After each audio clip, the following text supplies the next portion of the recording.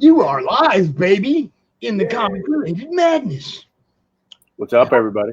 Is this going? It said it was live, so I guess we're good. All right, here we go.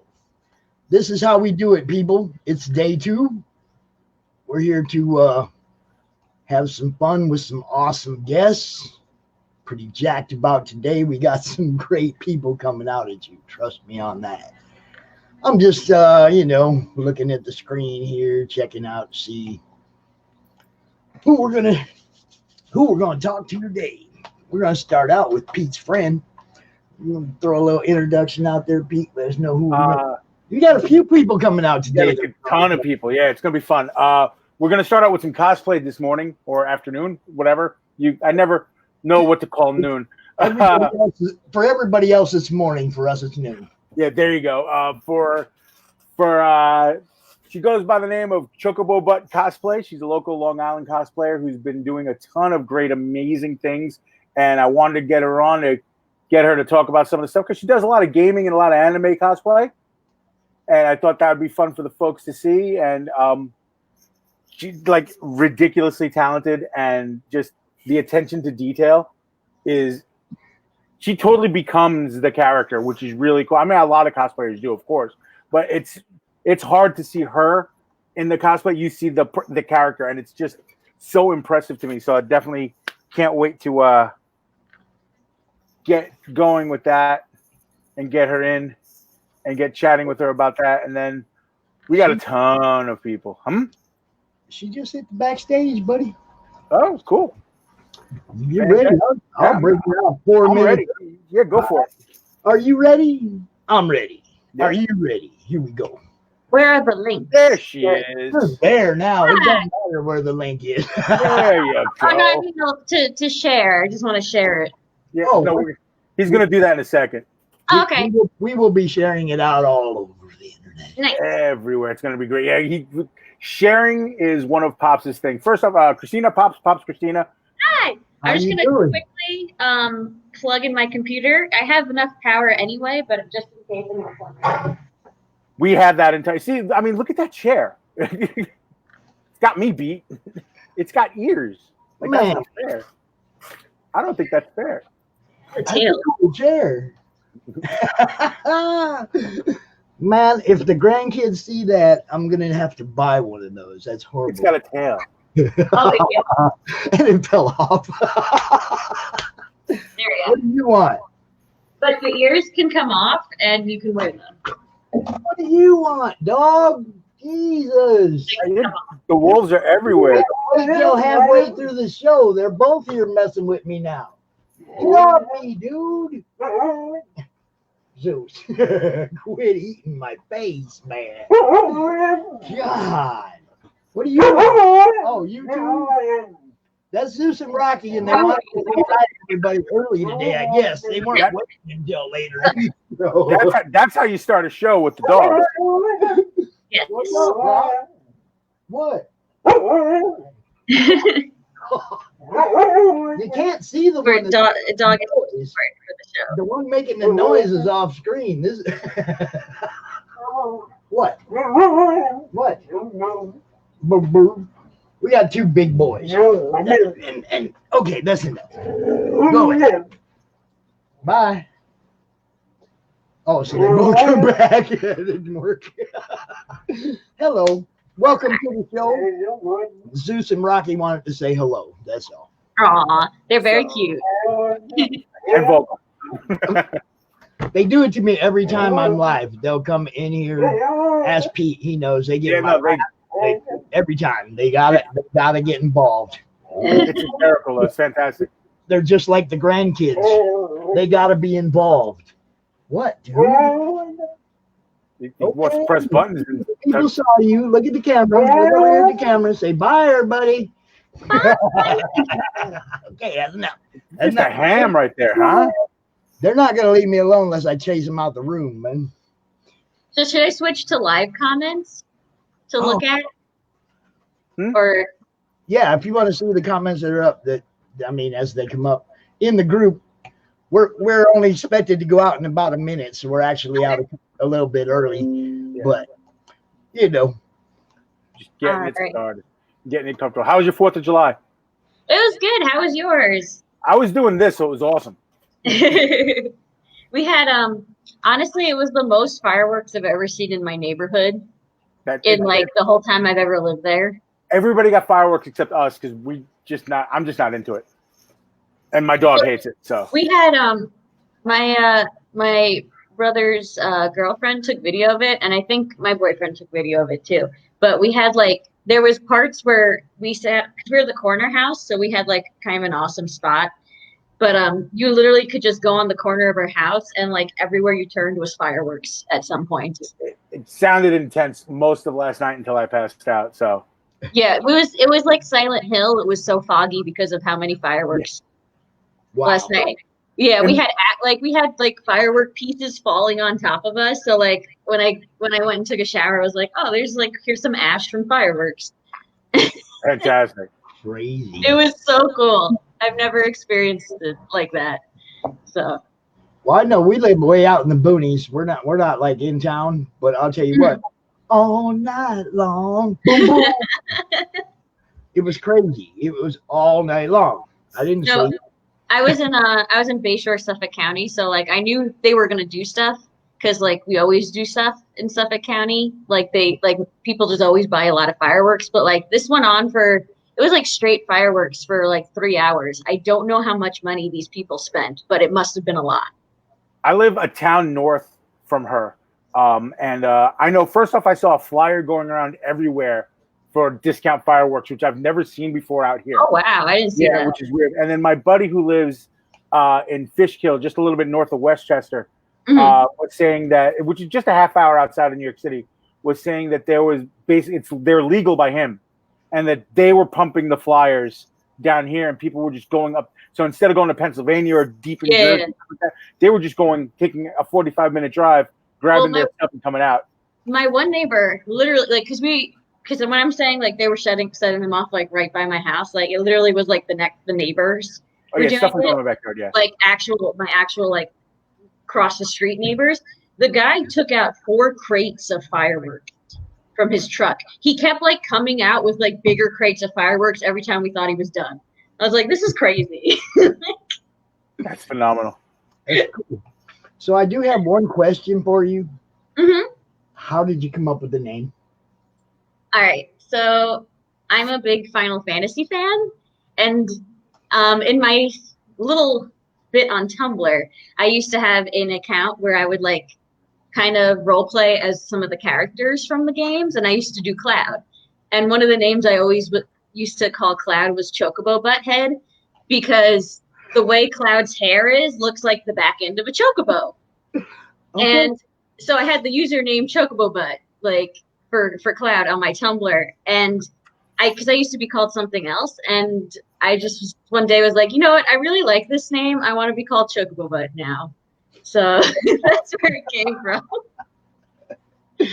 Cool. I've been stewing over that question ever since Pete said you were going to be in the show. It also works out because everyone likes to say oh, Chocobo Butt's got the booty, so now it's the Chocobo and then the butt of me. So it kind of works out even better, because so if someone's like, oh, is it because you like to show your butt in costumes a lot? I'll just be like, yeah, sure, fine. It's quicker to say than oh, I used to role play. That's most accurate. Okay, I'm still sharing stuff out. So if it looks like I'm not paying attention, I'm listening, but I'm. He's the share machine. So we're going. Yeah, we're good to go. Oh, we're definitely. All right, just good to go. Just making sure, just so blah, blah, blah, blah, blah, blah. All right, so we got the name thing handled. Now, when did you talked about being on Tumblr and the role playing and stuff like that. When did you start yeah, you know what? I'm cosplaying. I'm doing this. So I've been doing it since 2008 is when I started. That's a while now. Yeah, it's over 10 years. So I went to Bayshore High School, and I had a lot of friends because I was part of the drama club in high school, but also the art club, because I love doing art. So like my art friends and drama friends kind of all used to watch anime, and I used to watch it already, so I was already like into that and everything. And I played video games because of my cousins. And some of my friends in high school were like, "Oh, we're gonna go to a convention," and I was like, "What is a convention? Like, what is this crazy thing you're talking about?" So kind of my high school friends got me into it, and then I first saw Adela cosplay, who she's been doing it for years. She's like definitely my inspiration for cosplay. But I saw her, and she did like the most beautiful Aerith I've ever seen, still to this day. And she was such a character that I loved, and I was like, I want to do this too. So then I started like looking into it. And then in 2008, I did Misty from Pokemon, and I used my real hair and I dyed it orange. It was great. And then I did Misa from Death Note and used my real hair and dyed it again. The big guns right off the bat, huh? Yeah. All in. Now, I had mentioned that before, that you definitely, and this is a compliment. I know it'll sound weird. This is a compliment. I see you, like we see you now, but then I see you disappear, and I see when you cosplay the character, I see the character. Well, She's still there, but she's the character. Like the perfect example for me was this past Anime NYC, you're Lemillion. Oh, thank you. Just the way you styled the wig and the way you styled the costume and the armor and the outfit and everything was like, wow, she's him. Like, yeah, she's in it. In fact, let's see if we can. I'm going to see if I can do this. I'm going to try to, so people can get an idea of what's going on. I'm going to share the screen a little bit. I'll get out there and play with the button. So me and my friend Kayla. Let me know if I'm sharing it. Oh, yep. Okay, cool. Me and my friend Kayla, who goes by Paladin of Stars, it was like such a passion project of ours to do Tamaki 4th of July. Yeah. My late 4th of July, where it was already midnight, so I was too late for it. If I can find a. Well, yeah, this will be a good start to it. The Lemillion. Oh no, actually, yeah, there we go. Just look, we were talking about it before. It's the wig, the styling on the wig, just the way everything. That was such a hard style. Oh my god! The way everything is designed, though, it's so on point. You know, you have that skill set. Like we'll go here too.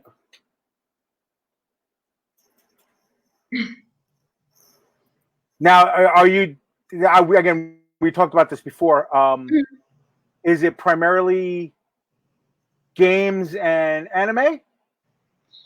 I do anime is my top one, and video games would be second. And then I'll do like random things, like I'll do Lord of the Rings. I'll do superheroes sometimes. Sometimes Disney characters. It's more that like the way my like whole body is shaped and my face shape is, and occasionally Stranger Things. Yeah, occasionally Stranger Things. It leans like my looks to me, and at least seem to lean more towards like the anime look and like video game looks more. So like I feel like I look better when I do anime and video game characters than if I do something like Black Canary or something, which I did in the past, but because I feel like I have a baby face, so I feel like baby face leans more towards anime than it does like superheroes, because superheroes always have really nice jaw lines, and like granted I can fake it with some makeup, but I have a very round face, so it's just my preference though that I like to do anime more. And I love the character designs more in anime and video games too. They're just always so wild, so it's always like just crazy to try and do one of theirs, because it's like these are things that obviously would not happen in real life because we don't have a real person wearing it. Completely fair. But like I said, it's I know cosplay is a lot. There's some folks that are just super famous and blah blah blah, and that's fine. But there definitely is a passion with what you're doing, and you definitely pick characters. I've noticed that you pick characters that you absolutely adore. Yeah, it's very rare that I'll do a character that like I don't really know anything about, and there's nothing wrong with doing that. Like sometimes I find characters that are like just very aesthetically pleasing to me, and I'm like, oh, I really want to be that character. They're just beautiful. Like that's such a pretty look. But for the most part, it's usually my favorites, or it'll be a character that from the show that I think I could pull off better because maybe I can't pull off my favorite, at least in my opinion. Because let's to be real, everyone can cosplay anything. There's no real rules. It's just my own preference. I like to, I like to. I'm very happy you said that because people need to hear that more. Yeah. That's. I wanted to say, for some reason, I'm not seeing the comments in my StreamYard, so I wanted to say hi to Joe Tolliver. He's out here. He said different artists do different faces. I feel like you could do a great new Avengers character.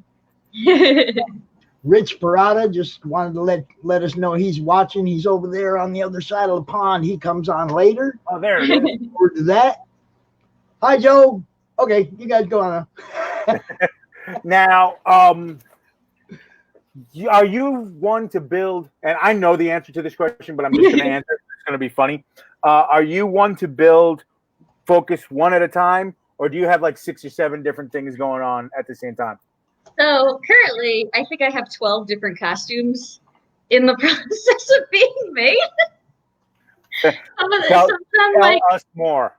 Yeah, some of them I just have like maybe one bolt of fabric for, like not even all the fabric for it. Like just I was at the store and I was like, oh, that would be great for this character that I want to work on. So I'll buy the fabric and then just keep it, and it'll collect dust until I actually make the character.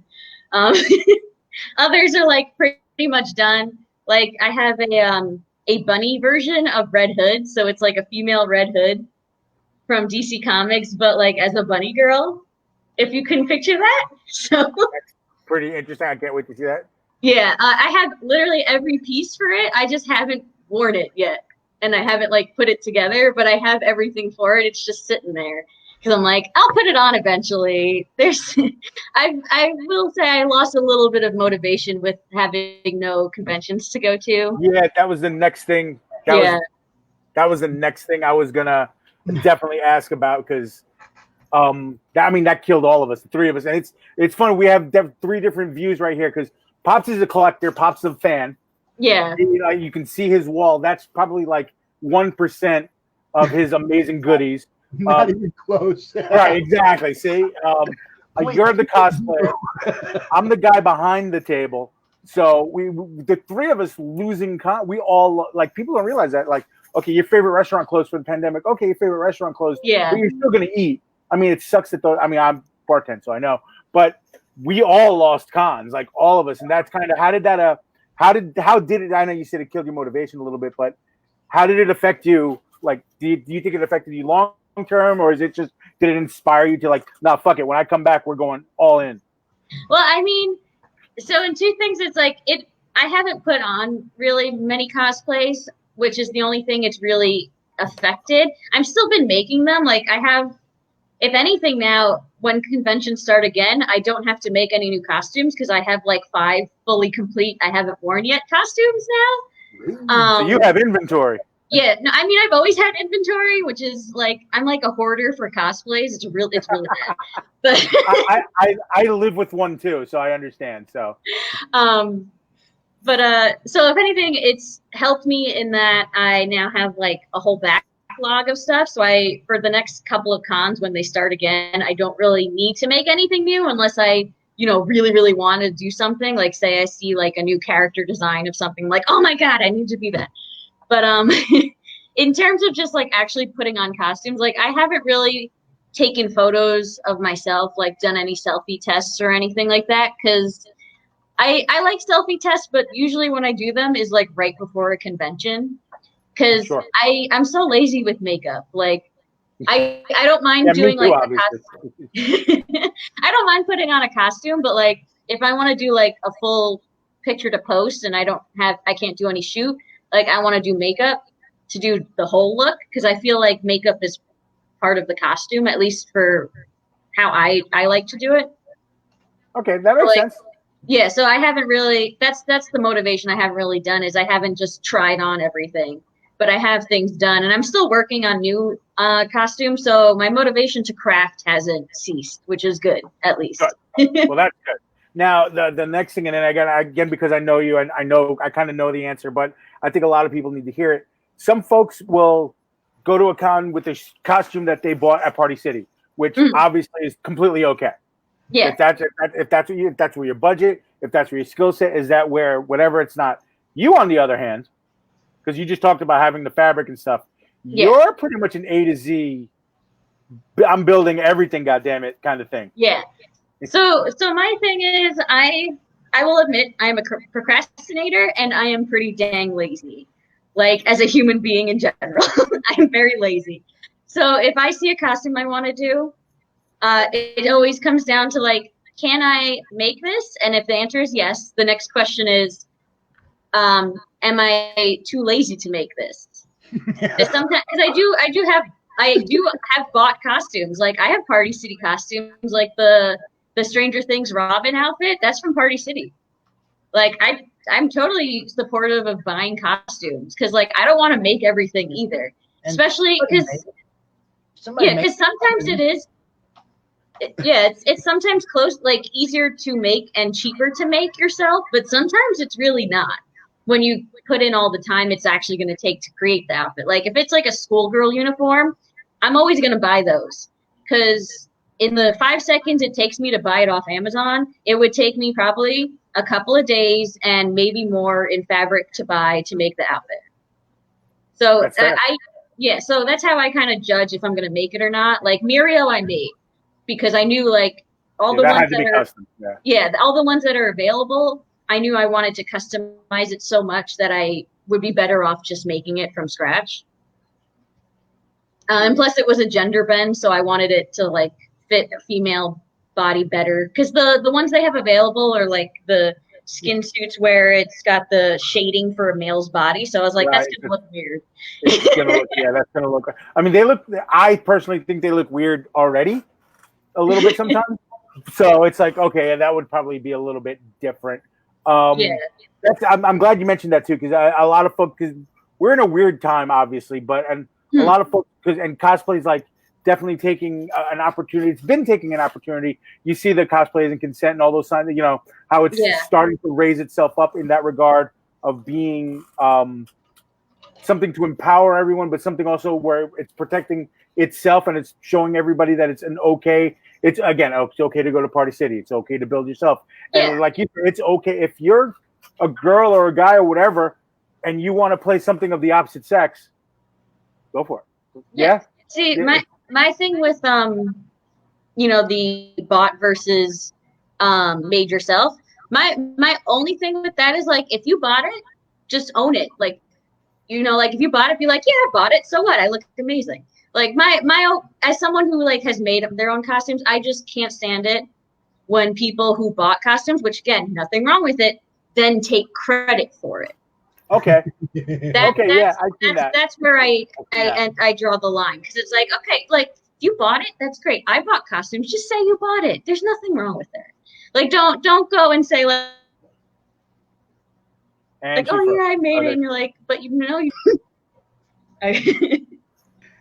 So that's as a crafter, that's my one thing. But like I buy costumes all the time, and I always say, I'd be like, oh, this one's from like Miko Costumes, this one's from whatever, but and there's nothing wrong with editing better. I've seen that a lot too. Now you lay right into my next question. It's really easy. I just put this shirt on and there you go. Now have you made little things for, like, have you bought a suit or bought a shirt or a skirt and then made little things yourself to it? Like, what I don't even know what the right word would be. Little add-ons to it or stuff like that? Yeah. So like, a great example of that would be my Lilith from Darkstalkers. So I bought the actual costume from Miko Costumes, and then I did modifications for it. So like the costume in that case came with stockings that were like leggings. And because they were leggings, they're not as tight-fitting as a actual stocking is. And if you know the character Lilith from Darkstalkers, she's got like a really high-waisted bodysuit where it shows like a lot of thigh. And she has like all her thighs are painted. They're like blue with like little bats on them. Right. So what I did instead was I bought blue tights and painted them while they were on me. I like sponge painted bats onto them, which then stuck to my skin because the tights were on me while I was doing this. Yes. But Fair. I made my own tights for that, and then I edited the head wings because it came with a headband, which is fine. I just didn't want the headband scene, so I took them off and like added clips to them so I could like just stick them into the wig, and then I added shading to the wings to give it more dimension. But as far as like any sewing or anything, I literally did nothing on that. That's fantastic. So you got to concentrate. Yeah. That's an example of an edited costume because it's still going to look a little bit different because, you know, it's not the one that everyone has bought. So you put a little bit of you into it as much as you want. That's But pretty I still won't say I made it though. That's like, I'll still say like, oh yeah, I bought this costume. And then I'll just say like, but I edited these things if you want to know why it looks different. So. That makes sense. Now, Yeah. I know a lot of folks are doing cosplay for contests, which is awesome. Masquerades, which is awesome. Obviously, a lot of folks are doing it for fun and stuff. And some people are doing it for work. I know in Japan, there's a lot of work style for it and things like that. Here in the U.S., maybe a little bit less, but still a lot of cosplayers are starting to get hired by, you know, brands and stuff like that. Where are you kind of seeing, do you see yourself going in the direction, or are you just, you know, I'm having a ball with it? So I've entered a few contests and I've been a judge to a few too. So like when I'm a judge, like it depends on the convention too, because the convention, and I wish more conventions would be a bit more clear on their contests too. Cause like if it's a costume crafting contest versus just a costume contest, right. I wish more conventions would like be more clear on what type of contest they're holding. Because, like, if I'm told I'm going to be a judge to a crafting contest, like, you're welcome to enter your bought costume, but I'm going to pick someone to win who made their own costume. And I'll know they made it because I'll ask them about it. You know, and you can, yeah.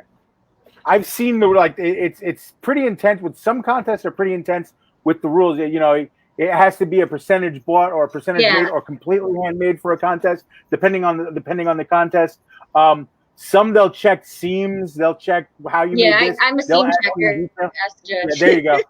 Some contests have pre-judging the day before, and it's some are just whatever. Like, okay, the little itty bitty bar show that I do, there's no rules. Show up, and if we like it, you win. You know, but there's some kind of like that. I know the Masquerade at Anime NYC, the list of rules is gigantic. It was bigger than me, but it made sense though. And I've also noticed that depending on the rules for the show, doesn't matter. People are still going to come and try to win everything with what they do. Now we have a question. Yeah, and that's why I say like, you know, like if say I'm a judge on a crafting contest, like you're more than welcome to enter your bought costume, but just say it's bought. And like you're free, you're definitely. I'll let you still go on the runway and do a walk. Like I'll let you do all that stuff, but just know like you're not going to be allowed to receive a prize. Like especially if it's like a really, you know, like 'cause some conventions give out like money prizes and stuff. Right. Yeah. But like you're more than welcome to do a walk on. Like and I'll still like you know comment and talk to you about the costume, and I'll still enjoy seeing your costume. But that's how I do the judges. But it depends on again if it's just a walk-on cosplay contest or if it's a crafting contest, which that's a little deeper. Yeah. Speaking of which, I do like the fact. Do you got Joe's question? I have Joe's question. Yeah. Go ahead. Joe Tolliver has asked, and it's a good question actually. What about if you buy it and make adjustments? How much percentage does it take before it's yours? Meaning the modification. I mean, I personally wouldn't consider Lilith mine because like all I did was like detach wing ears and like make my own stockings, but that's still like most of the things I'm wearing I had no makeup. I think because a lot of conventions will state in their rules you have to be this much % made. It's usually about 50 or 60, like 50 and up to be made by you. So if you like made all the accessories and say it's like an armor build and you did all the armor, but you didn't make like the bodysuit underneath, like that's fine. Enter that. That's totally acceptable. Because like you can be a fantastic armor builder, but maybe you can't sew, so you can't make like the undergarments, and that's fine. That I would consider that, to enter something like that. And I think it's just if you have questions, usually you can ask the staff who's accepting the applications. You could ask them, be like, hey, I did like this and this. Do you think that's enough? And if they don't know and they tell you to enter anyway, the judges will tell you. And if anything, you still get to walk on, so it's okay. People see it, right? Yeah. It's a beautiful thing. The more questions you ask, the better. Yeah. I think that's generally in life. I think that absolutely is the way that goes. Now we're gonna talk about it because we kind of touched on it before. We missed. I know we were supposed to be at Anime Boston together. Yes. Sort of like we were going to be there at the same time, which really kind of depressed me because it was going to be my first. I'd been trying for 2 years. Yeah, I was trying to get into that show for like 2 years, and the first year I didn't get in, and last year I missed the deadline. It's hard. It's definitely one of the harder conventions as an artist to get into. This year I got in really fast.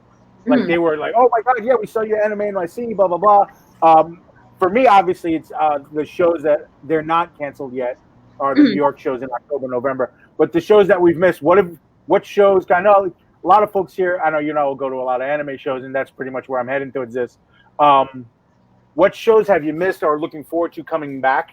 Because I know a lot of folks here in this group, particularly, they're looking more for the big Comic Cons or even the local Comic Cons. I know you and I have an anime show list a mile long that we probably.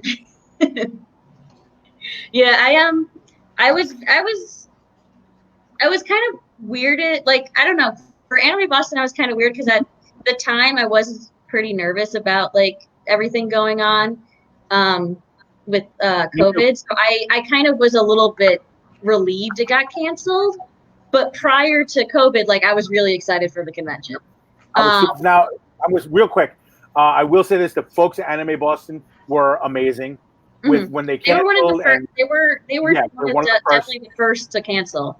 Yeah, but they handled it really well. They held everybody's hands. They gave everybody options about either pushing over the money towards the next year for fans and stuff. They did a really, really good job, and I applaud them for the things that they did. Yeah. Sorry to interrupt. Please continue. Oh no.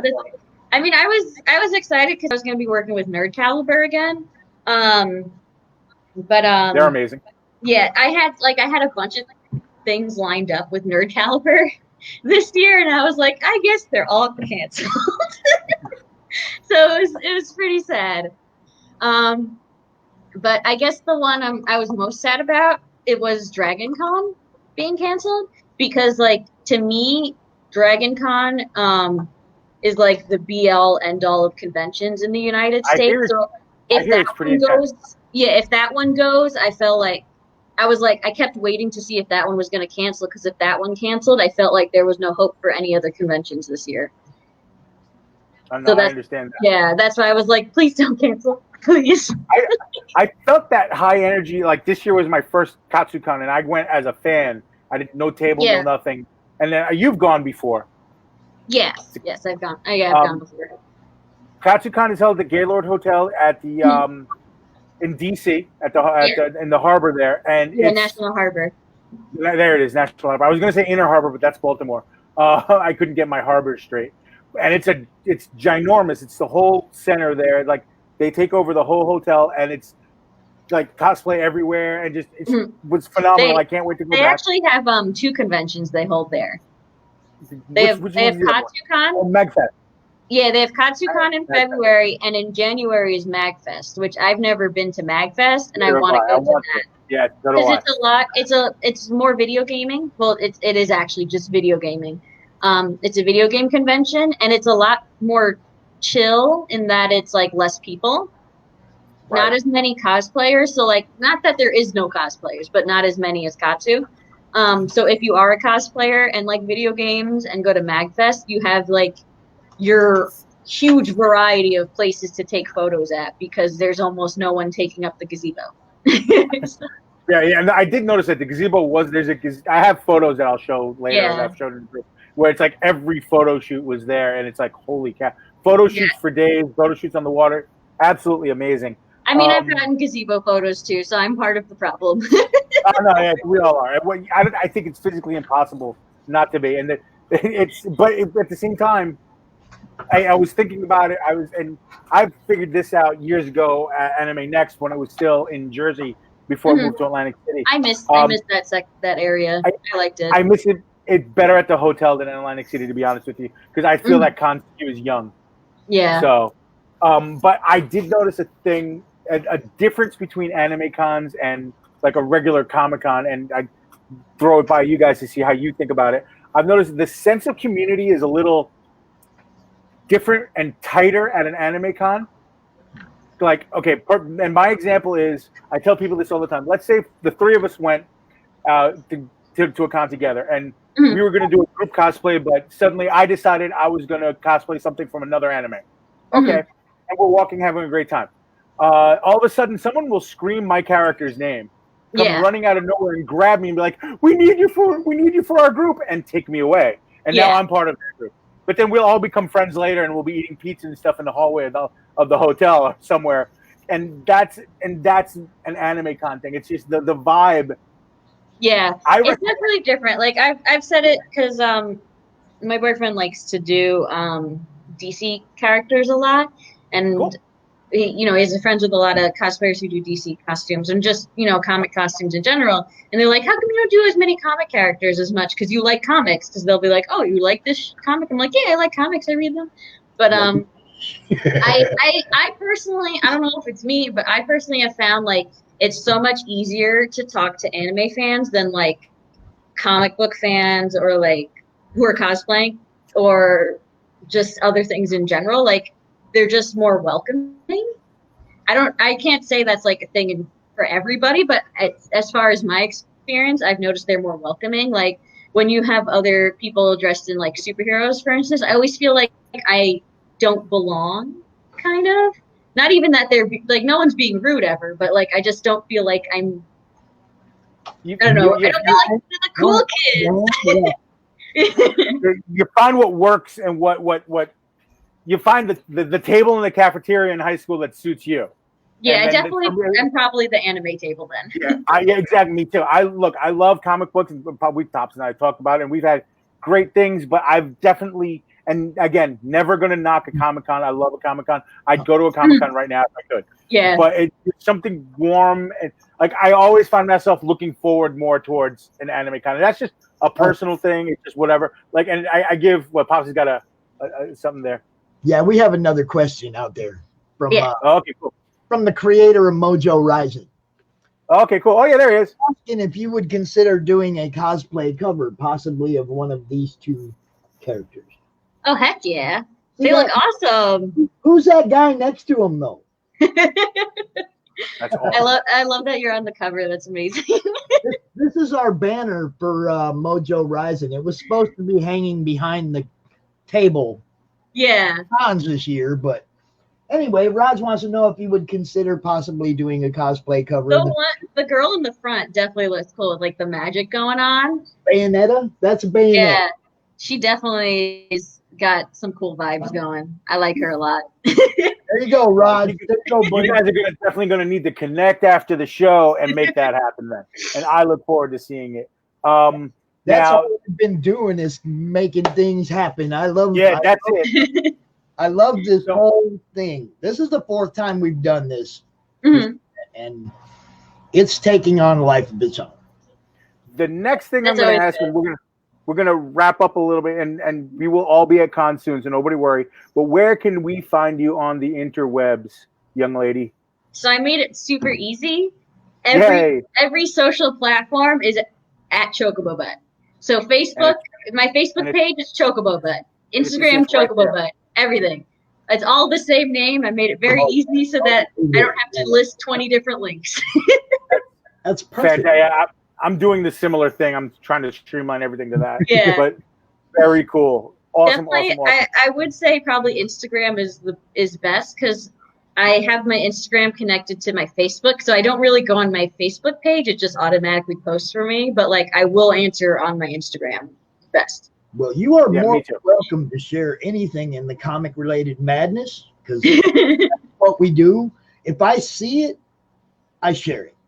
So if you got something you want people to see, send it to Pops. I'll make sure. Yep. Well, maybe He'll- when I finally put on the Red Hood bunny, I'll There you send go. That'd be All right. excellent. And I'll talk Young to lady, you. I'll talk to Yeah. Rod. I'll talk to you soon. We'll see what's up. you guys talking. It'll be one. I can't wait to see it because I know she'll knock it out of the park because she knocks everything out of the park. Young lady, thank you. Thank I know you. I'm sure I'll talk to you in a little bit later about random Long Island nonsense or Yes. random cosplay stuff. You guys have fun today. Don't blow anything up. Thank Yes, you. and hopefully we all get to go to Anime NYC. I'm That's what we're praying hoping. it doesn't cancel. I'm I'm praying. hoping. I like the way New York has been trending, though. It's trending towards us. New York is okay right now. Yeah. So I let's just know- keep knocking it up. I know they made a post saying that they're gonna, like, as soon as they're working with the Javits Right. constantly to make sure they can have the con, and the second Javits says no, they will post. So if Right. anything, we'll get informed very, Yeah. But So so I'm not- far for I'm not them, really it worried. looks good because they have their layout already out. They Yep, have they have everything. almost a full guest list already of who's coming. So, and all the guests are like on board still. So it's looking good. I will cry if I'm that. excited. That's definitely my favorite con. So Yeah, it's my favorite too. That's the one I will actually cry on. yeah, I tears, both of us, all of us. Yeah. So, but thank you so much. You Thank enjoy the rest of your day.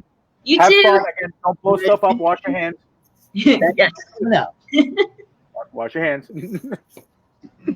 All right. Thank you, darling. Bye. All right. That was pretty Yeah. awesome. Yeah, she's fantastic. She's absolutely phenomenal.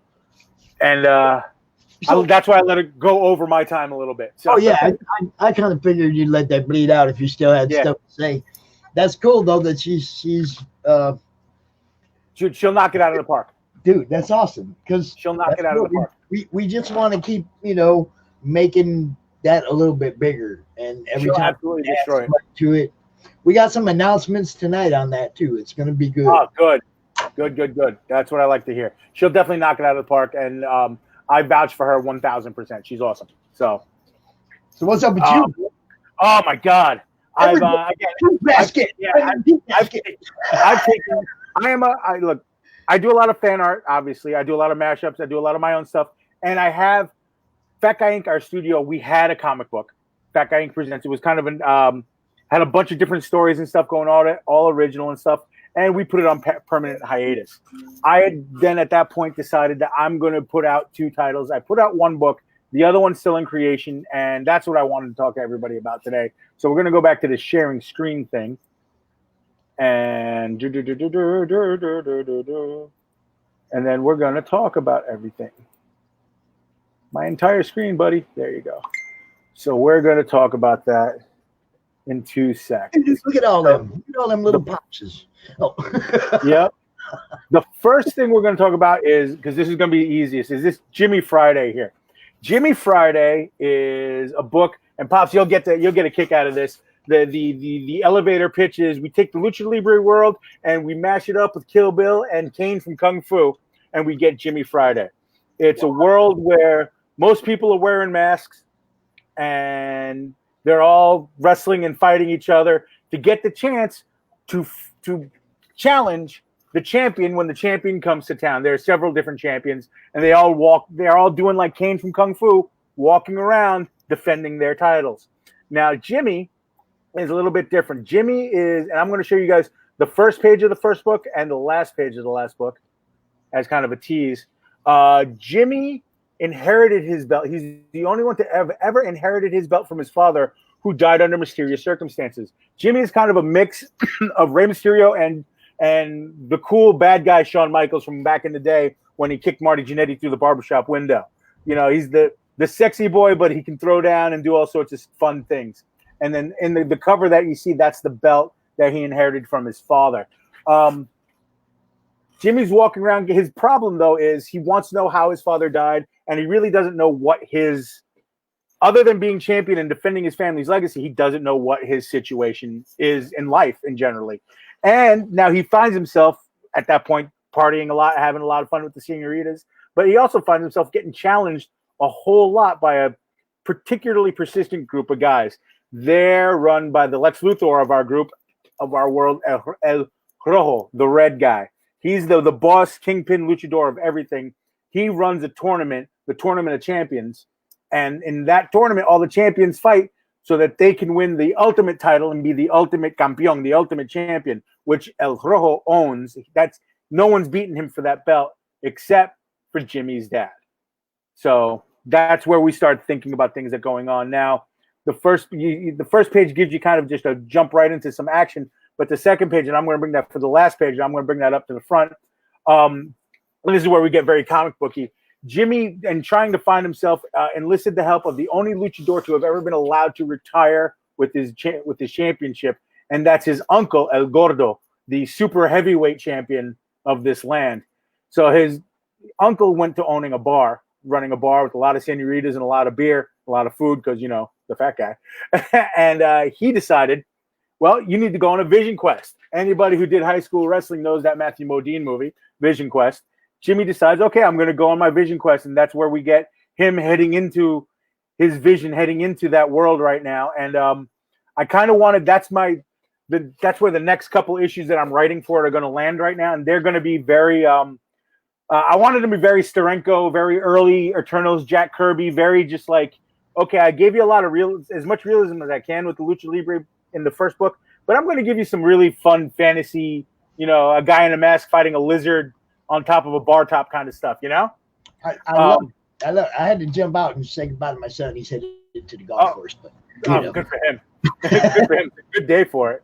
That's what's going on. Yeah, it really is. And I'm going to talk about both books, why I don't have both books out at the moment, but I'm going to talk about the second book really fast. This is a piece I drew. First thing I drew as a member of Fat Guy Inc. Based on the anime Attack on Titan, I was like, okay, the anime is very harsh, especially the first episode. It is tough. So I decided, how do I soften it up and do a mashup? Well, I put Cookie Monster in instead of the Colossal Titan, and I did Attack on Cookie. So instead of burning buildings, we got burning cookies, a carton of milk, and blah, blah, blah.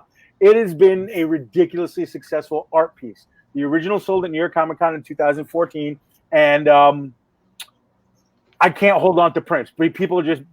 I've done so many copies of this, and it's a very popular piece. I love it to death. It's my baby. And a couple years ago, a buddy of mine by the name of Jay Hewer, who's a comic writer, a pretty good guy, came up with an idea. He's like, hey, can I write a short story that you could illustrate with this piece? I was like, sure. A couple weeks later, he comes back to me, tells me, I wrote a book. I wrote a comic book. I was like, well, then I'm going to have to draw a comic book. He goes, perfect. I'll turn it into a script and we'll get going. And even if we do just one, we do just one. And the Attack on Cookie comic book was born. The premise behind it is excuse me, Pops, I'm sorry. Are you seeing the questions? I'm on my, okay. Go for it. Hash is out here and he says, what's the inspiration for the title and what's the belt's heritage?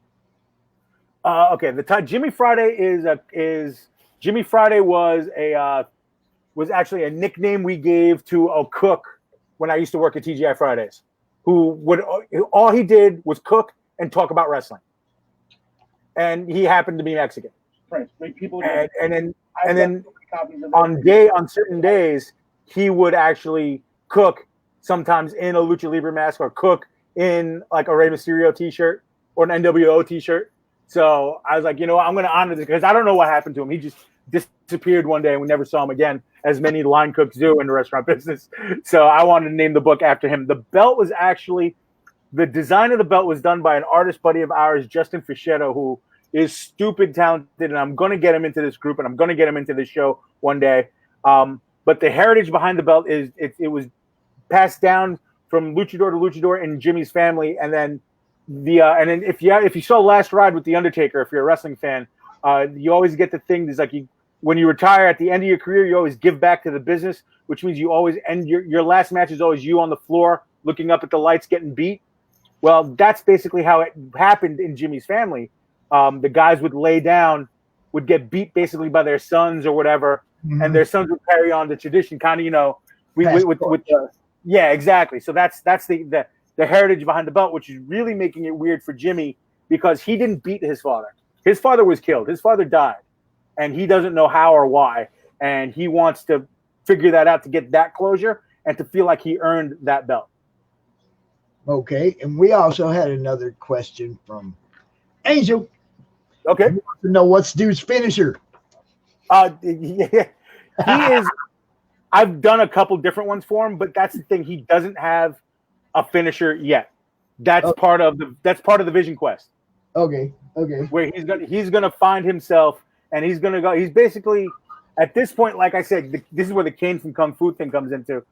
He's walking the earth right now, kind of almost aimlessly trying to find answers, and his finisher is one of the answers.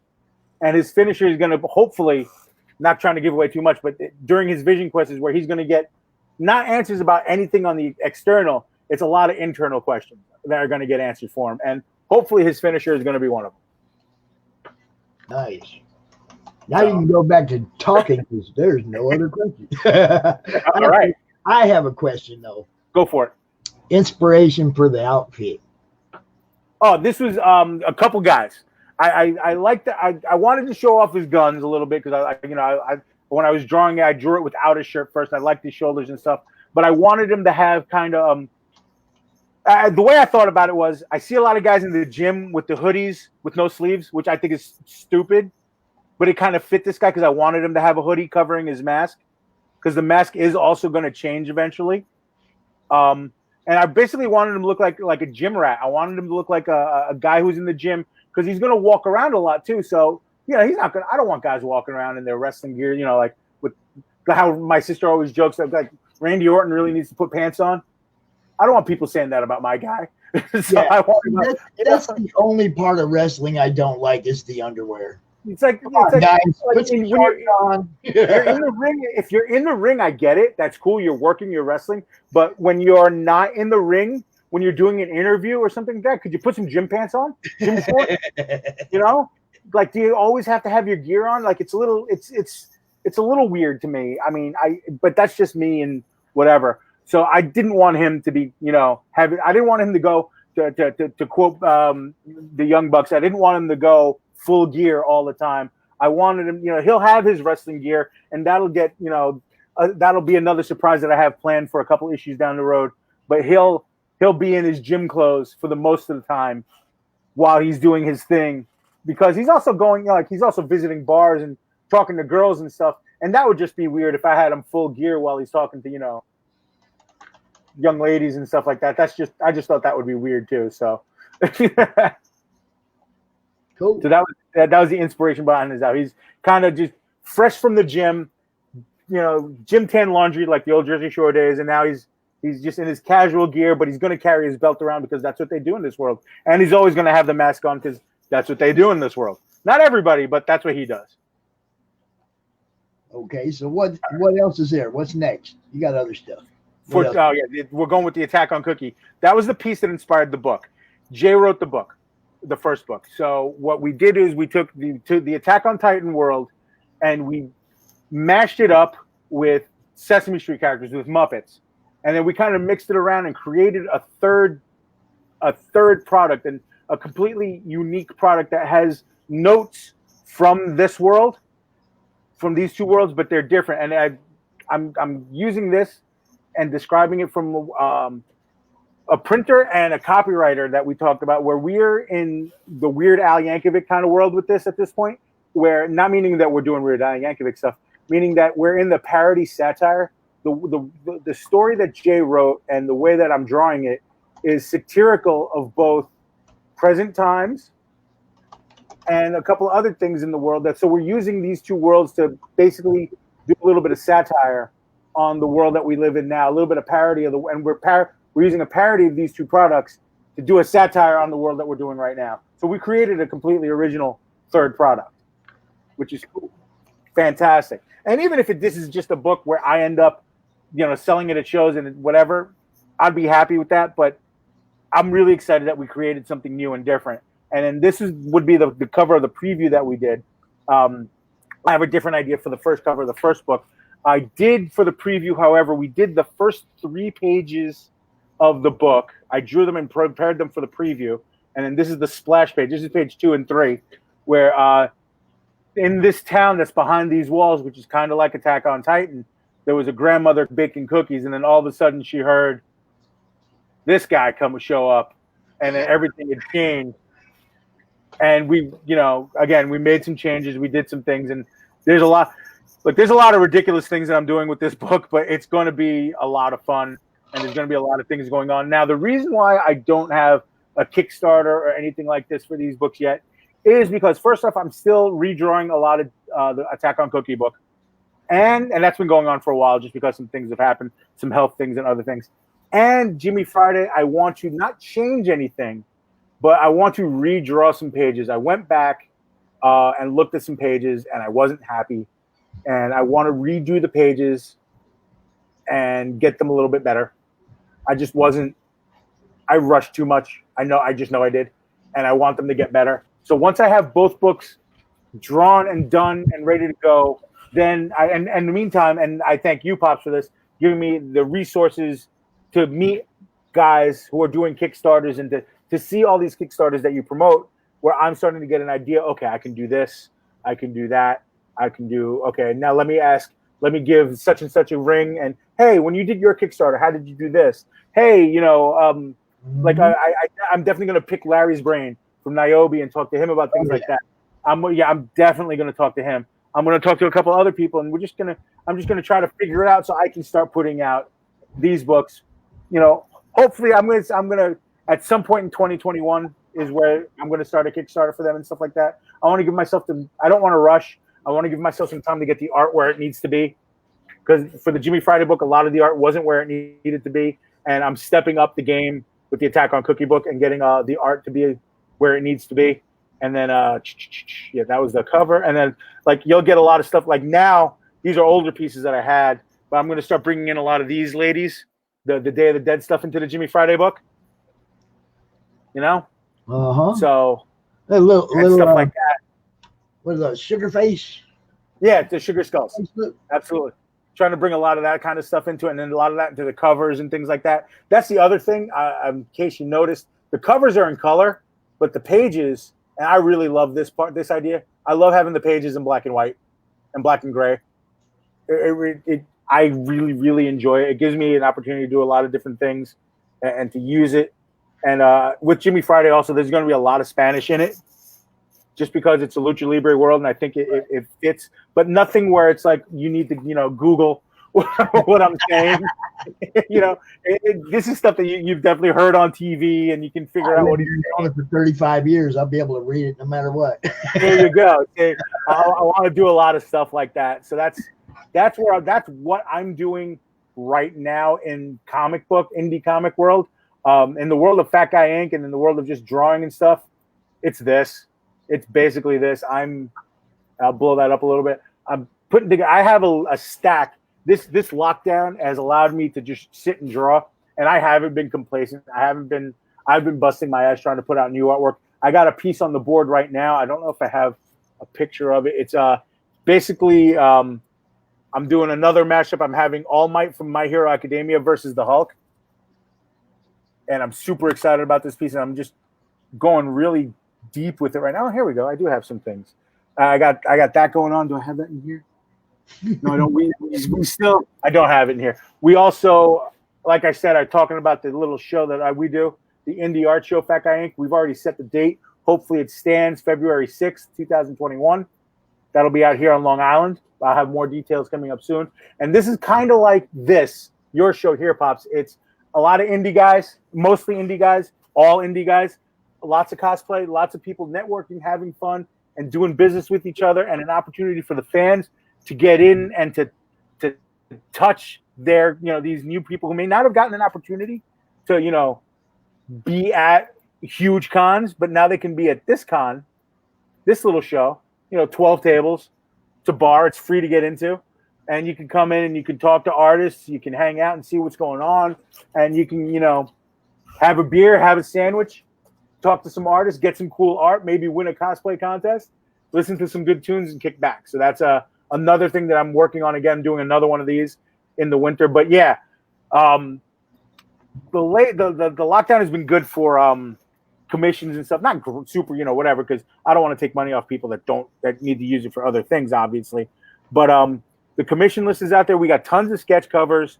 We got tons of prints. I'm working on a ton of new prints See if you have any of the new stuff.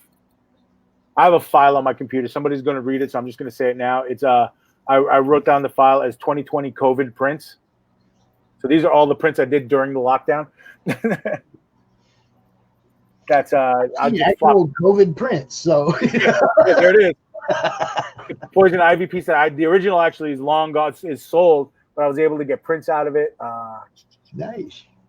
Then there's Tanjiro from Demon Slayer, just the most. Even if you're not into anime, you got to watch this anime. It is the most beautiful anime you've ever seen, and it's just incredible and just a lot of colors. This is actually computer watercolors and markers, all mixed media going on with that. Just having fun. And then I took some photos at Katsucon, again, the cosplay con. This is actually a photo that I did some editing with. And I give credit where I need to give credit to Jay and Angel, who gave me a lot of advice, because I'm not really a super big photo editor. I'm not great at it. I'm more of a colorist, like doing cartoony stuff on Photoshop and stuff like that. But they gave me a lot of advice and a lot of things to help me out to try to get the eyes and certain shadows and stuff like that. So really, really excited about that. And two more things, and then I'll get rid of the screen. That's again for My Hero Academia. Again, I love that anime. If you like Sky High with Kurt Russell, you'll love My Hero Academia. It's just a fact. It's Sky High. It really is Sky High, just a little bit different, but it's absolutely Sky High. And this is actually one of the first things I drew. I probably drew this piece, God, forever ago. This is my friend Alyssa that I did as one of those Day of the Dead girls. So that's basically what's been going on with me. I've been doing a lot of artwork, getting a lot of stuff done, getting the books ready to happen, helping you out with the show. Co-hosting CRoM Con 4. Yeah, that's been a highlight. That's big. That's big. And if you need me, kids, that's where you can find me. So we'll close that up. And again, soon, Jimmy Friday and Attack on Cookie will be hitting a Kickstarter soon. In the next few weeks, next few months. Obviously, I'll be posting about them here first. And if anyone has any questions about them, I'll be more than happy to ask. I'll be sneak peeking some artwork into the group as well. I'm going to offer our services right now to do a launch party for you when you're ready. I appreciate that. That would be simply amazing. But let's get out of this screen now so we can get back to our beautiful faces. There we go. Dude, I'm looking at the thing we're sharing, and I got this some kind of mud look on my face. I'm like, oh, that's wonderful. Everybody's going to tune into that. Right? Absolutely. Yeah. But we do have some people watching. How y'all doing? Yeah, that's fantastic. I'm pretty excited about that. I have so much stuff. Let me really quick though. Really quick. Sebastian says killing it, Pete. Angel says can't wait to see that finished. I'm not sure which one, but probably both. I agree. Kelly Gordon, a little shout out. I only have a couple moments left. I know I only had a few seconds left. Let me put my ears back in before our next guest. And I don't want to interrupt on our next guest. This is the piece that I'm working on right now. All Might Hulk. Nice. So, got a lot more shading. I'm going to do, and I'm going to do super traditional. I'm just going to do it in black and white, very manga style.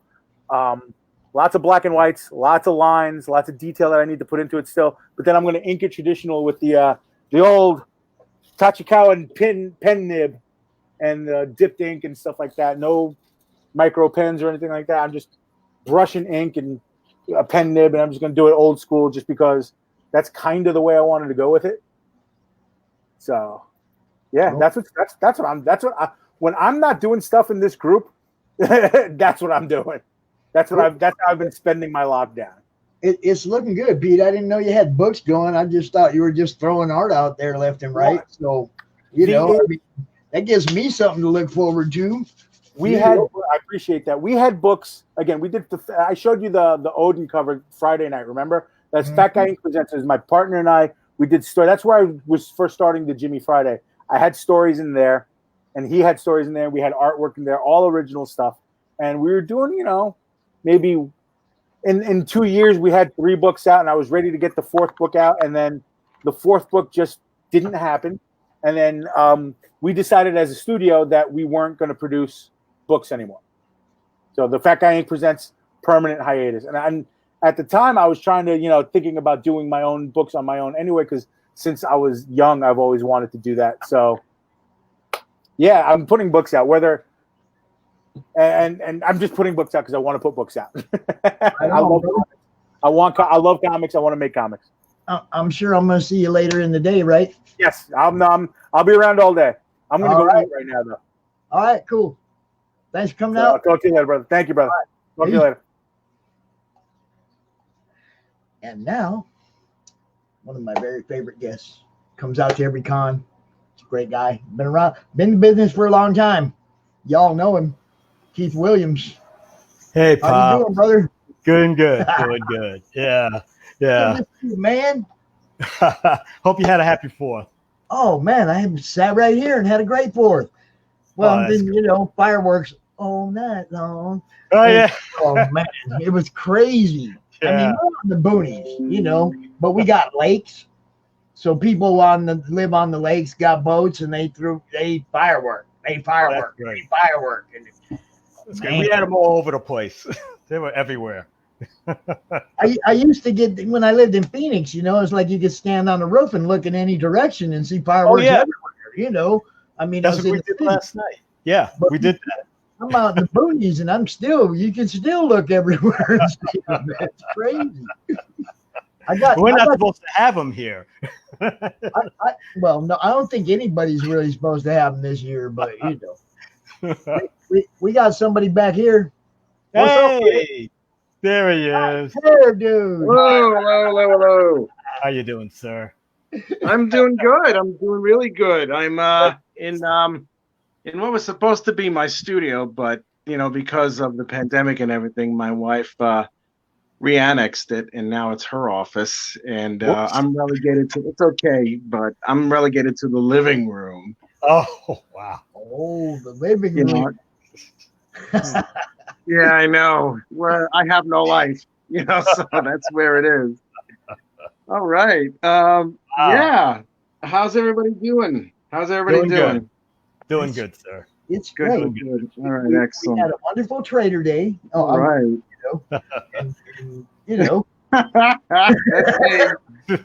Trader Rich. Isn't that what they call Trader here? Ain't that what they call it over there? Trader Day? Yeah. It's a happy and grateful Trader Day. You limey bastard or some shit like that. Yeah. I was wondering how you celebrate that. Yeah. Oh well, coincidentally, it's my wife's birthday. So.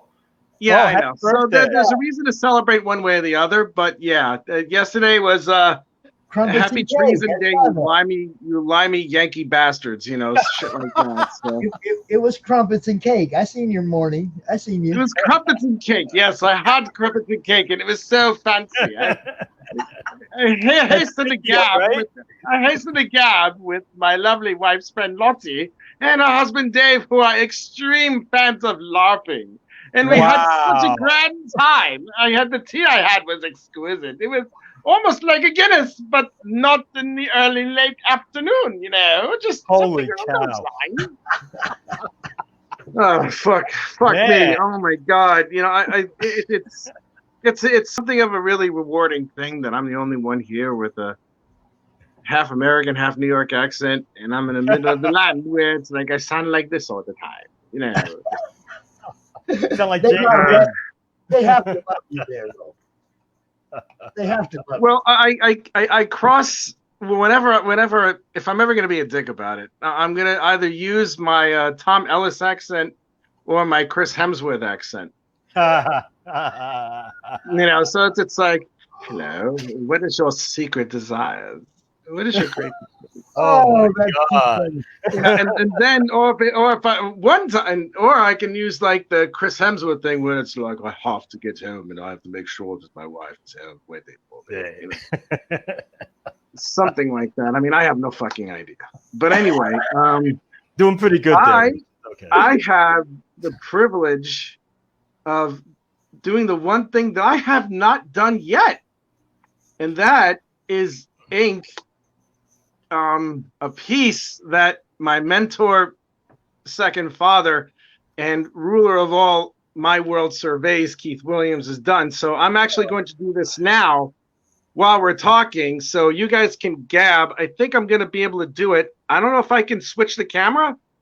Possibly. I don't know if I can switch the camera on this end. I don't know. That's the thing. I'm trying to. Let me see if I can figure that out. Oh, wait. Okay. There you go. All right. We'll talk about it while you're doing it, and you can just show it technology. off later if we can't watch you do it. We can always show it off.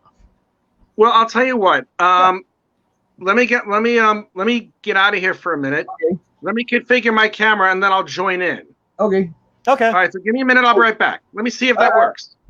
All right. Bye. It'll work. So how you doing, brother? So doing good. I've been keeping pretty busy.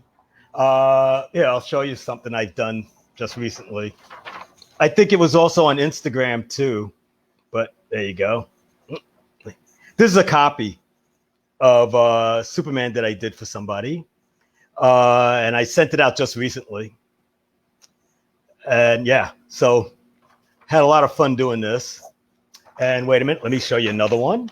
You know I post everything I see of yours, right? That's right. That's right. You know, Thank you, sir. everybody sees it. That's great. And there's a Metamorpho, the original cover that I recreated. That's going to be going out. That's going to be going out soon. So I did the repenciled, did the inks, and then I did the colors in Copic markers. And hopefully, I guess it turned out all right. Yeah, it turned out sweet. Oh, thank you, man. Thank you. I had a lot of fun doing it. I'm just starting to get into. Wait, hey, there it is. There it is. A little bit of glare. Put something over that window, boss. Yeah, right behind you. All right. Yeah, block that off. Oh, I can see it. I see the good doctor. Oh, there you go. Right. Okay, you got it.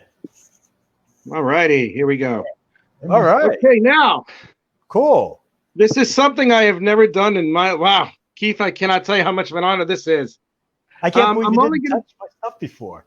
No, I haven't. I've never inked your stuff before, ever. Never, ever, ever. Wow. There it is. Okay, good. It's kind of weird. Somebody inking me. I'm usually inking everybody else, so it's like it's kind of weird. It is weird. It's very weird because I mean, I one person tried to ink me and they sucked at it, and I was just like, Jesus Christ, don't ever do that again. Yeah. So I'm making this digitally right now. You don't know how. That's a fear of mine. Always. Oh yeah. No, it's just like. It's like like so many people have. I mean, it's like, oh yeah, I'm an inker. I do this, and I'm like, I did all this on this independent stuff, and I'm like, well, that's great, congratulations. And they're like, well, what did you do that was so good? I don't know. I worked for Marvel for a decade. Well, it's the funniest thing. It's like, I mean, I actually got into an argument with someone, and. Someone on the independent circuit, and he decided to really criticize my work, but like someone who doesn't know what they're talking about, but sounds like they're trying to know what they're talking about. It's like, oh yeah, the way that the hair is flowing is way off. I would never do that. And if I was gonna do something like this, I would make it 22 degrees to the left. And I'm like, what the fuck? I'm like, are you high?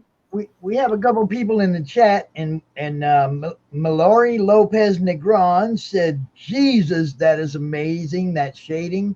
I think she's talking about your Superman. And Angel Lopez says he always loves them colors. Yeah, man. Thanks, guys. Thank you. Keith taught me everything I know. Keith has taught me everything I know. And without him, I wouldn't have had the career I had. I owe him everything. I've told him how I felt about him, and I would take a bullet for this guy. I love him that much. I might have gave him a little push, but other than that, a lot of it was all his own. He's a very talented guy. But see, Keith, that little push probably hit him at exactly the moment he needed it. and he ain't never gonna forget it. You know what I mean? Well, he's a great guy. He really helped me out a lot in the past doing backgrounds for me. Absolutely incredible. You know, like he saved my life a million times. So, you know. Yeah, well, you resuscitated mine when no one else believed in me, and I know it sounds really hokey and all, but it's the truth. Yeah, that's what I was saying. It was probably at just the right time that Keith said, "Hey, yo," and you know, that was all it took to make Rich come out. You know, it was weird. It was just like, here I am. I'm in the radar department for like all of a month, not even. And then this guy shows up. He's like, I need a background inker, and I'm like, okay, I'll do it. Not knowing what the hell it was, so I'm like, okay, cool. I'm like, yeah, I'll do it. Yeah, fell into my trap real easy, like, you know. Oh, forget it. Oh yeah. No, hey, look, it was like when I worked for, you know, like other inkers myself, you know, like as a background artist inker, you know, like with Joe Sennett, Mike Esposito, those guys. Oh my God, you worked with Joe Sennett? Holy shit! Mike, who I never even met. I never talked to Mike, you know. But I guess he liked what I was doing because he never said anything. So, yeah, working with Joe was great. Oh my God, God rest his soul. Really gonna miss him, you know. God rest his soul, man. Jesus. So Keith, are you just doing like commissions and stuff now, or you got something serious you're into right now? Right now it's just actually commissions. Cool. And fortunately they're continuously coming.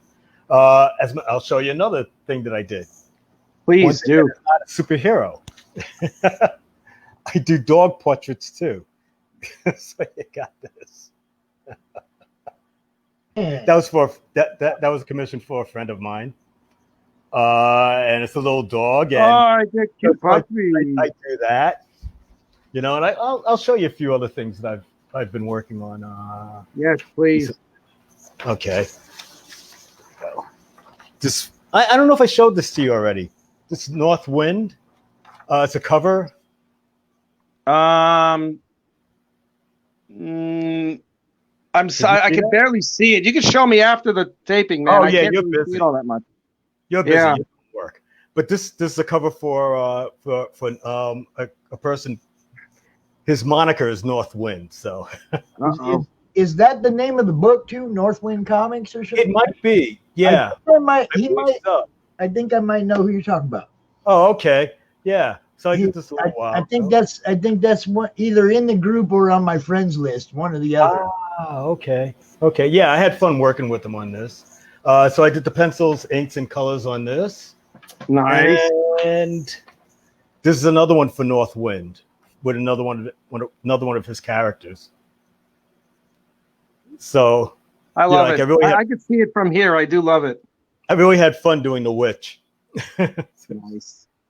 It's like really creepy. Try to make it creepy and eerie. You know, awesome. Atmospheric. That's good to me, man. Thank you. And what else do I got here? Yeah. Okay.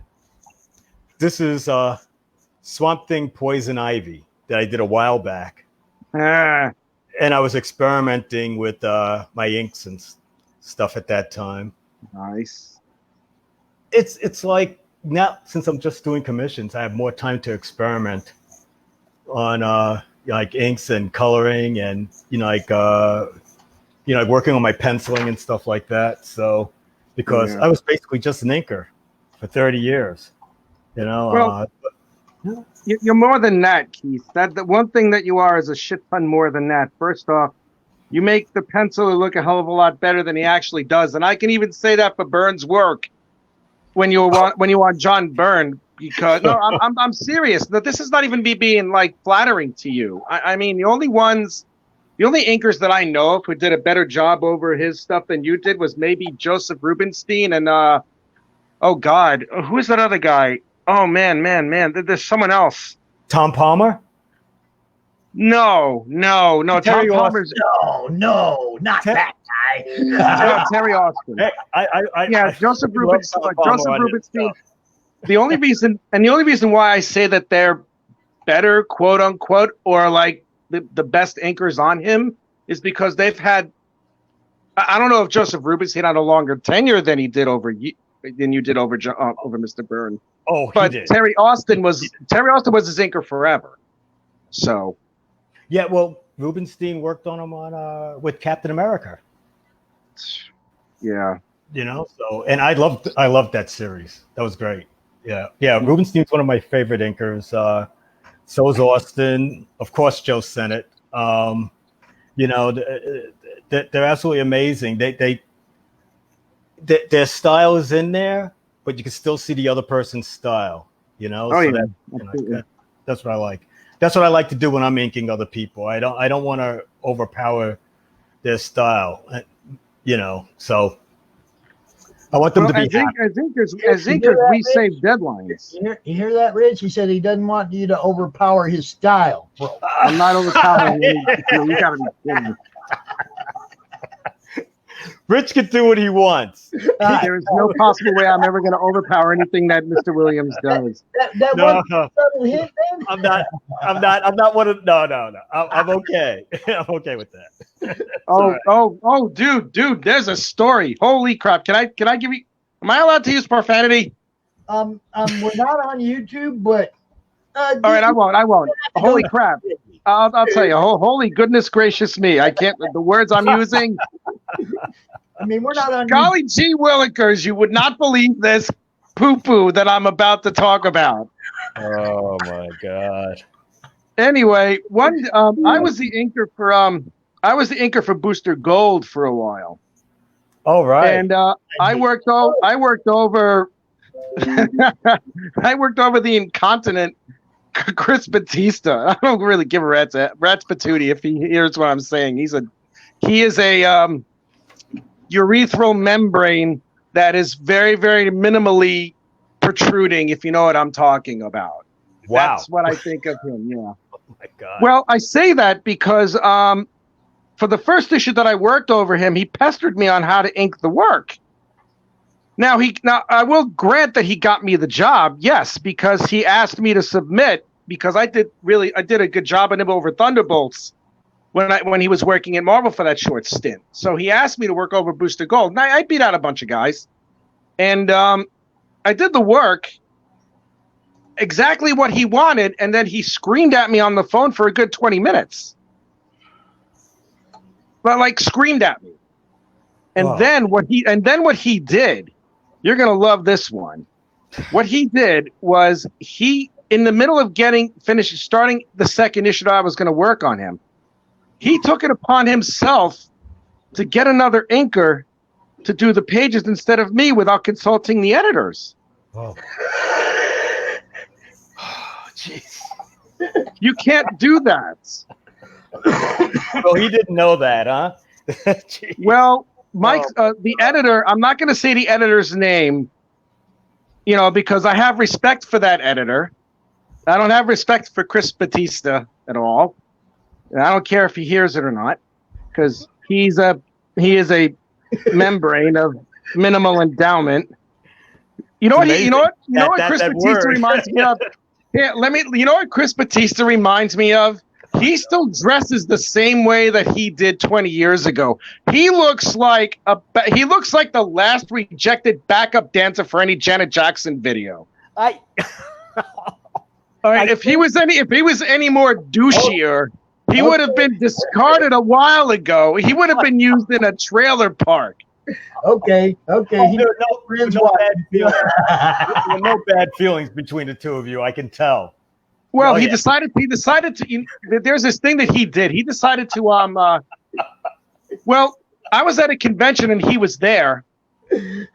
Oh. I was at a convention and he was there, and I was talking with Keith Giffen, who was the writer, and then Chris started talking to him while I was there, interrupting, and he said, "I can't believe how much a lot of inkers effed up my work," and he's saying it in front of me, but he's not addressing me. You know what I'm saying? He's not saying it to my face.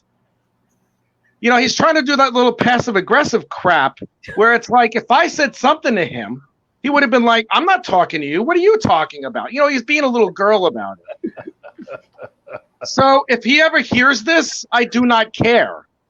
So what happened was that as soon as that happened, the assistant editor of this other editor called me up and told me, listen, you have one page to ink it the way that you do, and take care of your business. So naturally, I inked it the way that I did. They loved it, and they're like, don't listen to him anymore. Listen to us. And he said that the main editor that he talked to, he said this as far as I know. I don't know if it's verbatim, but he goes, Richard is the anchor on this book. He is not going to be replaced. If you ever do that again, we will fire you. Okay. That's good. All right. That's kind of what they should have said, though. Yeah, I think so. Yeah, right. Well, they should have fired him at that point. Yeah. Because that's just absolutely. Well, he was under contract. Nowadays, you get fired right now. There you go. Yeah. You can't just take it upon yourself to do that. You know. Well, the thing is that he's not a bad penciler. It's just that he has, and I know a lot of artists who are like that. They have no concept of deadline. I mean, Keith, you and I have known how many how many pencils have we gone over that they've handed it in at the last minute? Oh, I can't. They're too numerous to count, but yeah, that happens. It does happen. Yeah, I have to say, deadlines are usually pretty tight. You know, you could sometimes have like maybe 2 weeks to do a book. And you know, like sometimes might have to do like maybe 5 pages in about maybe 1.5 days. I did 3 in 4 hours. There you go. 3 in 4 hours. You know what that's like. Yeah. Yep. I do want to say one thing to Pops. I hope I didn't anger you when I started naming the person I was angry with. No, it's like this. I don't think he's in my group. Okay. I don't think he's in my group. He probably never will be now. But no, man, there's things. Wow. You know, everybody has stuff that's happened. You know, everybody has stuff that's happened with people they do business with in every type of business. You know, any business. There's no perfect relationship anywhere, man. No. You know, if you're lucky enough to work with somebody and get the book out. Yeah. Well, yeah, but that's right. Well, you see, you see, I would never have said anything. I never would have said anything because I knew he was going to be at the show that I was going to be at. I didn't say anything to this guy. Not even an ounce. And what year is it at this point? It's what year is it? It's 2015. Oh. And I worked with him in 2010. And it's just like, I mean, he went on to another series, and I don't know what he did. I don't know what happened with him. I don't know what he's working on these days. I don't really care. But at that point, I had no animosity towards him because I'm like, you know, this is, you know, whatever. I don't really care what it is. You know? Let me cover myself by saying the viewpoints of everybody, all the guests, not necessarily the viewpoints of the Comic Related Madness and our staff. Okay, CY, I'm good. There you go. Look, I don't care if anybody's friends with them. I just don't respect them. Well, and that, you know, I mean, like I said, everybody has rights to their opinion. We don't. That's cool. We don't want to chase people away from the con, though. So no, please. we just be on to the next thing. What else you got, Keith? I know you got more. Yeah. See, he has it handy. That's my guy, right? Well, this is Domino. I love it. You know, if I did it over again, I'd give him more action. But I just like this pose at that moment in time, you know. So there you go. Yeah. What else do I got? I do have something else. This is a Spider-Man that I did for commission recently too. I'm not sure if I showed this or not, but here it is again. Yep. Oh, nice. I saw that. Did you post that at all? I'm not sure if I posted this one. I posted one with him hanging upside down just recently. You know, and I'm trying to get into doing more grays in my inks. All right. Because like I used to just do them. I used to just do them just like this, with the flat inks, and that was it. Now I'm trying to put grays into them. I'm trying to experiment. I'm trying to explore more things now. So there you go. Hey, Keith, what do you think so far? I want to welcome my other guest good, host. sir. Hey guys, hi Keith. Hi. Hey. Okay. How's everything? Good. Doing good. How about you? Trying to keep, I guess, cold. Because I live on the top floor of an apartment building, so everyone knows how hot it's been getting here in New York, and especially since we live in Brooklyn. Oh yes. How is it in Brooklyn there? Disgusting. Yeah. I expect everyone to leave Brooklyn eventually soon. Myself as a resident for God knows how many years. Keith can probably attest to this as well too. Sooner or later, us New Yorkers will no longer be New Yorkers. We will be the new transplants in new cities. Yeah. All I got to do is just find a place. How bad is it in Brooklyn at this point? How bad is it in Brooklyn? Yeah. Well, it's not. It's. I can't explain it.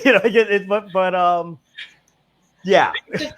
All right. So let's just say 20 years ago, I couldn't walk down the street, saying it may be. Now anyone can walk a dog at 4 or 5 o'clock in the morning. Then that's not okay. Then you have the idea of rent. Some people still have the old rents, are under rent control, while others have a free market rent that is over $3,000.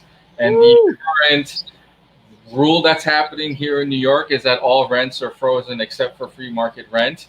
And landlords and other people cannot really collect because no one's paid rent for the past several months.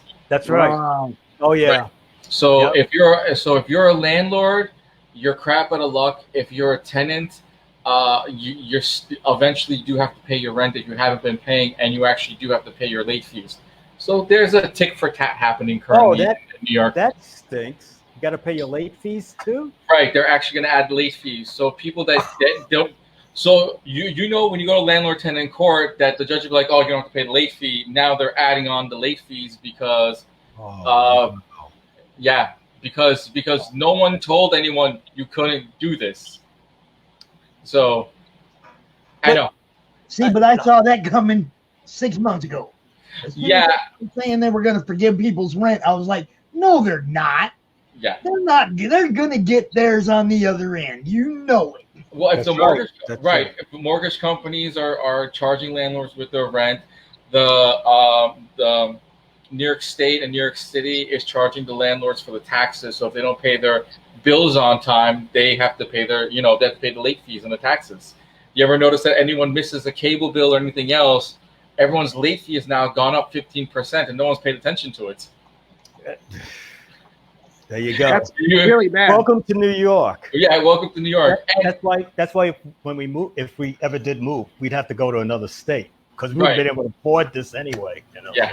Yeah. It's so bad. I was telling someone, you know how everyone gets McDonald's, right? It's $5 for a Happy Meal. It's $8 here, so don't get it. Everyone can keep the $5. It's $8 for a Happy Meal here. That's crazy. We're artists, man. We can't pay these prices. No, we don't have a convention. We're still waiting on the one. No conventions. We were all looking at Florida going, okay, Florida, are you really going to do this 4th of July weekend? And they're going, nope, we're not doing it no more. Now we have to worry about Keystone. Now we have to worry about Steel City. And Keystone is still gone. Keystone hasn't said anything officially. I think they're not doing Keystone. Right, Keystone canceled, I believe? I think so. Okay, so Keystone's off the books. We still have Steel City, Days of the Dead, and there's one more show in August. Then September is New Jersey Horror Con. So if anyone lives in Jersey, right. Okay. So anything horror, because this is a horror, pretty much. This is total sci-fi. Yeah. 130, 129. Yeah, but Rich hasn't finished inking. I mean, we're looking at this Doctor Strange appearing before our eyes and not even discussing it. Well, because we know he's going to show this finished piece to us later on in the group. Anyway. Well, I don't want to walk. I don't want to walk all over I your. might your even period have of him time. come back out. This isn't my time. I Come just back out when he's done. I might even have him come back out when he's done and show it to us. Right. Oh, there you go. He's out here all day, right? So, Rich, I'm fine. I'm. For me, it's looking what time good. is it now? Thank you. It's 6:30 and I live in England. I live about an hour and a half away from London, and it's 6:30 now. Yeah, I'm just saying, when you're done with that, you go ahead and shoot me a message. We'll bring it back out and show it off. No, I want to know when is his tea time. Don't get this straight. Like where's his tea? Crumpets. All right, really? Did you just say tea time? Really? Yes, you said you're That something different. That means absolute nothing. Are you kidding? Are you? No. I had tea time yesterday. Oh, there you That's go. it. There you go. And for me, I had tea time Friday on the golf course. That's what tea time means to me.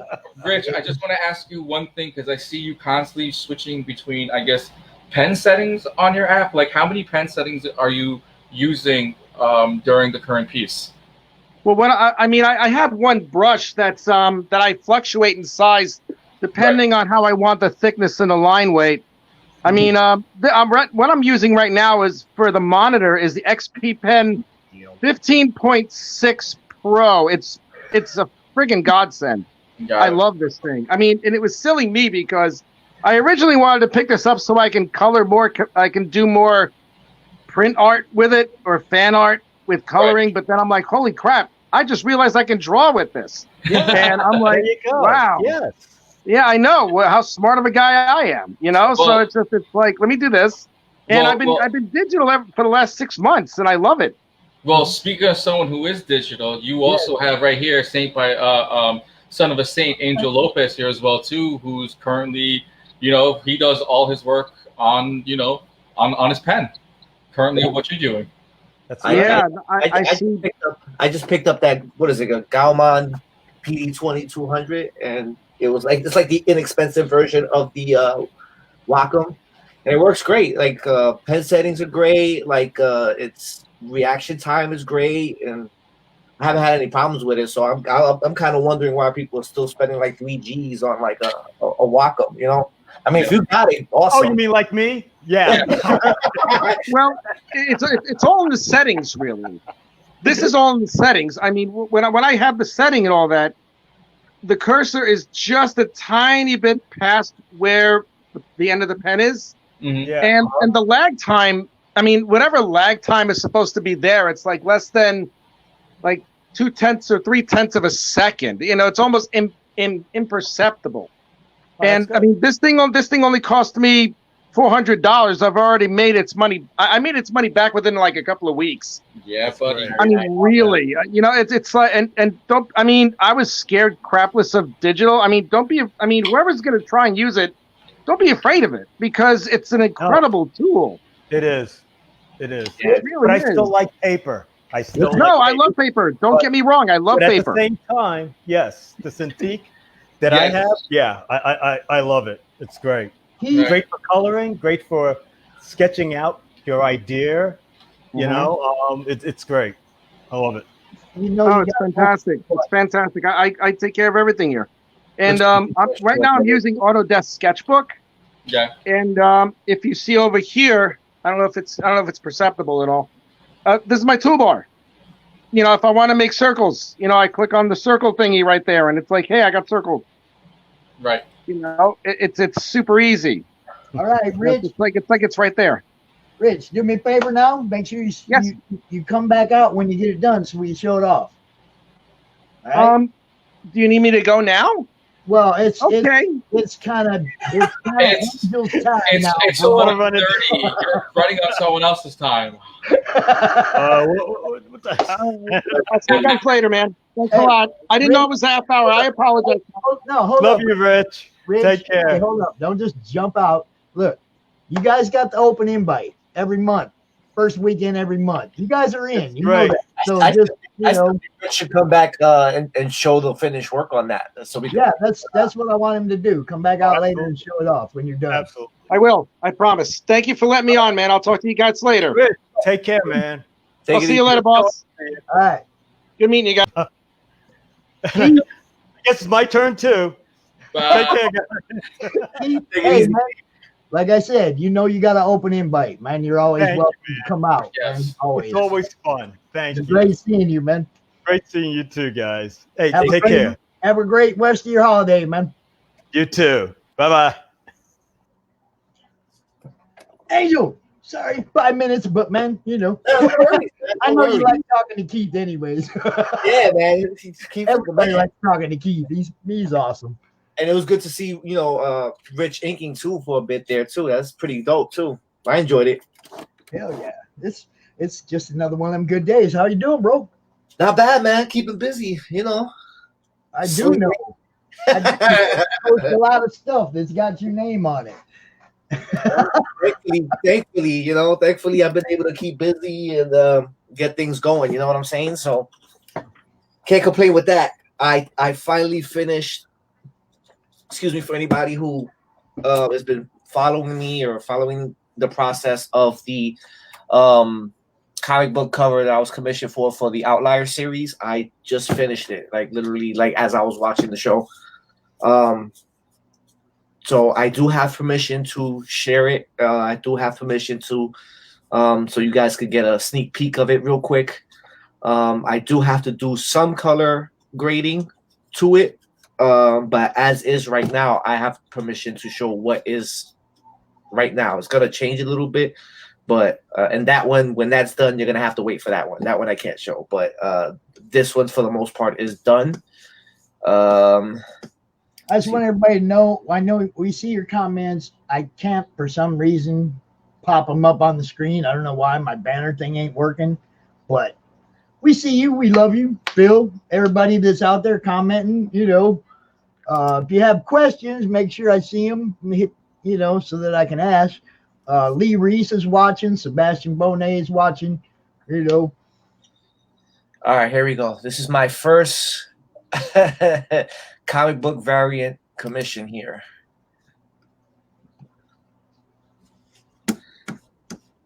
Now, I'm going to tell you, the first thing, just like I told you guys the other day, the first thing that grabs me out of the background is the kid in the doorway back there. Not the one on the ground, not the one kneeling down, but the one standing in the background. This guy here? Yeah.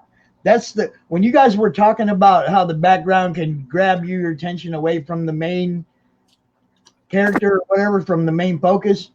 That was the first thing that grabbed my attention. You guys were talking about something over here on the right.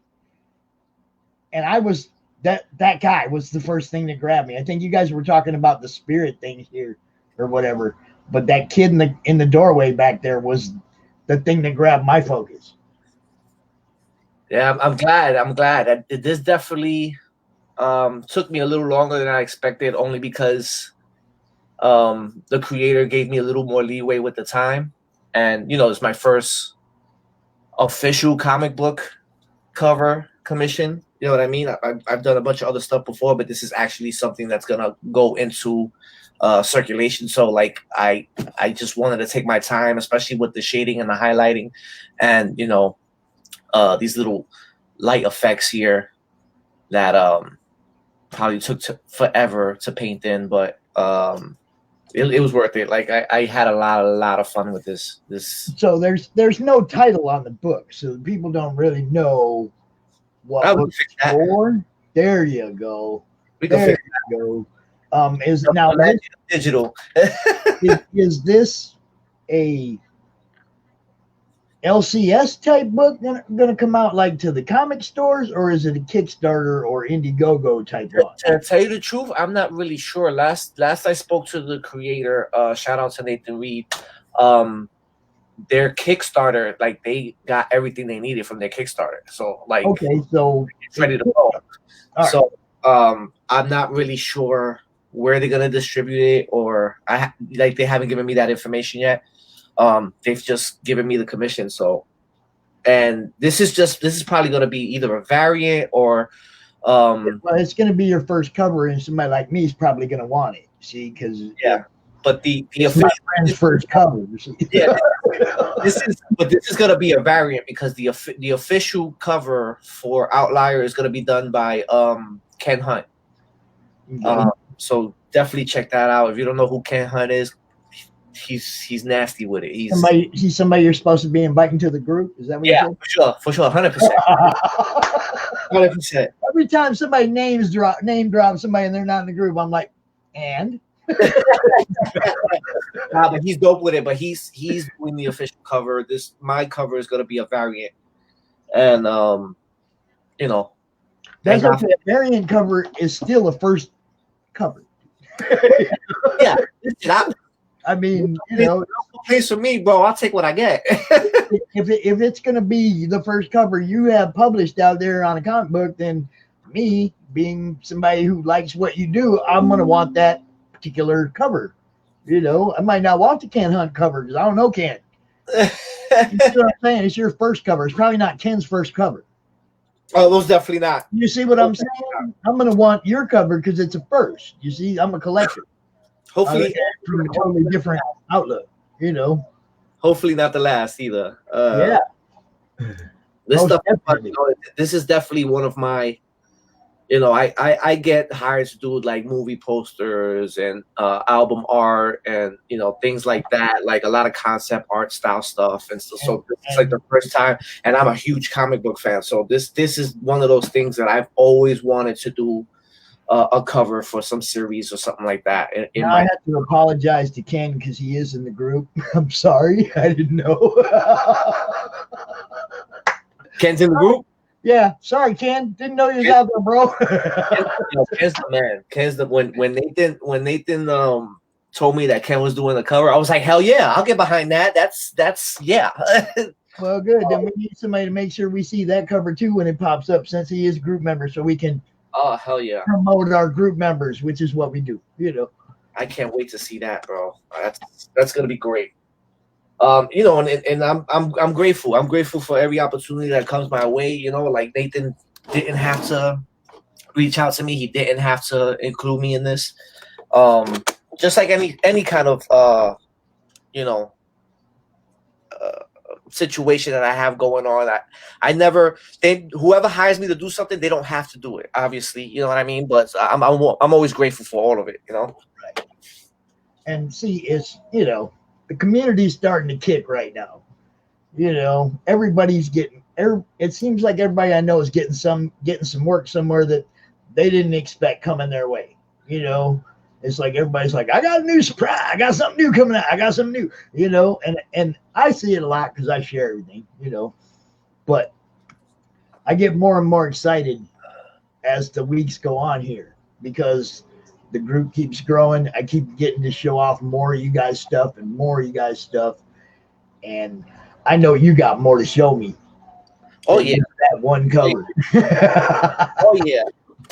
So we're gonna start because of the outlier stuff that I was doing, I took a step back from the When Worlds Collide series that I was doing. Mm-hmm. But we're gonna pick that right back up again.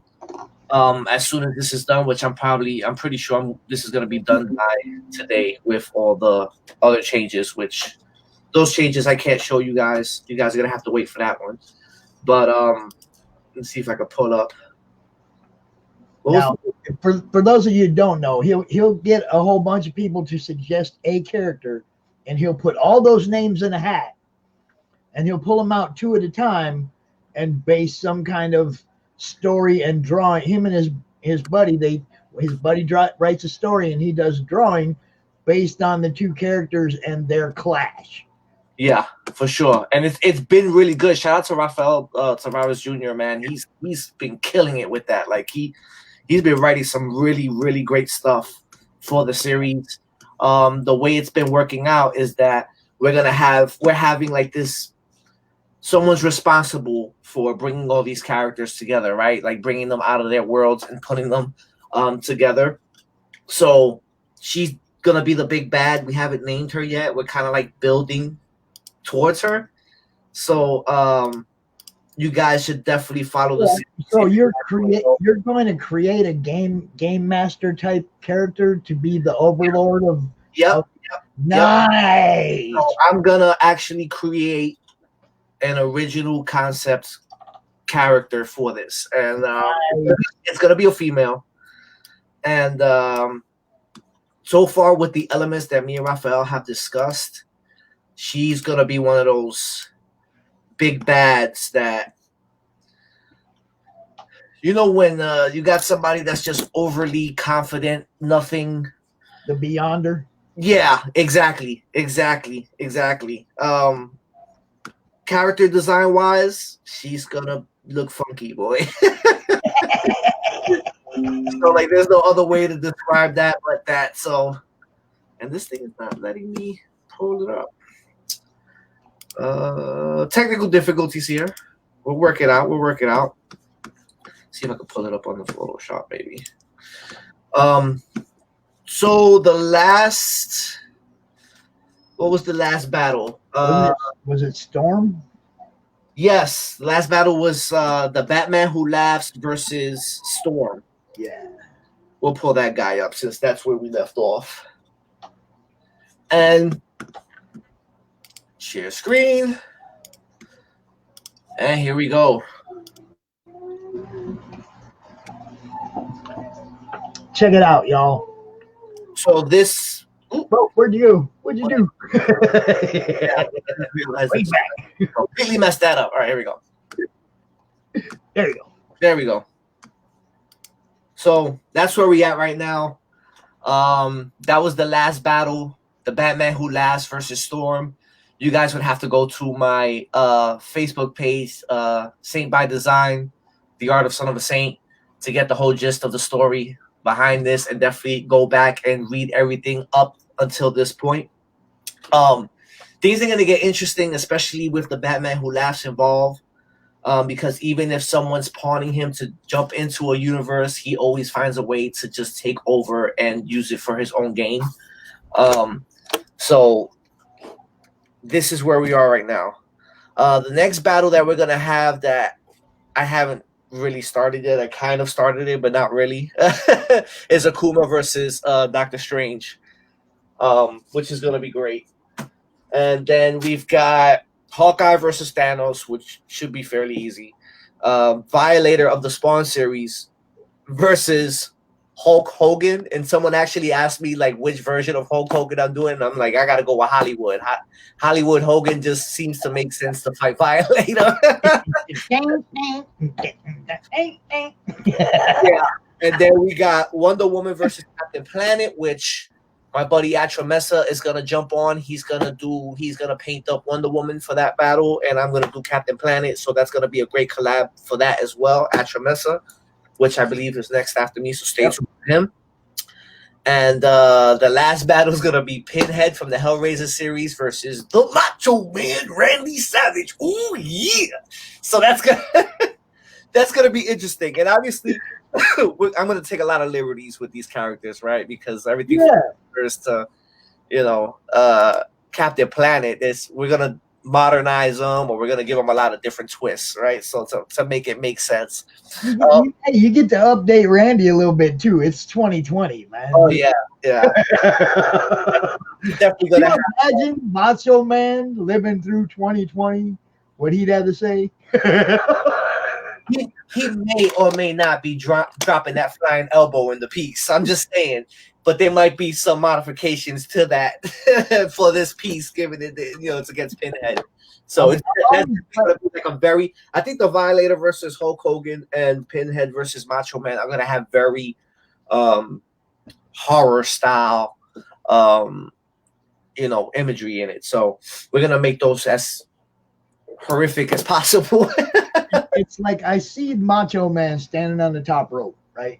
And you know how he's like this, and then when he goes to launch that pose, every guy that goes off the top rope comes off it a little different, and they all have that different look. Like Eddie Guerrero, Snuka, they all have a different look to their launch. I love the Macho Man's look when he goes to the air. It's like better than anybody's. The facial expression, all of it. I used to love his promos. Yeah. I grew up watching Macho Man. I used to love his promos. The cream of the crop, and too cold to hold, too hot to hold. You know, what's not to like about that? You know? Oh, even the stupid Slim Jim commercials were great. Oh yeah, for sure. I mean, anything he did just cracked you up. It was hilarious. Oh The yeah. superpower meeting. Remember the mega powers? Oh, the mega powers. They were Oh, just, my they God, were that just like handshake, this, trying to shake hands. That was great stuff, man. Oh yeah, man. I enjoyed all that stuff. So when Worlds Collide is gonna pick up again this week. So definitely sometime this week, expect the first round of Akuma versus Doctor Strange. And you know, that series I'm looking forward to that one too. it's gonna be fun. It's gonna be fun. This series got me through quarantine, you know, like, you know, being able to engage with people and just challenging myself to adapt to different styles, right? Because if you're grabbing in other characters that are from other universes, that their kind of artistic styles or their stylings kind of clash with each other, you got to figure out how to make it work, you know? And so I definitely have loved it. It's been extremely challenging and a lot of fun. And I'll keep it going so long as people want to see it. Like, it's fun for me too. So you know we want you to keep doing it, man, because I appreciate that. The more content I can throw in this, the better. You know, I mean, the group grows by what you guys are doing, not by what I'm doing. You know what I mean? It's you guys that are bringing people to the group. I'm just showing everybody you're here. It goes by what you guys. Oh, whoa, what happened there? That's you, huh? That was me, yeah. I was like moving screens around. I'm just trying to get the link out to Jay real quick. Atra Mesa. You know, me and Atra have been doing this so long. I was kind of looking at some old stuff that we used to do. I found a hard drive, and I'll spare him and not share some of that stuff. But we were bad. we were not good. But it's great to see, like, you know, the progression. Like, you know, Jay, he's become a monster in his own right. You know, like he's done some amazing stuff as well. And it's been a good journey. It's been a good journey. Sometimes together, sometimes apart. But it's all part of the process, right? Yeah, I'm just glad to see you guys are like, you know how I was when everybody went pencils down. I went, what?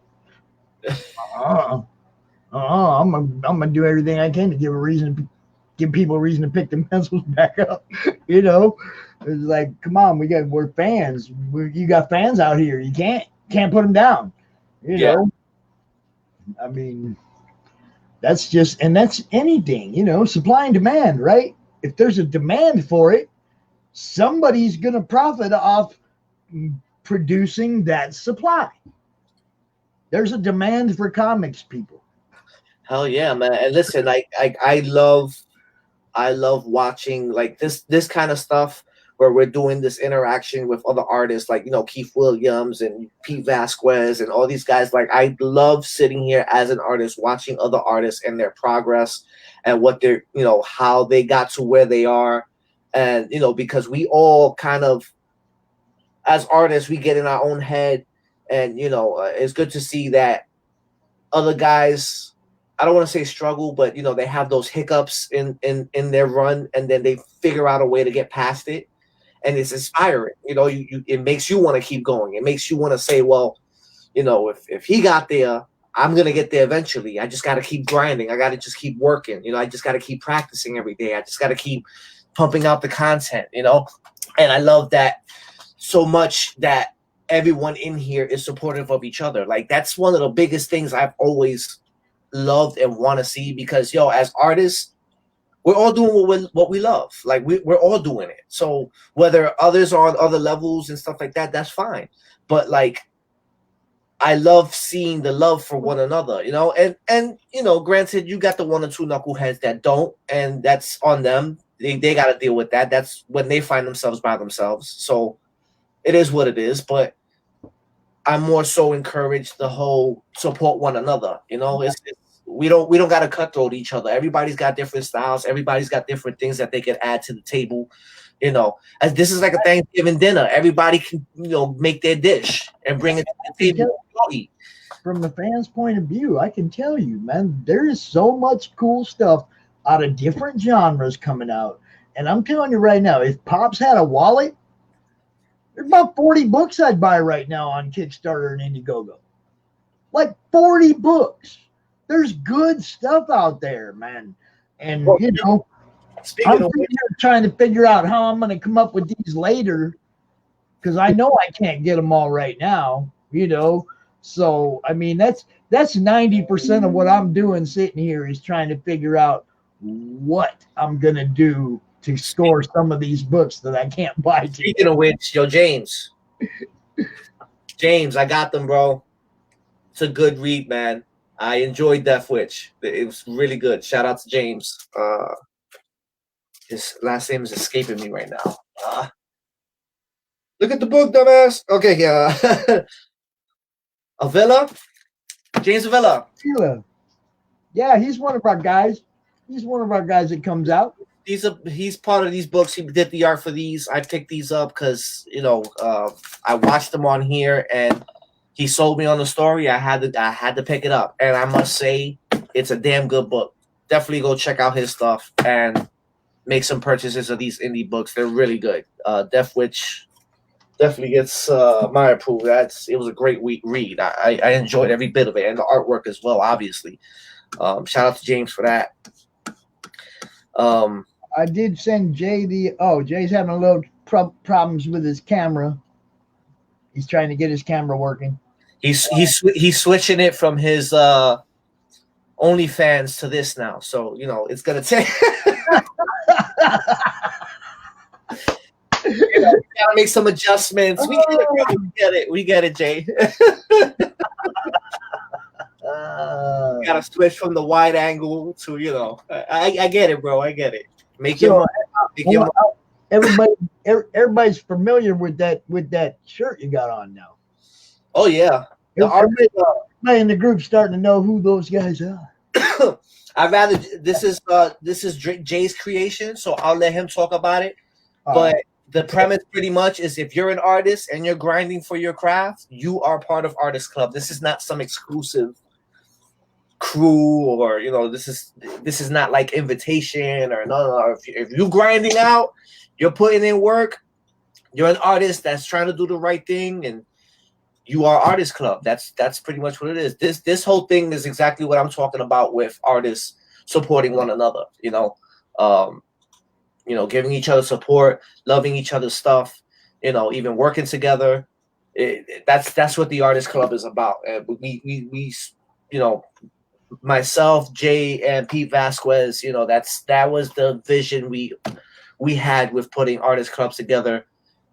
Just this unity, this necessary unity. Because, you know, you go to a con sometimes and you'll have those guys that they'll be not so pleasant, you know what I mean? And for whatever reason, they don't like you, or they don't like your style, or they don't like your artwork, or they want to just kind of bash you for no reason. Like, dude, like, we're all doing art. Like, what's the problem? Like, I don't get it.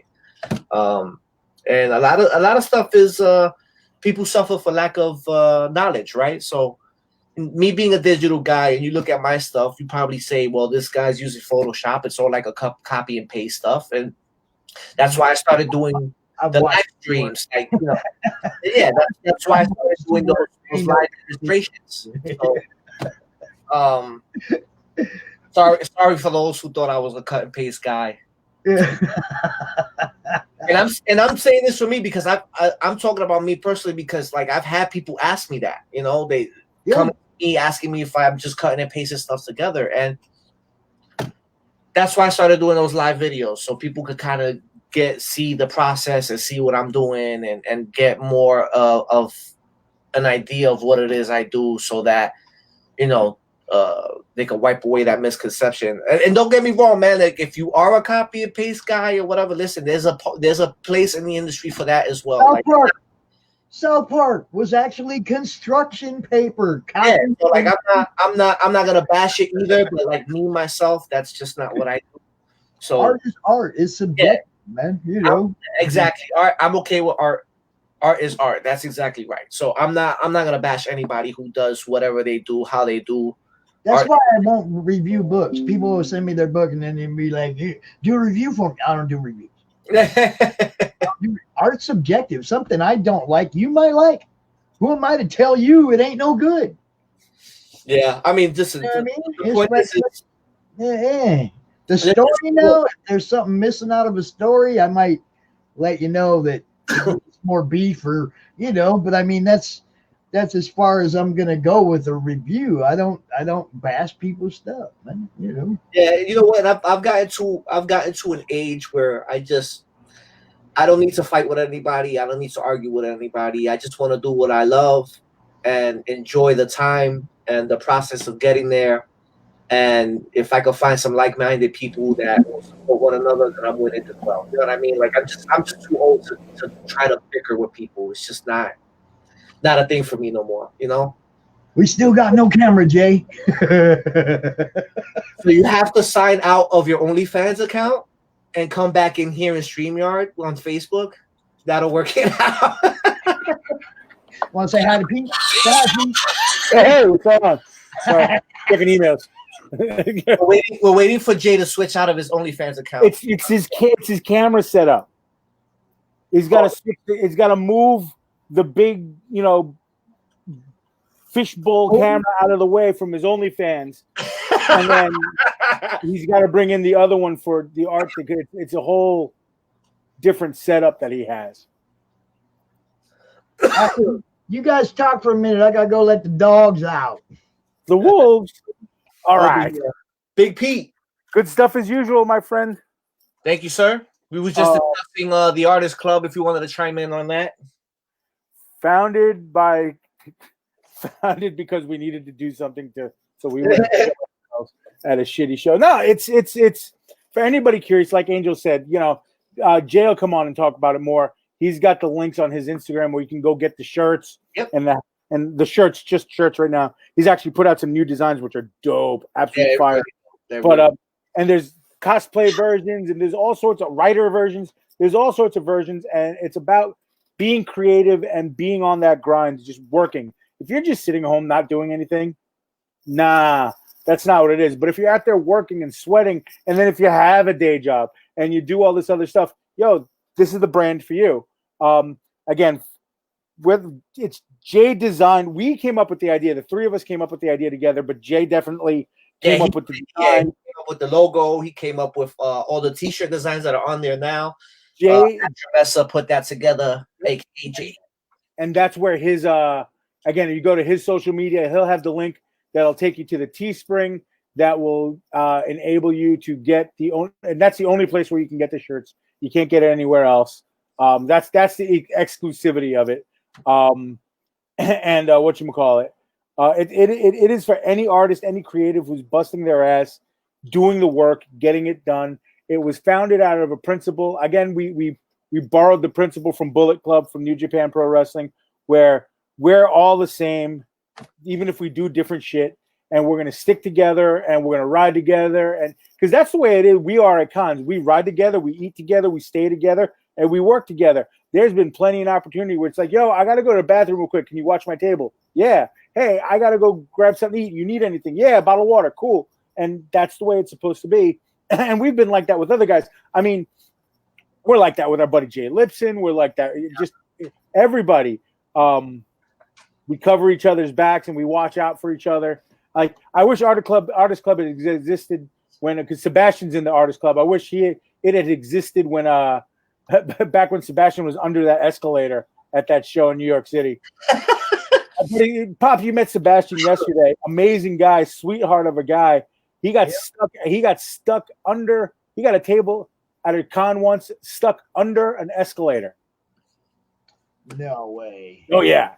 I've heard the story a bunch of times, and I still can't. It's the only time I ever see him get angry. There he is. So I'm sorry about that. My sitting here all set up, I had a new camera, and as soon as it was time to go in, my camera said, "Nah, fuck you."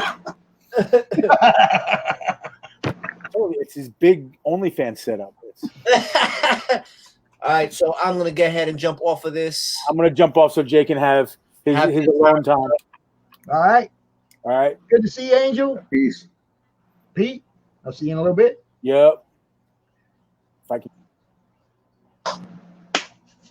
Mr. Peralta. Hey, what's up, Pops? How you doing? I'm good, man. It's my weekend. Once a month I get to shine. This is my weekend. So, how you doing? How was your fourth? Well, Doing the show and everything. It was great, man. I was sitting in this chair, Nice. but I had so much fun. I didn't even bother with the fireworks last night. I was just like, I mean, everybody else is doing them for you, so you don't got to. eh, I mean, we live out in the sticks, but we have a couple of lakes by us. So Yeah. the people that live around the lakes we're blowing stuff off all night long. It was crazy. Over here, it's been about a month and a half now of daily fireworks, pretty much 24 hours a day.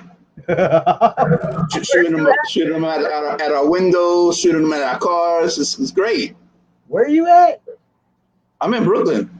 Oh yeah. That response time's pretty raw now, isn't it? Yeah. I gotta make sure I park my car a couple blocks away because they like their big thing now is they put the M80s on top of the cars and blow and light them up. Yeah, so it's fun times. It's fun times out here. See, and I lived in big city all my life until the last 7 years when I moved up here where the grandkids were starting to appear. And I'm like not missing the big city at all today. Not even. I'm looking forward to leaving. I can't wait to leave. Honestly, we got lots of room. I've been wanting to leave New York for a couple of years now. We got lots of room in Southwest Michigan, bro. I'm thinking. I mean, not right now because everything that's going on. But I want to go like down south, down to like Florida. Yeah, I mean, everybody's going down. I'm just like, I hate moving somewhere where there's more than enough. I mean, there's more than enough crap without adding in the natural catastrophes. I don't need hurricanes. I don't need earthquakes. I don't need none of that stuff, man. I could deal with the rain and the hurricanes. I'm just tired of dealing with snow. Well, now see, I went 35 years in the desert in Arizona, so snow's kind of refreshing. I mean, I was born in Minnesota and back and forth between there and Arizona a lot in my childhood, and then I just stayed in Arizona for 35 years and baked. Okay. Now it's kind of refreshing, that cold air. Well, nice. That heat was draining. It was starting to drain my old ass. That was what was going on. So what do we got, Jay? Show me some stuff, man. Well, I mean, I've been, usual thing, quarantine and stuff like that. You're stuck here doing whatever. I've been mostly working on background stuff, but like I have some things in the works. Like one of them was a company called Toolbox decided to sponsor me, hook up with me, and do some work with them. They're like it's a graphics controller that you work with Photoshop and Illustrator. It looks like a video game controller. Right. So I have that. There's another company reached out to me that I can't talk about it yet until I get the equipment that they're sending me.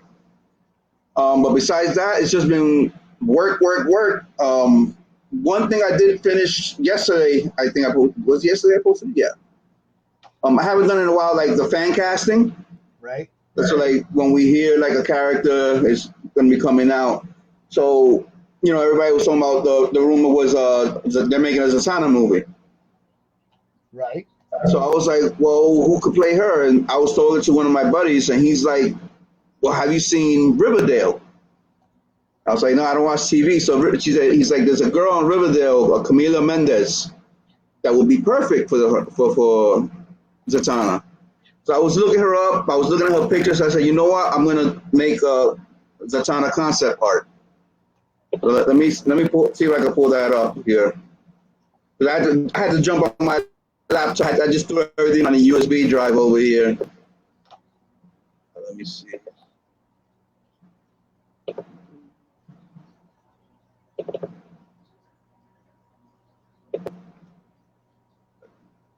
I know it's like I share everything I see. Every time he pops something up there, I'm like, all right, Jay's working. Now the controller thing, I think I saw you post something about that the other day. The Yeah. controller thing. I think I saw that the other day when you posted that. That was pretty cool. I'll show you in a minute. Let me know if this is working. There we go. My screen share thing. There she is. So that's the one I finished yesterday. Let me turn my AC off because I can barely hear you.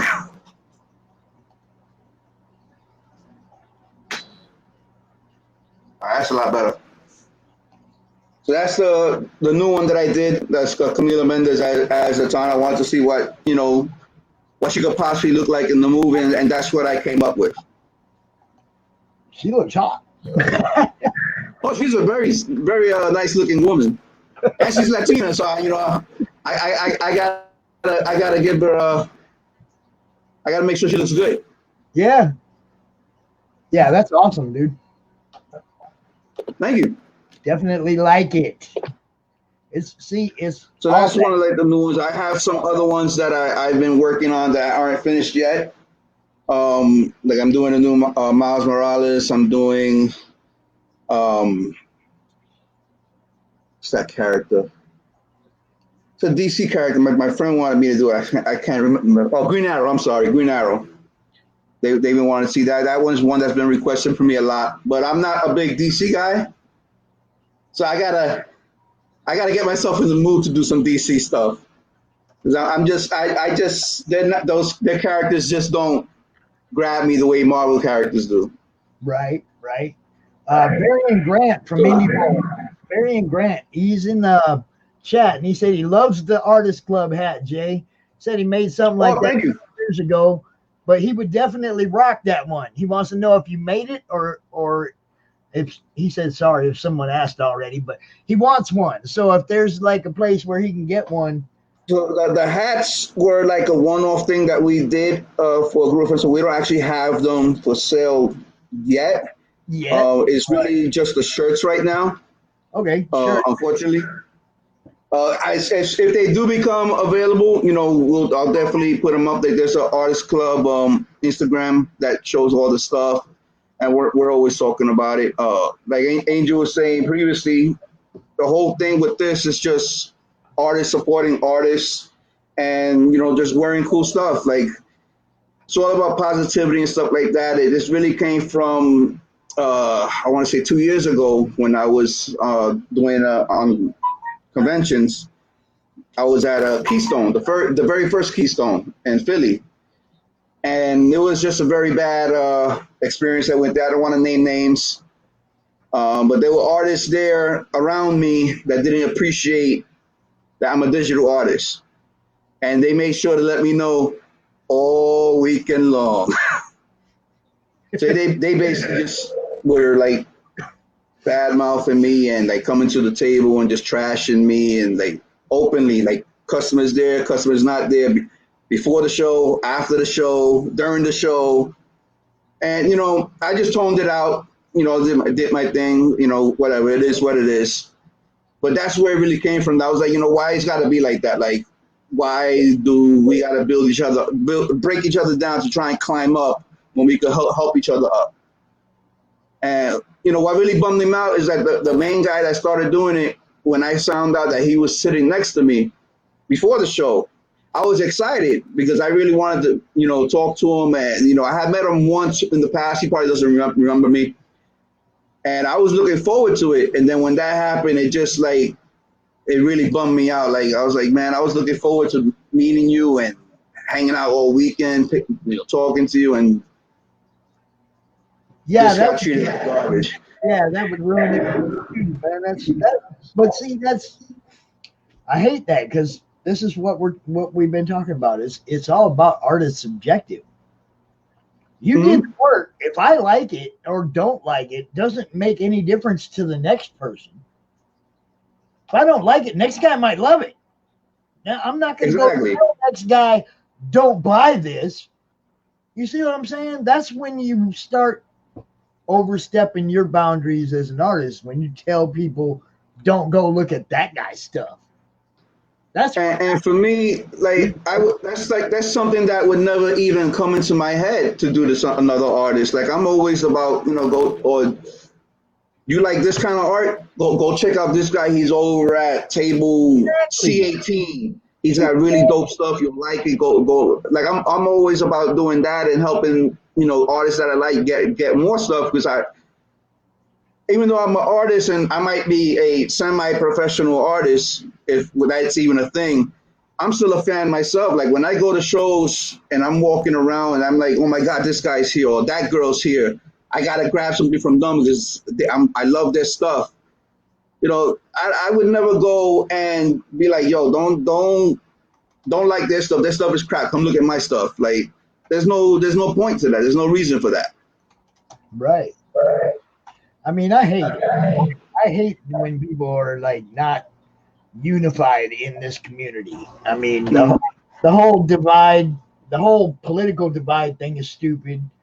The whole not supporting each other, it's like, come on, man. Somebody comes up to your table and isn't going to buy from you, I mean, and they're looking for something different. Like you said, point them in that direction. Help a brother out, because that guy needs to eat too. Exactly. We all need to eat, but the thing is, you forget that we all can eat without starving the other person. Right.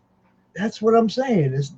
It's kind of the group mission. I want everybody to succeed. Not, I'm not cherry picking. I want all you guys to have a good summer, because obviously you're not having as good a summer as you're supposed to be having.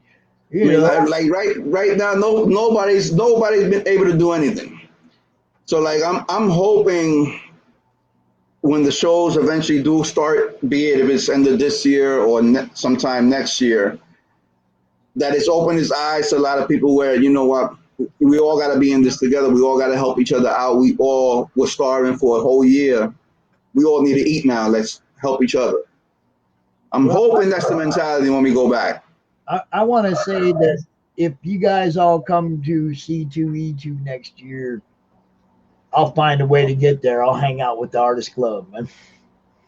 All right, that's dope. How far? Where are you at? Where you said you're where again? We're in Southwest Michigan, man. It's just right over there. Okay. There ain't too I love Chicago. Like going out there, it's a lot of fun.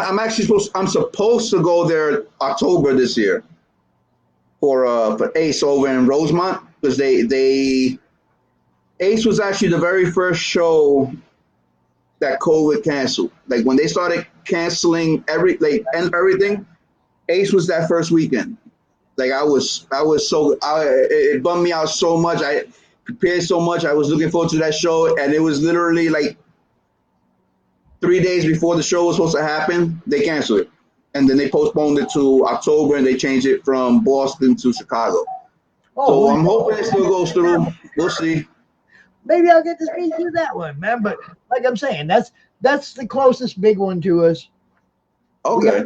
We got Grand Rapids and Indiana. Well, they just canceled Indiana. That one's done. I don't know, man. I just know there's going to come a time when I'm going to get at one of these big cons and I'm going to get to meet all you guys. Actually meet you, as opposed to talking to you through wire and technology. Yeah. So there's something different about that face-to-face interaction, and this is amazing. This is great. But there's just something about when you meet that person face-to-face and you get to talk to them and spend some time with them, especially if it's an artist that you've really look forward to meeting. I mean, that's happened to me many times where, I've talked to artists maybe on Instagram or Facebook or whatever, and I really like this stuff, and they've been really nice. And then when I finally go to a show where they're also at, and I go to meet them, and they're just as nice, that makes me feel good, because it's like, okay, they weren't just being nice to me for the likes or whatever, or the social media BS. They're a genuine nice person. Right. And that's always really me personally, I always try to carry myself that way. Also, if someone was to meet me at a show or talk to me, I try and be as genuine as I can. I'll talk to them. Sometimes I'll talk to them way too long than I should be. But I don't try and turn anyone away. I'll try and be like, even if I'm having a bad mood or I'm not feeling good, that's not the person who's coming to meet me or coming to talk to me. They didn't do that, so I shouldn't take it out on them. So I always try to make sure I'm always, nice. I'm always genuine. I'm always, I'll talk. I'll interact with you. Because you got to build relationships that way, and I want them to leave with that positive experience. One thing that kind of sucks though, when talking about the Comic Cons, is because of all the postponements that they're doing and things like that, and no one knows what's what. A lot of shows are booking next year now. So, I had about 30 shows I was supposed to do this year. So now I'm trying to reschedule 30 shows for next year on top of getting new shows. And a lot of them are picking the same weekends. I knew it was going to happen. And it's killing me because now I got to pick and choose what show I'm going to do. Like it just happened to me with Terrificon and GalaxyCon. And what about the ones who kept your money? Let's say two different cons kept your money this year, and they both schedule the same weekend next year. How do you get? I've been lucky where they've understood and had no problems, either refunding me or moving me to, like, if they had a second date, I'll choose the other date. But like I said, Terrificon, which is in Connecticut, is a show I love doing. GalaxyCon, which is North Carolina, which I also love doing.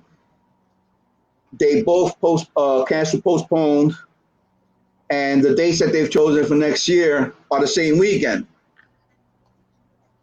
So I'm like, you hate having to choose, 'cause it's not one is better than the other. You want to do them all, but it's just looking like you're just not going to be able to. Like, you're going to be making some tough decisions next year as an artist about, if they do the shows, where you're actually going to be able to do shows. You can't do them all right now, especially with the way things are going with them choosing the same weekends, the same dates and everything. Right. And they should, it's hard for all of them. They don't know. Mm-hmm. We're trying to schedule, trying to get caught up, trying to make it up, really is what it is. They got to make up this time to you guys because they took your money. Mm-hmm. And then they say, oh, we'll just put you in next year. Well, what if I didn't want to go there at that time next year? See, there's like, they kind of took it upon themselves to just help themselves to some interest on some people's money for the next year. I was like, I noticed a lot of them, they'll ask me that, well, which show are you doing that weekend? Because what they're doing is they're trying not to compete with their local shows. Right. But the out of state shows, they're gonna end up competing with the bigger out of state shows. Right. So that, like with Terrificon, that's what happened. They didn't want to get the same weekends as Fan Expo Boston or Keystone or whoever, because they're all tri-state.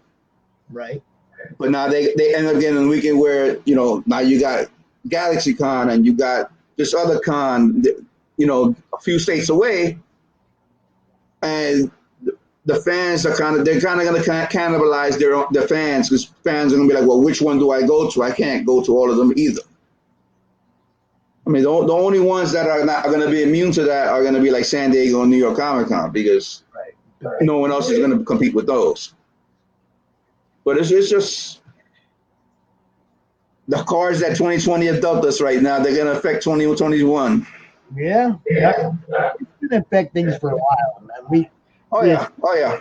I mean, as long as this thing goes on, there's going to be some place that ain't allowed to do what they want to do right now. I mean, even right now, tomorrow is supposed to start phase 3 for New York. And I'm like, how? Like, how are you going to do it? Like, in one hand, I want them, just hurry up, go through the phases so everything reopens again. But at the same time, I say, but, I don't want to get sick either. Well, I mean, it's pretty common knowledge. We've been in a COVID positive house for a month now. Mm. My son's tested positive like a month ago, and we went through the quarantine period, and and he went back to work. And then his girl, they called her to go back to work, but she had to test first.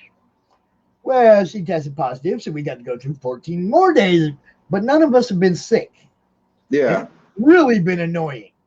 Okay, like Yeah, Friday, because like, dude, I'm gonna, everyone that interacted with them, they make you quarantine too, right? yeah. Friday, I was like, finally, I was like, I've had enough. I've been in this house for a month. I'm gonna go play golf. So Friday, I went to golf. You know, it's like, Be like, listen, I'm playing golf by myself. There's no one around me. It's okay.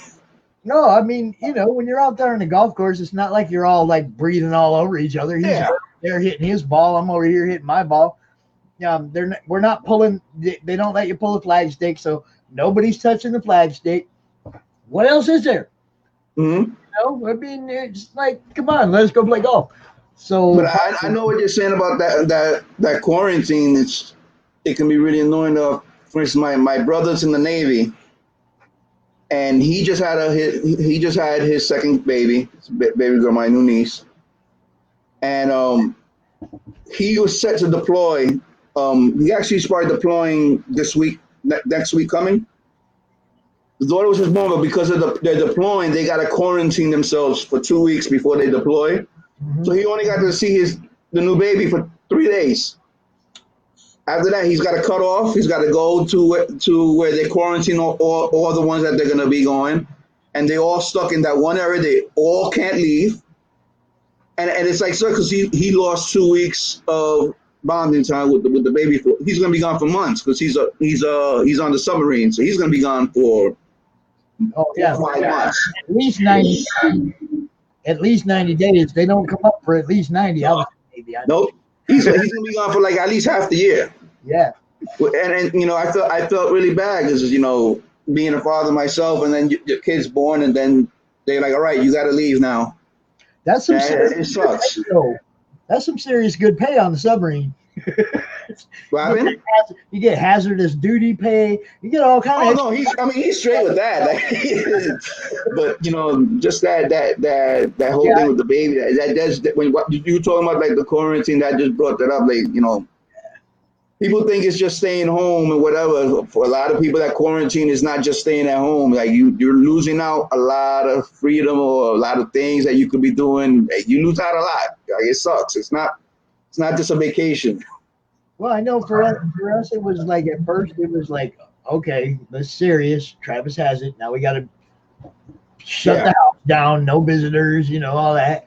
And we had to keep the kids for 2 weeks. Usually the kids go back and forth between mom and dad every week because we live right here in the same hood. So they go to the same school, and, you know, spend a week here with dad and we go there with mom, back and forth.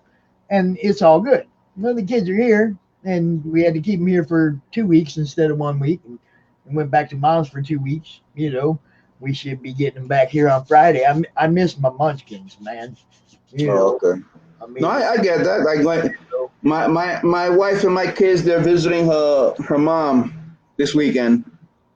I love that the house is quiet. I love that part, but you know, I miss my kids. I miss, you know, I'm so used to having them down here drawing. They're doing, you know, down here messing with me, messing with my comics, and just being part of what I got going on. And then when they're not here, it's just like, man, there's nothing going on. You feel like something's missing. There's nothing. I got dogs in my lap. That's all. You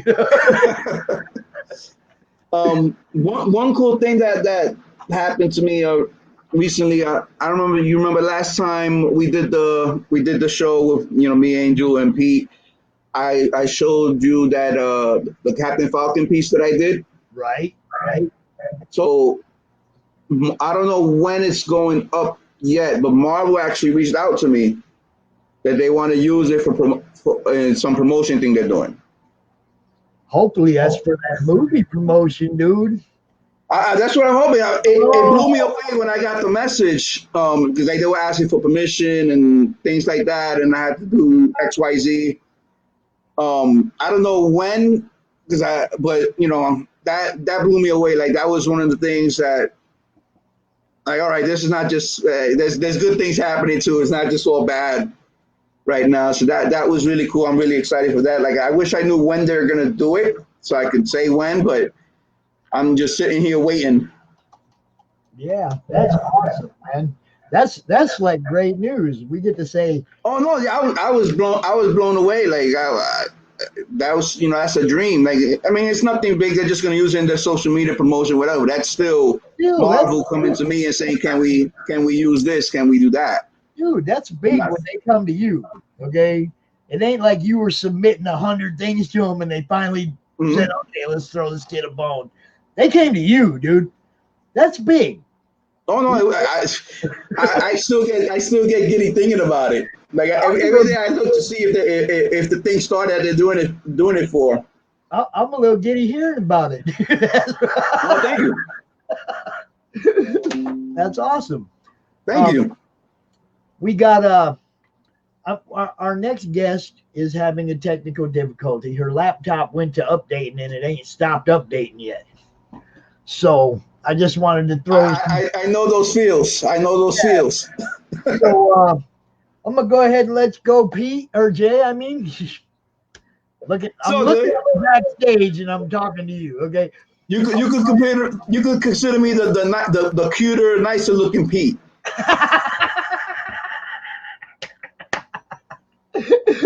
I'll go with that. Jay, it's good talking to you. You know, you guys got open invite in the con every month, dude. Hey, as soon as they're available, I'm down. Cool. All right, Pops. Make sure you share all your links in the comments, bro. Definitely. All right, you be cool. All right, you too, Pops. Bye. Later. Now, my friend Katrina, she's an editor, she's a book creator, all that. Katrina runs, and for some reason, her laptop just don't want to cooperate with CRoM Con 4. So, I have our other co-host, Mr. Arash Sandy. I never get his name right. He's laughing at me in the backstage right now. Yes, I am, but it's okay. You won't be the first. You won't be the last. I just prefer everyone call me Has just to avoid the mess-ups every time. So it was kind of interesting to hear Jay talk about what happened to him at Keystone Comic-Con and everything, because I happened to be there when it all went down, and I know the artist that did it to him and the other artist that did it to him. So it is kind of sad, selfish, and that's not the way you support other artists. That's not the way. Can I ask you, are those people in my group? A few of them are, yeah. Yeah, that's sad. Y'all should be ashamed of yourself.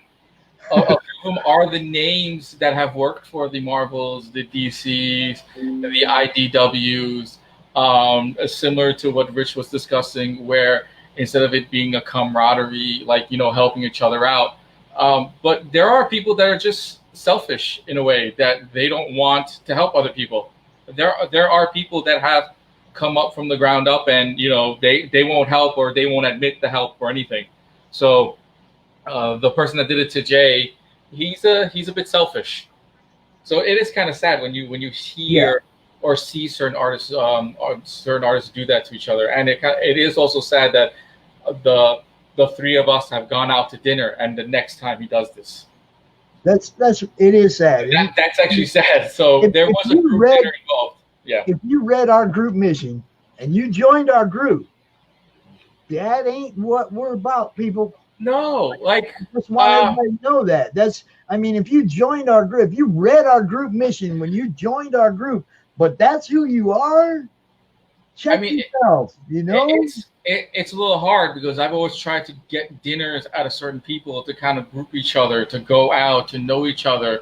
I was like, oh, you're going to see this person next month. You're going to see this person 6 months from now, or you're going to see this person next year. And you want to get a table next to them because you like how they were. But also don't forget that when you go to a convention, it is every man for themselves. And people get mad when you sort of outsell the other person. And there are other people that don't share in the pieces. Like I remember at last year Keystone Comic Con, I don't have a Bruce Lee piece, and I sent them over to a different table. Actually, I walked the woman over to someone else's table and said, well, this person has the Bruce Lee piece. Get it from him. You know, there are people that don't do that. Yeah, You know, always so help everybody out, man. Now, our buddy, Mr. Rich from on the other side of the ocean. oh shoot, back did he do with it? his Oh my people. God. So let me get out the way.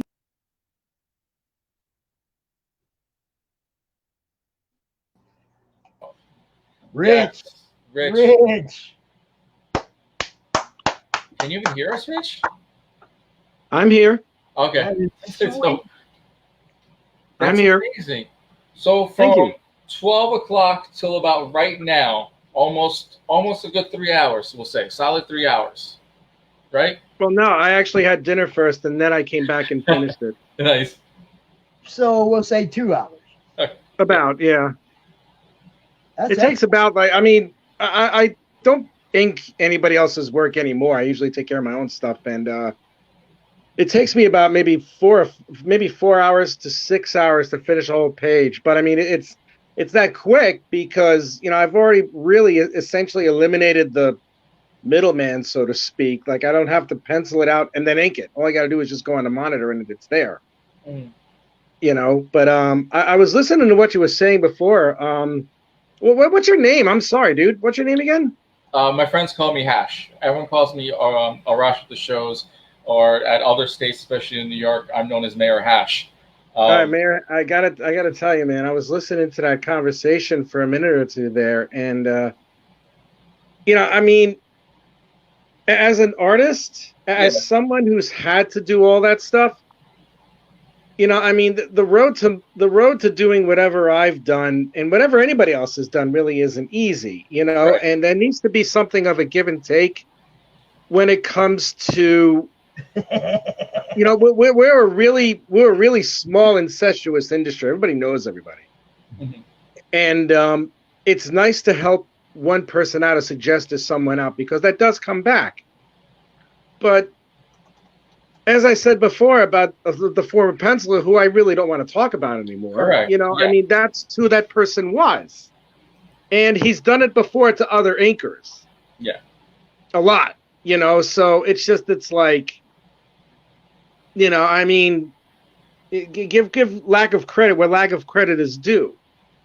You know, if there's going to be someone who supports the opposite of what all of us should support, then, you know, I don't care about this person. I don't care about that particular other person who might do something like that. You know, to me, you don't exist. And if you say something, I say it back a lot, you know, because I'm like, no, that's just not going to happen. Yeah. I'm sorry. Listen, give me 1 second. So can I come back and turn the camera around? Yes. Let's see that beautiful face. Oh, I am a handsome F, I'll tell you that right now. Give me a minute. I do want to do some promoting on Katrina's book since she can't be out here. Yes. Okay, then want me to just sign off? I mean, No. you know, it's a long day, man. As long as you're awake. Oh, it's 7:30 here. I'm not going to bed for another 3 hours, dude. Okay, good. So, you know, I mean, actually, I think. Hold on. Let me tell you. Let me look at this schedule real quick because we just had one of our guys let me know that he's having a serious migraine and might not be able to come out. So, all right. It's called hangover. It's called a hangover. We might be filling the 3:30 slot. So, you know, come back out about an hour, bro. Oh, yeah, that's easy. I'll be back in an hour. Cool. All right, I'll see you later, man. It was a pleasure. I'll see you soon. The pleasure's mine as well, sir. Take care, you guys. Okay. Bye. Yeah, England, London is another long piece that got screwed up for this year for me. I was supposed to do the MCM show. That's supposed to happen, and that's not happening either. Okay, Raj, Hash, I'm gonna send you a link. I want you to do a share screen on if you can. Okay. Because I don't know. I'm Thumbs up. glad I did that crap, man. It's very simple. We discussed this last time of getting the the functions, and you were like, "No, I'm busy," or I heard another excuse come out here. So. It ain't worked for me yet, man. I think I've Nothing. shown off one thing is all I've been able to actually show off. It hasn't. I don't even see the comments. Like even on like the actual page and everything, it's like lagging. And like the link that you sent, did you even send me a link? I don't see a link. Now I do. Just said. It's a blank link, and we're going to see all the tag marks and stuff, what I actually go through. Oh, and it's on Amazon, so if anyone is curious, this is not a Kickstarter. This is not a Indiegogo campaign. If the Amazon page does come up, Katrina's book is available currently on Amazon, so we can actually purchase it as soon as possible. Hopefully I'm able to share screen something. Actually, darn it, work. Is it just me, or I believe everyone today is having a lot of technical difficulties with their computers? Pete, do you got it on a share screen? I can, yeah. I Let's got. see if we can get it up I have her there. Facebook up. One I second. got it. First one I see is going up. No, man, it took me like 20 minutes Yeah, to show my thing one loads. picture yesterday. Be great. Okay, we want to see the link for the Really? book. I already got it. You got it? Okay. I got the link. It's already up. There Wow. it Yeah, right is. there. There it is. That's the one. Yep, there you go. Get it? Tales from the toy store. Now, Book is. I have not read it. Get it on Kindle. Get it on paperback. The copy on Kindle is $4.99. If you like the paperback version and need a physical copy, like some of us do, you know, if you have Amazon Prime, it's only $8.99 to get a physical copy. So if you guys are interested, and you guys just want the digital form, you know, some of us do like the digital form, like to print out ourselves too. $4.99 is her copy of Tales from the Toy Store. It is a good little story. It's a kid's story. It's a night like bedtime stories type thing, if I remember correctly. I wish she was out here because I'd really like to hear her rundown on it. Because it's good. I mean, I've talked about it with her before. I think she was out here last month when we were talking about it, and I really want this. I really want her to succeed with this one, guys. I want this one to sell. If you got kids, this is one of those books like Discover Your World. Mato Zapata's book is like that. It's one of those books you want your kids to read, or you want to read to your kids. One or the other. It's one of those. There's a lot of them, but nowadays in our world, when our people start doing the kids' books, our people care. It's probably going to be a book with a good message, and it's going to be something that you'll want your kids to read. Well, it's pretty much there in the words. Can you uncover their secrets? In this world of monkeys on the move, dragons breathe fire, and the gnomes explore the wilderness. There are plenty of fun stories to keep you and your children entertained. You will be able to stop with just reading one at bedtime. It's so like these are not just one story; these are multiple stories carried in this book. So, these are all. I wish she was here. Yes, she would explain all the short stories that are included in the book. But to me, I mean, the fact that the monkeys are on the move, dragons can breathe fire, and gnomes can explore is a nice little fairy tale fantasy that I would actually read if I had kids. Yeah, I'm looking forward to it because of all my munchkins here. It's like, last time he was out talking about it, Isaac was like, "Grandpa, are we going to get that book?" Right. So there's times when I get pressure from the kids on what I'm going to buy too. It's like it's right. Kind of fun because they do give me input. No, Pops. Pete was saying something. Pete, what were you saying? I lost my ears. Sorry. She did a live reading. Yeah. She did a live reading in the group a couple days ago, and she did a live reading on her Instagram and on her Facebook a couple days ago as well. And she also has I think a blog that she does. She does a blog. Let's see. Hold on. I think I can get you guys to it. She's an editor at geekorama.net. She's an editor at geekorama.net, and you can go to Katrina Roette's KATRINAROETS on her Twitter, and she will give you some stuff there. And like I said, she has a lot of information and stuff at geekorama.net. And Hash brought up the Amazon where you can get the books and things like that and be updated when all her new stuff is coming out. And also on Amazon, I think is where Mato Zapata's book is, Discover Your World, which is also a kid's book. So let's give Mato a plug too, because he's also one of our guys. May as well, right? I mean, that's what we're here for. Let's talk about everybody. I wanted to also throw a little shout out to Randy Hardenbrook over there at Redline. Is it Redline LLC? We were supposed to do an interview this week. We had technical difficulties, couldn't do it, but little shout out to him and his people over there. Joe Tolliver at Comics Cast doing our opening yesterday. That was fun. That was awesome. That was really good and informative too. Let's take up these few minutes we got here and let's just plug everybody who ain't here. What do you say? Yeah. Talk about Hash. Pretty much. If everyone remembers Javier Cruz, we had him last month. He just recently posted his brand new Harley Quinn piece. So granted, he's not part of the chat or any type of thing today. Go and check out Javier Cruz on his Instagram. He was previously a guest here before. I guess we can stop sharing this. We also have, Pete right here. Pete's been working on some new stuff. He's got new books. He's working on 2 books still. And he'll be working on, and he's always posting his art. So go check out his Instagram as well, too. It's already under his name.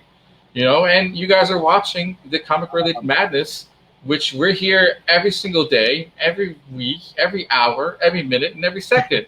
So that's true. I have a friend, and that's also a friend of Hash's here, and he's a friend with everybody Artist Club. He does the scenes with us, and he's basically at every con in the world because he's a machine. And that's our buddy Bun Leung. Hash, Bun. The guy is stupid talented, and I'm going to try to get him into the madness sooner or later. I've been giving him. He's been pumping art out, but I've been giving him a little bit of break because he also has got the kids, and I don't want to. Anybody with kids, I don't want to mess with too much during the pandemic and stuff because they got bigger fish to fry, But Bun is one of the more prolific and incredibly talented guys that I know, and he's actually I've gotten to pick his brain. He's smart too. I got to pick his brain about some techniques and doing not just artistic stuff, but doing stuff from a business point of view. Because a lot of people forget that we're artists, we're doing this, blah blah blah. But I know Hash will agree. This is a business too. You got to be mindful about your money. You got to be mindful about your ratio, or else you're going to burn out really fast. And I learned a lot of that from Bun. And you can go to Bun Leung Art either on Facebook, Instagram, or Twitter. BunLeungArt. I will post that in the chat as well. But I definitely want you guys to check him out. He doesn't know yet, but I'm going to get him involved in this, and you guys are going to love him to death. I want to give a little shout out to Mike Barron. He had holiday family things this weekend, or he'd have been out here too, because Florida man, right? Buy it. Have to. After that video yesterday, oh my God. Dude, that book is great. Now, also, I just want everybody to know, too, if you're in the madness and you back Florida Man, you have to tell me. Because us madness people get a little something extra in our package. Ooh. We back Florida Man. So if I don't know that you backed it, you're not going to get that. You got to hit me up, private message, something. Let Pops know that you backed the Florida Man. And you're going to be in for something extra. Now that's exciting. Now that's a party. I don't know what it is. I mean, he hasn't shown me nothing or Todd just told me, let your people know you guys get something extra. So, I don't know. I liked listening. I really enjoyed listening to what he had to say yesterday, too. He had some good stuff.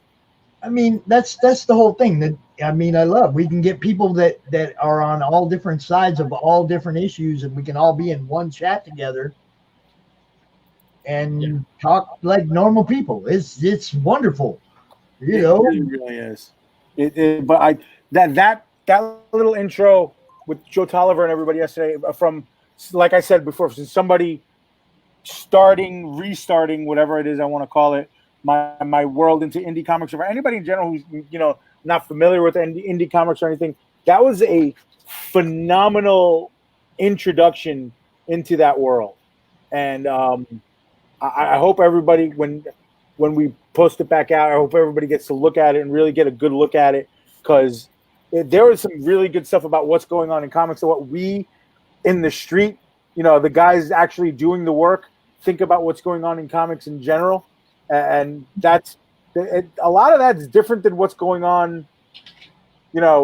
It's not all about the MCU. Yes, every time I talk to like my personal friends, okay, like the guy my son's golfing with right now, we're talking about comics last night, and the first thing he wants to do is tell me about something that happened in the MCU, and I'm like, I love the fact that you guys are talking about this, and I do a show every Sunday about This Week in Pop Culture, and pretty much it's on every Sunday. And all we do talk about is everything Marvel and DC and everything's happening in between books, including DC coming out with audiobooks now, which comes out like in August, which literally comes out next month, to brand new comics. And people forgetting that all the shops now have their comic books except for DC, which you got to go to 3 different distributors to get your DC comics. It's funny. It's funny because I was game playing because I used to do a live stream on Sunday nights, and that's why I haven't been able to catch you guys, because I'm trying to put that back together on a different night now. Right, but every week, every Sunday we talk about everything that's pop culture when it comes to the movies and everything else. And as Jay said before, right here in New York, we're going like phase 3, which is really not a phase 3; it's more like a phase 2.5, because it's not really fully open. Because Florida fucked it up for everybody. Right, because Florida had to mess it up, especially Tampa having a Comic-Con and not really pulling through, and we have to check out the next 3 shows, and we thought Florida will be that. We would all have to watch it under a microscope, and we can't watch Florida under a microscope. We got to watch, Steel City Con. We have to watch some of the other shows under a microscope to see how they survive the show and how they deal with the crowds. Every state with their whole new mandate, it ruins it for all of us. Now we have to worry about, the tables that cost us X amount of dollars now have to be cut in half because they can't put half the people in the room now. So a convention that holds like 10,000 people now actually has to allow 5,000 on a rotation. Now just imagine 5,000 people on a rotation. That's never going to work. It has worked at one show where they had to push people out, force them out, and force new customers to come in. And the fire marshal almost shut them down until the next morning. They put tents outside in order to be able to rotate customers back and forth. That's crazy. And the new rule for every show is you're going to be sprayed down from head to toe, from Lysol to Purell. The second you walk in, you're getting your temperature taken. So please take care of your bodies. This also includes artists and vendors. So if you have a table and the next day you can't get to your table, you're literally out of luck for not being at the table. So you now have to take care of your body, and we now have to take up the extra toll of bringing somebody with us in case we get sick. They have to run our table. That's our new fear as far as artists or vendors. Well, I know I'm going to. Yeah, I'm not happy about that, but I will say this. I do want to share something with you that'll hopefully render us back to happier times. I don't know if you see that yet. There you go. Look at all those sexy guys back there. This is one of the official shows of the Artist Club. This is in Long Island. Now, not only because I wanted to feel about good times with the picture, I want to, and I don't know if you can see my mouse cursor. Hash, I think you do, because it's because I missed seeing it, because I haven't seen it in so long. Could you explain what's going on with the title belt in front of us? Because we're behind your table right now. Right. Basically, the show promoter is a friend of mine, and my sister is co-showrunner of the show. So he gave us all. We were basically one big block. The 5 of us. We were all in one area. We each had our tables around each other. So Hash's was on the end cap. So we all went to the end cap to take this picture. The young lady took the picture for us. But Hash has a WWF title belt there that I think Pops would love a story on. Oh, that's not the real one. That's the Intercontinental title belt. That's actually that's actually a fake one. That's actually the one made in China. You have the Pops has seen the European title. It was on. It was on last month. The European title was there and everything. But the whole concept. I mean, Angel has a photo with all 3 title belts at the Great Philadelphia Comic Con at his first show. Put that back up there. Right. This is that picture of the 3 of us. Me, Sebastian, and Pete. Picture. And Stanley sneaking in. Now look at Stan. Now look at Stan. Stan looks like he's about to lick my ear. Stan is always right here over my shoulder too. When this picture comes up, and I know Pete Pete is loaded too. Stanley comes up as you could tag this image. Mm-hmm. Yep. So Stan comes up as you could tag. You can tag. You could tag Stan the Man, and to all his good graces, kind of, in this time of need, I wish he was around to give us some words of inspiration, because some of these other editors in chiefs for other companies are not doing their job, and I kind of wish Stan was around to give us a little insight and hope of what can come and push us to go further from what we've done. Thank you, Pete, for sharing that. Yeah, I thought that would be a nice blast from the past. It was a good one. Yeah, that was a good one, actually. Now, I have a little message from Katrina. She wanted to thank everybody for tuning in and for checking out the books. And we have our good buddy, John Crowther. He's having this serious migraine. He's not going to be able to come out. So Katrina will come out. We might get you back out. Keep updating at 3:30, whatever. We'll try to get you out here, hon, for a little bit, one way or another. Because that's what we do. So let us know when the computer's updated. Let us know when you're ready to go, and we'll try to figure out a way to get you in one way or another. Amen. Peace. Yep. Now, I don't know if Roland got this link yet. I think I sent it to them. They should be ready, guys. When you guys are coming on the stream, pretend you're on live TV. Come in 5 minutes beforehand so you get settled and you get acquainted with what's going on. Don't just come in like on your time slot. Come in a few minutes beforehand so you are settled in your space. Roland Man, please come down to the backstage area. Right. The next contestant on The Price is Right. Yeah, if anyone's watching from Long Island and they are a huge wrestling fan, Kurt Hawkins and Hornswoggle will be doing an autograph signing. Yes, it's an actual in-store autograph signing. If anyone's missing out on conventions, go to Haskell Toys. Yeah, Haskell Toys. And that weekend, I will also unveil, if anyone's seen the Evolution Comics page, the exclusive Kurt Hawkins that will be available at the show and at the toy store. And there is also going to be a Kurt Hawkins and Hornswoggle exclusive as well too. And later in the month of July, if anyone's a huge British Bulldog fan, Harry Smith and his sister will be in the building at Haskell Toys. She will be bringing the awesome Heart Foundation British Bulldog jacket for the store. Cool. Yeah, that's cool. Love them. That's really cool. I was actually thinking about it when I was watching the Vice, the Dark Days of Wrestling. I was watching the Owen Hart one. I'm like, wow. I remember the redo Hart Foundation with Brett and Pillman and Neidhart and Bulldog and Owen, and I'm sitting there going, wow. The only one left is Brett. They're all gone. They're all gone. And I'm like, wow. Just wow. It blows my mind. And what's even more interesting, that he's the oldest out of the whole entire group. Right. It's very interesting to see how Brett survived all of it. It's also kind of sad. It's sad. Probably took the best thing about it. Yeah, I mean, he has the biggest burden of all to keep the Hart Foundation, the Hart legacy. And I also hated that WWE put it on Tyson Kidd and Harry at the same time, and Natalya. But they wouldn't let them use their real names. They wouldn't let them do certain things. Yeah. I mean, it's a crying shame. Absolutely, I agree with you. But I liked what happened in Major League Wrestling, where Pillman Jr. Harry Smith and Teddy Hart go around as Hart for the Hart version 2. They go around in there, and both Teddy Hart and Harry have become world heavyweight champions and tag team champions. Somebody was telling a story because Harry was in Japan with Lance Archer and Suzuki Gun.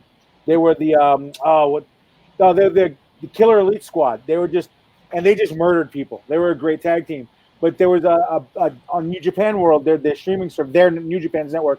They were talking about Harry Smith, how tough he is, that he would just walk into actually shoot wrestling events, or like judo events, or submission events, like actual fight tournaments and stuff like that. Walk in, win, walk out, go wrestle for New Japan. I'm like, Jesus, that Hart family stuff is really legit. Jeez. Do you follow his Instagram or Twitter, Harry's? Once in a while. I try to limit my Instagram, my Twitter, because Twitter, like Pops and I say, Twitter's the devil. Twitter is the devil. You turn to that one person, we'll say, and it's, it takes you up the rabbit hole. Yeah, absolutely. It's a good analogy. Harry's work ethics, his commitment to wrestling and submission and judo and jiu-jitsu, it is beyond what I thought any wrestler would do. I thought seeing, oh my God, I'm blanking on Kenny Omega's work ethics when he brought his tag team back, and I thought, oh, that was pretty cool. But seeing Harry practice backflips to not only land on his stomach but also land on his feet at the same time is crazy, and then do the same thing off the top rope. We're looking at a guy who's over 6'4", 6'5", and he's doing backflips off the top rope to land on his feet. They wouldn't let him do it in WWE because that's because of what happened with Sid. Now, ever since Sid Vicious broke his leg on live TV against Scott Steiner, that is by far the end of any big man going off the top ropes. Undertaker and Kane are the last two people to do it. Mm-hmm. And even then they freak out every now and then.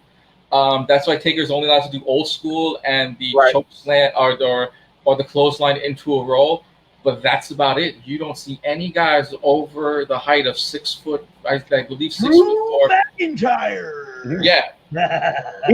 he's a different. He's a freak. He's a beast. I like it. He's a freak. I love watching Drew. I love his redemption story too, because he really is he was Vince's boy. He was the golden child and couldn't hack it. Yep. And then eventually got fired. Did the indie thing. Didn't he go to Impact for a little while? Yeah, he went to Impact. He was at Impact. He fought Bobby Lashley and didn't win the title. Right. He was in Impact for a while. Then he came back. They gave him a chance at NXT. He developed, and then what I liked about this is one of the things I like about wrestling fans, that they like a good redemption story. Like if you're legit trying to come back and like, you look, really, this wasn't me. This is me. Like he's a really good redemption heel. Well, true. People back as a straight heel. Yeah, and now forget that like while he was doing the indie circuit, he became world heavyweight champion on several of the companies. So that's what WWE likes, is the fact that they're champions no location. Granted, they messed up on one person who was a former Impact heavyweight champion, EC3. Let the guy talk. If you've go look at his Instagram, and then you just sit there and go, "Oh my God, he has a voice." Right, he has a voice. Like you put him on TV, and he just looks like a statue. He became like the Chris Masters, and that's what they did. They treated him like Chris Masters, except never used him. Drew McIntyre. Somebody turned around and said, "EC3, you look so good. You don't need to do anything." Blah blah blah blah blah. And then I guarantee you that he was being okay. I trust you. And then all of a sudden he realized, nope, this isn't for me. And luckily, I mean, he's one of, I don't want to say lucky because that wasn't cool. 40% of your company gets fired or furloughed on one day over a conference call. I'm not a big fan of that, but whatever. I'm happy to see, though, that a guy like EC3 took it the way I've been talking about the lockdown. He took it as a kick in the ass, and he completely showed it. Didn't change himself. Just, this is me, and this is what I do. And he had a voice. What are you talking about? He bought his own toy, then trashed it. He brought his own basic toy and then threw it in the trash right there. I think it was the local Walmart or whatever. And Walmart, what happened to be there? The fact that his figure was still around at Walmart was kind of funny. Yeah, it was. But good for him. I mean, shoot, every single time I can't seem to find a decent wrestling toy, so I gotta go like Tuesdays and Wednesdays. Yeah, Walmart. So, yeah.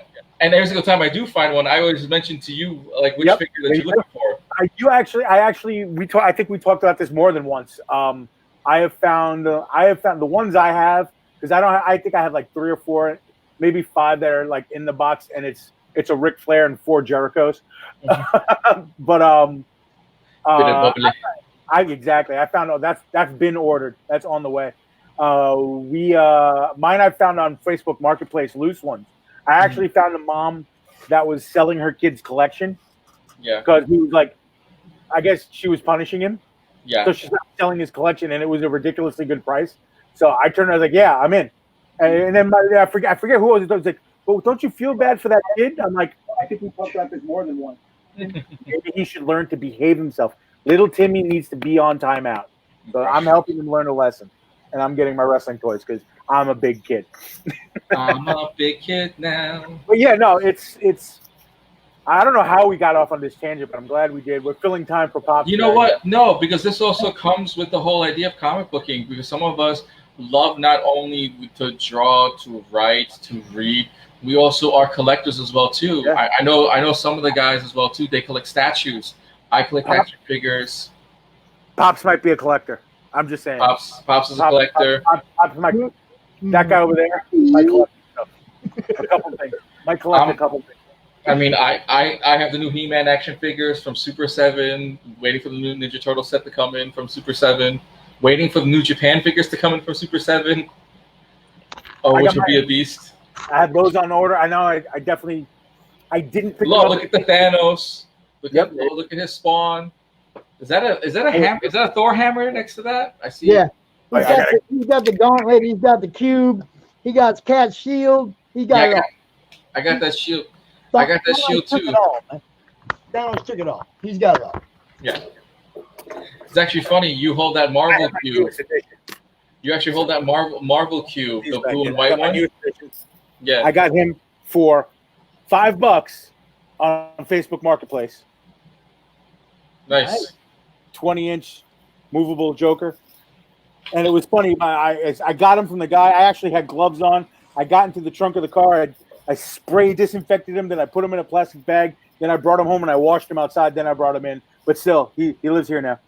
So here's something people don't seem to realize, that at one point Jack Specific made mini Elite action figures. Yep. Mm-hmm. I remember those. These are by far like my favorites. They're a good size. They're a really good size. Though they went well with the Marvel Hasbro pieces. Mm-hmm. So check it out, guys. I think Roland is asleep. No, he's hungover. No, I sent him a message, and then I went to Silverline Comics page, and I posted, Roland, man, where are you? CRoM Con 4. And I don't know. I mean, he might have forgot all about he was going to be out here today. So he's unconscious. Phil Leon said he had some stuff he didn't get to yesterday. So Phil, I said, let's jump. Get Phil in here. Get Phil in here. Now, I will say this before we jump off. The newer, and Hash, you might have one handier. I don't. The newer WWE figures. I didn't jump off, bro. I just said we're gonna bring Phil out. No. We're waiting for Phil to come on. I don't want to take stuff away from Phil. The newer WWE action figures, the ones that are posable, like their hands and stuff. I think they're yay. They're the same size as the Elites, but they have a more intricate face, and they have more intricate body parts. Right. I use those as reference for when I'm doing anatomy. Right. Because they're fantastic for it. I mean, shoot! I actually have the box that you can adjust. I have the model molds, so I have a bunch of those. We can model mold all the stuff as well too, which is great referencing. It's fantastic, and what's cool is setting up the light so you can get the shadows and stuff. It's absolutely phenomenal. Those wrestling, they're really, like, people don't even realize they're super duper. Like you just said, they're intricate and stuff like that. They're really Mattel went out of the way after Jax made a kind of a goof where every wrestler was the same size. So when you got Rey Mysterio and Big Show, they were the same height. Yeah. And Mattel did it smart where, all right, Big Show is the biggest guy, so is Andre the Giant. So Andre the Giant and Big Show are going to be, a 7-inch figure, and Rey Mysterio we're going to keep as a 5.5-inch figure, which they kept, and then the 6 inches became the 6 feet. I remember talking to one of my buddies who, up until recently, worked production for them. Then he got a job with Google. They did production and a lot of backstage stuff. There was a day where you would all go down, like the wrestlers, you would all go down, and most for any toys and stuff, even the Marvel guys, for all the toys, Star Wars, whatever. They have the big. It's like a CAT scan machine. It's like an MRI. They go in, they get photographed from every angle, all high def and blah blah blah, and then they make the molds of the toys out of that and stuff like that. So it's not like back in the day when our GI Joes, they all kind of looked like the perfect example is the He-Man. They're all the same body. Yeah. Just, colored different and then a different plastic head and stuff like that. There he is. There's Phil. I am. How you guys doing? Doing great. How are you doing? I'm doing better today. I was running on fumes yesterday. Got a little more energy. Happy 4th of July. Oh, you too, man. So, what you got planned for the day? Actually, I've got CRoM Con planned for today. That's how you do it. That's how you do it. Maybe do a little work on some pages while I'm watching later on and stuff. That's the idea. You go. Well, how about this, man? Pops is in the house. Why don't you take it away and show us what you're working on? Yeah, I'm going to just run to the men's room. I'll be right back. All right. Yeah, go ahead and share the I screen, had to Phil. do that too. That's why I took a second. I was about to get stranded live on air. Well, what is one of your vices? I mean, Pete and I were talking about certain vices that we have, with just collecting action figures and stuff. What's one of your vices? One of my vices. One of your vices, not advices. Art, man, just art. Just art. I really like art, pop culture stuff. Like, does anything inspire you? I know some people will see a can of Coke or a bottle of Coke, and they see the shape of it, and it makes something out of that shape. No, usually if I'm just drawing, I'm basically mainly a colorist. Right. But I do other art. I just, like I said yesterday, I just never have time to get my sketches done and stuff. I've got a ton of sketches that I could finish working out, but. Do it. We have plenty of time. There's no show till 1 month. I mean, we literally have to wait for 1 more month to see the chaos, but you still have a month. Yeah, true. Look, if one of us got to be positive to stay afloat and keep everyone on a sort of, try something new aspect of it, I think everyone should have at least tried something new in the process of coloring, drawing, or something. I know Phil's probably tried something new once or twice. Oh, yeah. I always, like I said, I'd started out in traditional and even took studio classes back in the college days.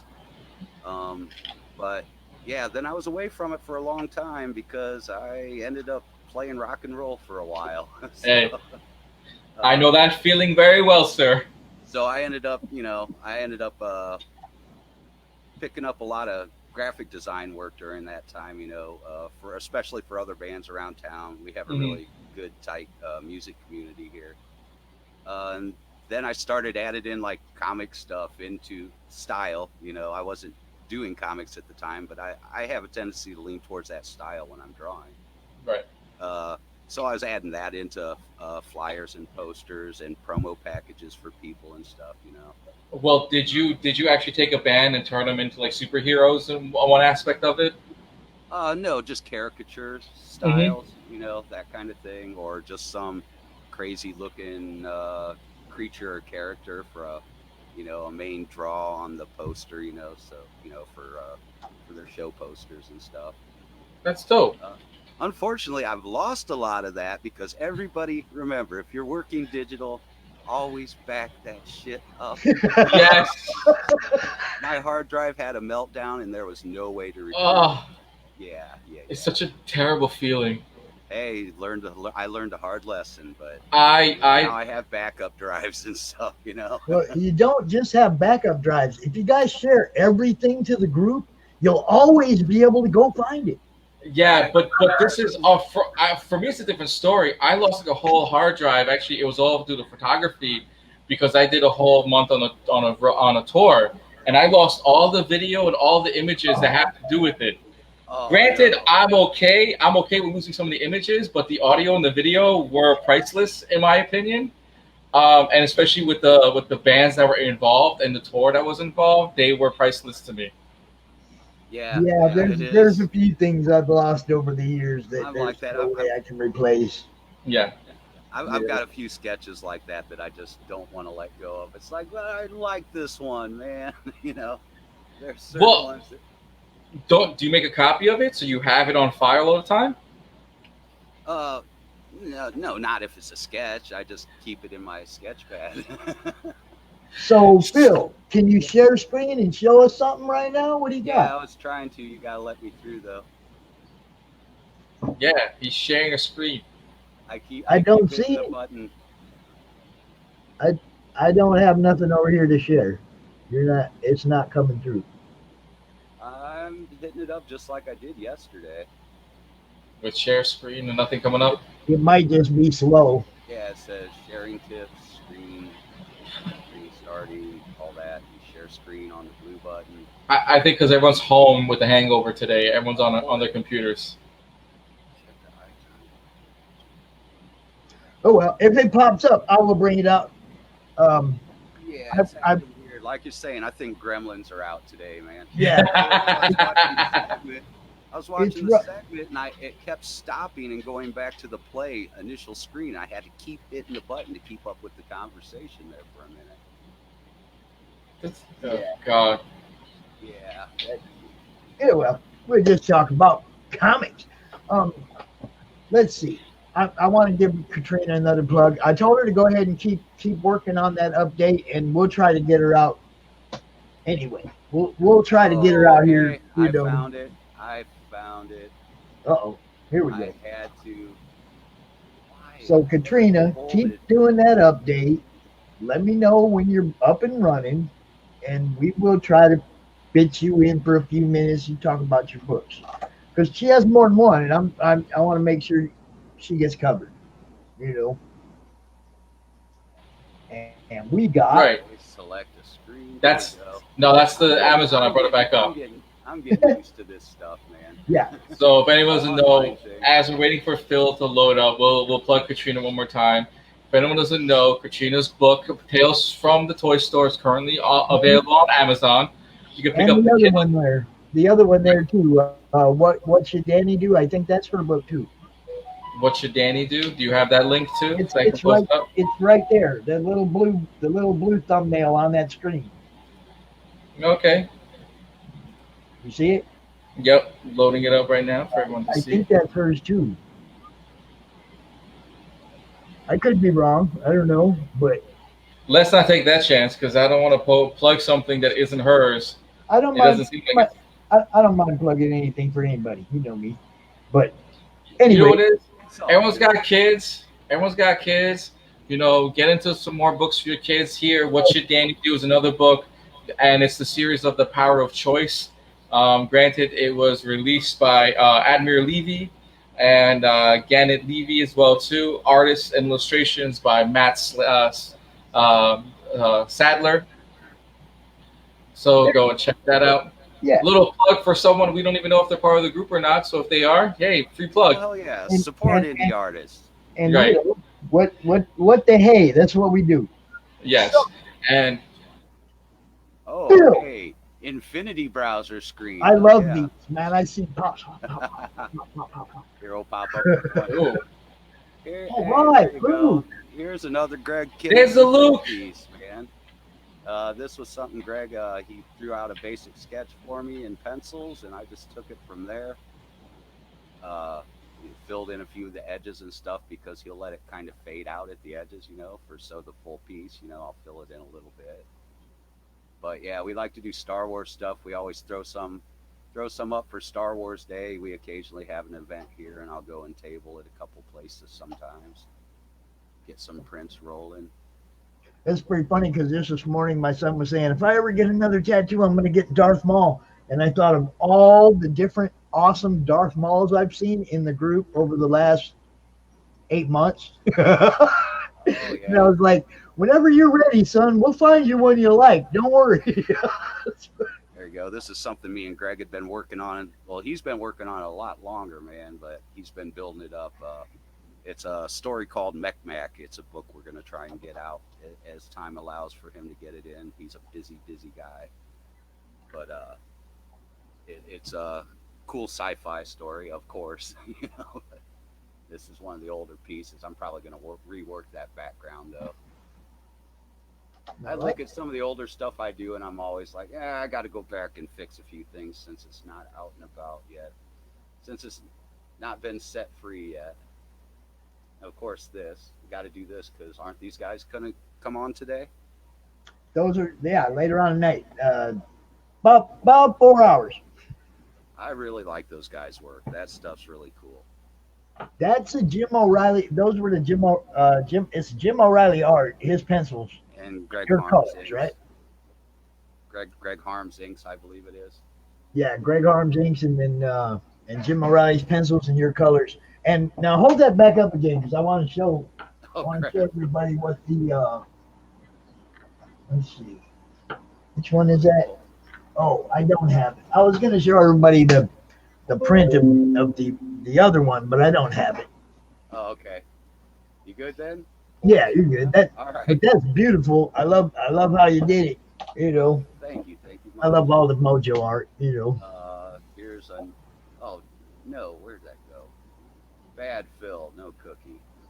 There we go. Chucky. Another earlier Greg and Phil piece. Nice. Took the pencils and I dig the way he does expressions and stuff on characters.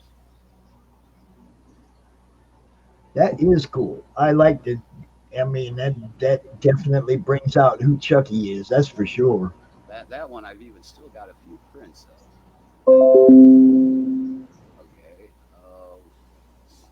Hey, the first thing I messed around that Rich was doing, that I just did it for the hell of it, sent it over, and that's when we first started running into each other and hanging out. I forget the exact story that was for. I think it was from Inverse Press that he was working for. But that was the first thing I was messing with when I first ran into Rich.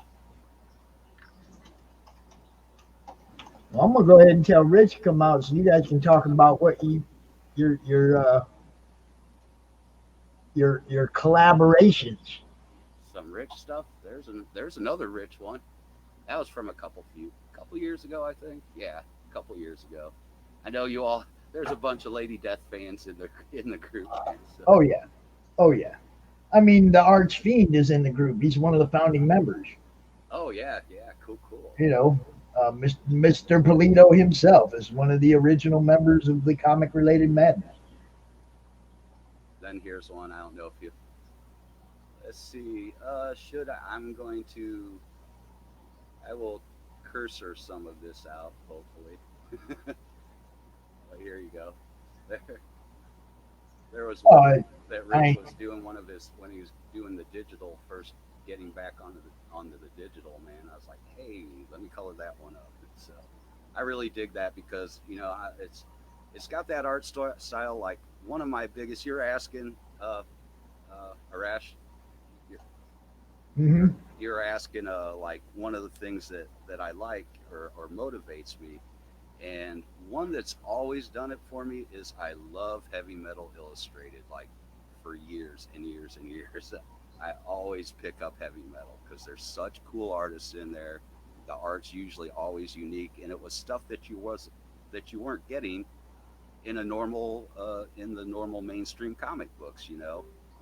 European comic artists, I love their styles, man, and I've been seeing a lot more of it here in Western comics now too, which is great. Right. I personally I like, you know, all the old Rush the old Rush album covers. Oh yeah, yeah, yeah. Fly By Night, um, Permanent Waves, Farewell to Kings. All of those, although you had a focused character, the background was where the action was. Yeah, yeah. And a lot of people don't even realize it. You know, they see like Farewell to Kings, they see the girl on the throne, but they don't even you don't even look at the rest of the picture. And Right. there's a whole bunch in that picture. Oh yeah, I miss. I think it's a lost thing, but I miss album cover art. Yes. I really miss it. Look at like the I can't even remember his name right now, but like the guy that used to do the Yes covers. Hello. Hey, Oh, what's up, Rich? I would turn that down. Phil is so soft spoken and Rich is so loud. It's like, hey. Sorry. Yeah. What's with this repeating screen here? That's Phil. Oh, that's the wanting to infinity show screen. That's to mess with your head. No, it's what comes up when I share my screen. Jesus Christ, dude. What the hell is that shit? What is that? It just keeps going on for eternity. Are those like parallel universes, or something? Yes, they are. Oh man! I want to know this is a rich segment. So TBMA. No, it's not. TBMA and all you take the lead, everything he says ain't necessarily what we think. I'll let you take the lead, Rich. You're the veteran, man. I want you to show up them things of Rich's that you were coloring now while he's here, so we can talk about. Okay. Yeah. Phil, they better not be this. They can't be the stuff that I showed you privately. No, it is. No, stuff that he colored of yours. It is the Lady Death. Okay, all right. And okay. that heavy metal looking chick. Yeah. Okay. Got it. Yeah, those. Yeah, we wouldn't show off no exclusives without your permission, bro. I know you wouldn't. I'm not saying anybody would per se. I was just like, oh shit, no, don't show that yet. You're like, Phil, you newbie, don't be pulling that up. Oh my god! Yeah, I want to see the colors, man. Show them off. Like, oh, there it is. There's the Lady Death. Yeah, I showed them that a little bit earlier. So talk to me, Rich. What were you doing? What were you thinking when you were drawing this one? I want to draw a chick with big boobs. Yeah. That's really truly it. I was like, you know what? Let me draw something. I'm bored, and I was like, all right, Lady Death. And then I was like, all right. I was telling him how much I really dug that one. Oh, hold it. Cursor. That one was weird. That was a strange period in my life for about 10 seconds. I don't know what that happened there. I like that though. It's got that surreal aspect, man. That's really cool. You let stuff flow on it. I really dug. Well, I'm realizing that I don't like traditional superhero type stuff. Yeah. You know, I was never a huge fan of like. I mean, growing up, always reading comics. Yeah, I loved all those superheroes and all those guys. But you know, I mean, how many times can you draw Spider-Man spinning a web through the city? Yeah. You know, I think it would be a dream to pencil the work. I mean, I've inked it most of my life, but if I can pencil it, that would be an honor. But at the same time, I'm like, I don't know. I mean, who knows? I mean, hey, I'm the same way with that. I like the superhero stuff, but you know, more so in the past than now. Like I was telling them, I've spread out. I like a lot of the European comic artist styles, man. That's something I really dig too. I'm wondering what my style looks like. Does my style look European? I mean, what does it look like? Sometimes. I don't even know. Oh well, yeah. You know, like I said, well, I don't know if I've ever talked to you about that. But did you ever used to read Heavy Metal Illustrated? Yeah, a little bit. A lot of that is European artists. You know, like Siempre. Oh, okay. And then you had other art. Well, Corbin was another one that I always dug. Simon Bisley, which Oh, I love Simon Bisley. Yeah, that's where I first got hooked onto him. Was some stories that they put in heavy metal of his work. I really dig. It's almost like it seems like, especially in colors, he seems to take on the aspect of like a Frazetta or a Boris. Wow, that's up there. Well, you know how the mix of colors, you know, that you see, especially in like Frazetta, especially background colors and the way he mixes. I'm drinking my own pee. Wait up. No, you're not. Crumpets, man, crumpets. I didn't know. Pea and crumpets. That's what I had last night. Pea and crumpets. Is that what they sell over there in the UK? They man? sure do, man. I've seen some of the crazy different snack items and stuff they have there. It's like an alien land. You know what they put on their hamburgers? Hard telling. No. Ketchup and mustard. Oh my god. Ugh. You'd think that was from an alien planet. You know what I don't put on my hamburger? What? Mayonnaise. Oh God! Who puts mayo on a hamburger? I know, it's nasty. Heretic. You know what it must be? It must be those. It must be the commie French people. Those French commie bastards. Hey, I be don't know, careful! man. You're It's not like too every time I far go to away Burger now, and King. they might hear you. Every time I go to Burger King, I'm just like, y'all keep that mayo. Yeah, keep that damn mayo. I don't know why they want to put that on a burger. That just ain't right. Neither would I, dude. Neither would I. I don't understand that for anything. You know what I was. I haven't seen the full movie yet, but I've seen snippets on it on YouTube, and it's it looks really, really good. Superman Red Sun.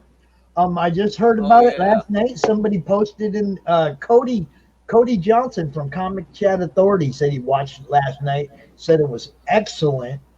Oh yeah. Oh, Yes, it's fantastic. Yeah, I'm kind of looking Just forward from the scenes of it. I definitely want to get around to that. That's in my queue. I was. I have to admit, see, there was one question out of that whole thing. Now, there's a part. Well, now that you haven't seen it, Pops, I can't really. I guess I can't spoil it really. Because there's a part which there's a short-term antagonist in that cartoon, and he sounds like the father from American Dad. Oh yeah. Yeah, it's almost comical. It's like America first. You know, just sounds so freaking stupid. And Superman is so Soviet. He's like, you try to invade us with capitalist ideas after I save your city. Why did you do this? Didn't they do another? Wasn't there an older animation that was based on the Red Sun Superman? It seems like I swear that I'd seen that before the new one popped up. No, not that I know of. I mean, what do you think? Have you seen anything like that, Pops? No, I have not. I just saw the review. I just saw Cody's review, and I try not to look too close at them because that's like a spoiler, you know. Yeah. A little bit, yeah. I mean, I don't want to talk about. I mean, now that you haven't seen it, I'm like, damn it, now I can't talk about it because that sucks. The one that I've been really digging, I'm glad the next season has started, is Doom Patrol. I am stuck on watching Doom Patrol, man. That is so well written and so trippy. I want to throw a little plug out here for the guy who's sitting at home with a serious migraine right now and he couldn't make it out. John Crowther. He's I want to do. I can't share screen. I suck at it. But John Crowther. Yeah, Heavy Metal Magazine, Antarctic Press. He's the writer for Squared. He's a writer for Squared Circle. And he does. Yeah, he does. Haven't you done work on some of his wrestling books? Yeah, I've worked on all the wrestling books that he wrote. Right. So go ahead, talk about him a little bit, would you? Because he's supposed to be out here and he's not. All right. Well, John Crowther is the primary writer for Squared Circle Comics. Bill, he has the luxury and the fortunate task. Bill, pull up John Crowther, would you? Do what? Who, me? Pull up John Crowther's face. I'm telling Phil, pull up John Crowther's Facebook page, would you? Oh, okay. Yeah. Maybe we'll find some links there to his books or something. All right, Rich, go ahead. All right. Well, John Crowther is He's a writer for Squared Circle Comics, and he has the kick-ass job of interviewing classic wrestlers from the 80s and the 90s for a telling of their biography in comic book form. And he's covered so many. I mean, one of them was like the Killer Bees, Nikolai Volkov. Oh God, so many. Oh, Jesus goodness. The Rock and Roll Express, Hacksaw Jim Duggan, Jake Hager, Gangrel, Sunny the California Glow Girl. I mean, there's so many. Rocky Johnson, I think, too. Wow. Yeah, no, he wrote all those, and who else? How do you spell his last name? I just sent you. Rocky Johnson? I just sent you a link. Okay, cool. CROWTHER. Okay, thanks, Rich. There he is. Thanks, Pops. This is the guy that's supposed to be out here with us right now, people. We want to throw him a little plug. I'm sorry that he's sick. That's terrible. I hope he gets better.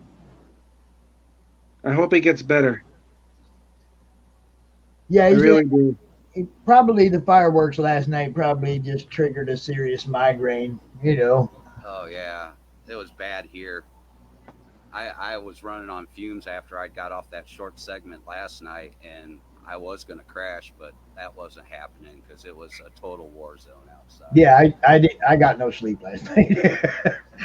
I won't get no sleep tonight either. It's just the way it is. But yeah, he was out last month. He's just an awesome, nice guy, man. He is a nice guy. I like him a lot. He's a good man. So if anybody, you know, it's like, there it is, the San Martino. That's the one. Yeah, I'm the artist on Bruno San Martino. Yeah, see, there you go, folks. Like, you know, we're right here. We got it going on. Got the artist instead of the writer, but we're still here. we still got to the same place, man. There you go, full circle. Well, wait. Did you see the Gangrel piece that I did? Yes. Yeah. That's actually the last page of the Gangrel book. Right. You told me that. Yeah, I still have a bunch of pages to do, though. You know, I'm not really keeping up with schedule the proper way. I'm a bad boy. I'm sorry. I suck. That's awesome. That I didn't really catch that last month that you were working with him on those. Because I worked on quite a few of those. I'd have brought you out with him too if I'd have known that. Well, you still can. I mean, it just reschedule with him, and I'd be more than happy to show up. Yeah. Well, I mean, obviously we're going to try and get him come back out next month. So obviously you'll be back out next month. So maybe I will. Get that together. Yes, I will. We'll let Keith have a half hour of his own, and we'll talk with John next time. Keith hasn't seen the piece yet, has he? I don't know if he saw it or not because I can't really see the comments or share the comments. It's crazy. All right, give me a sec. I'm going to show you the piece as it's fully done. Give me a minute. I think everybody's internet's messed up.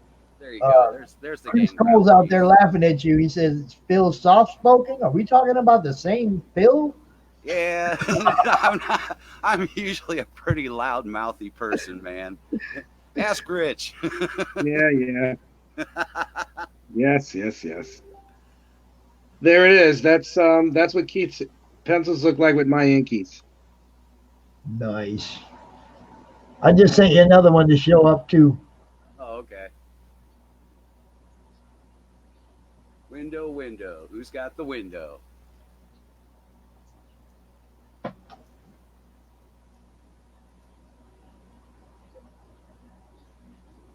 Find that Facebook infinity screen. Find that Facebook. There it is. Look at that. Pop that one up there. There it is. Keith, are you watching, bro?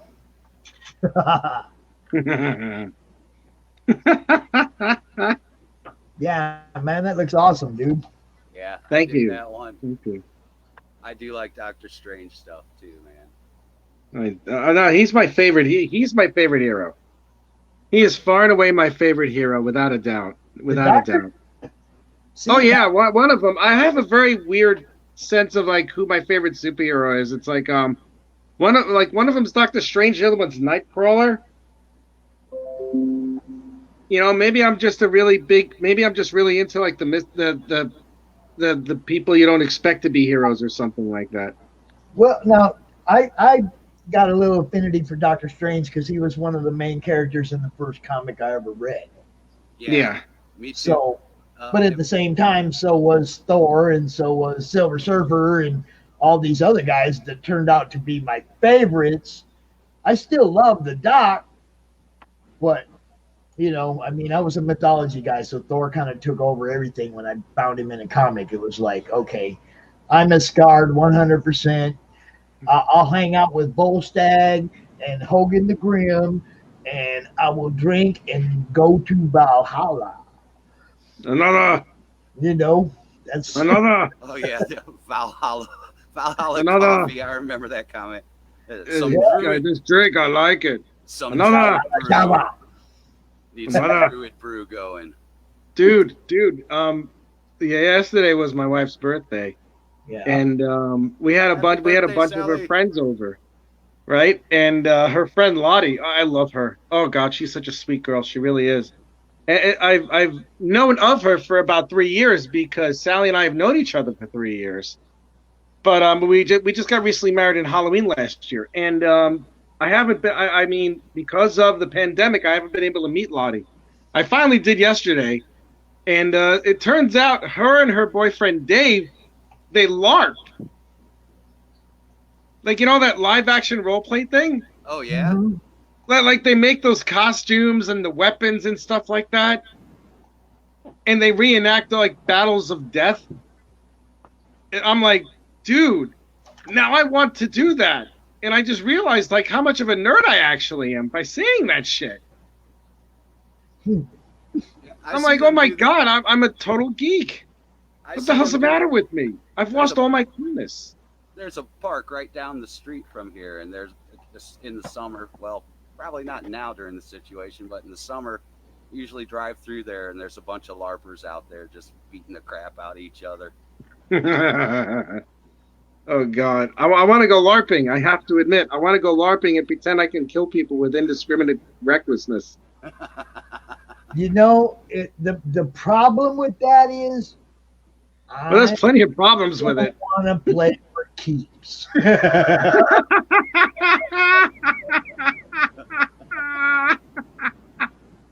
Yes. So I'm just gonna leave the katana up over there, and well, you got to see the bows. You got to see the arrows on those things. It's like they look like true weapons of death until you get to the end of them, where it's like a big cushion at the end. Nerf. It's like a Nerf cushion thing at the end. It's just like, ow, you hurt me. Oh wait, I'm dead. Speaking of katanas, I had to pull that one up. I already had it. I already had it in the queue. Yeah, I got mine. I got a couple of 3 of them or whatever over there. I don't tell people too much what I got because, you know, internet stuff.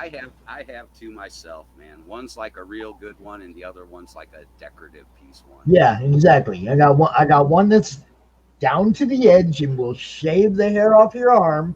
Nice. And I got one that's just, it looks pretty, you know.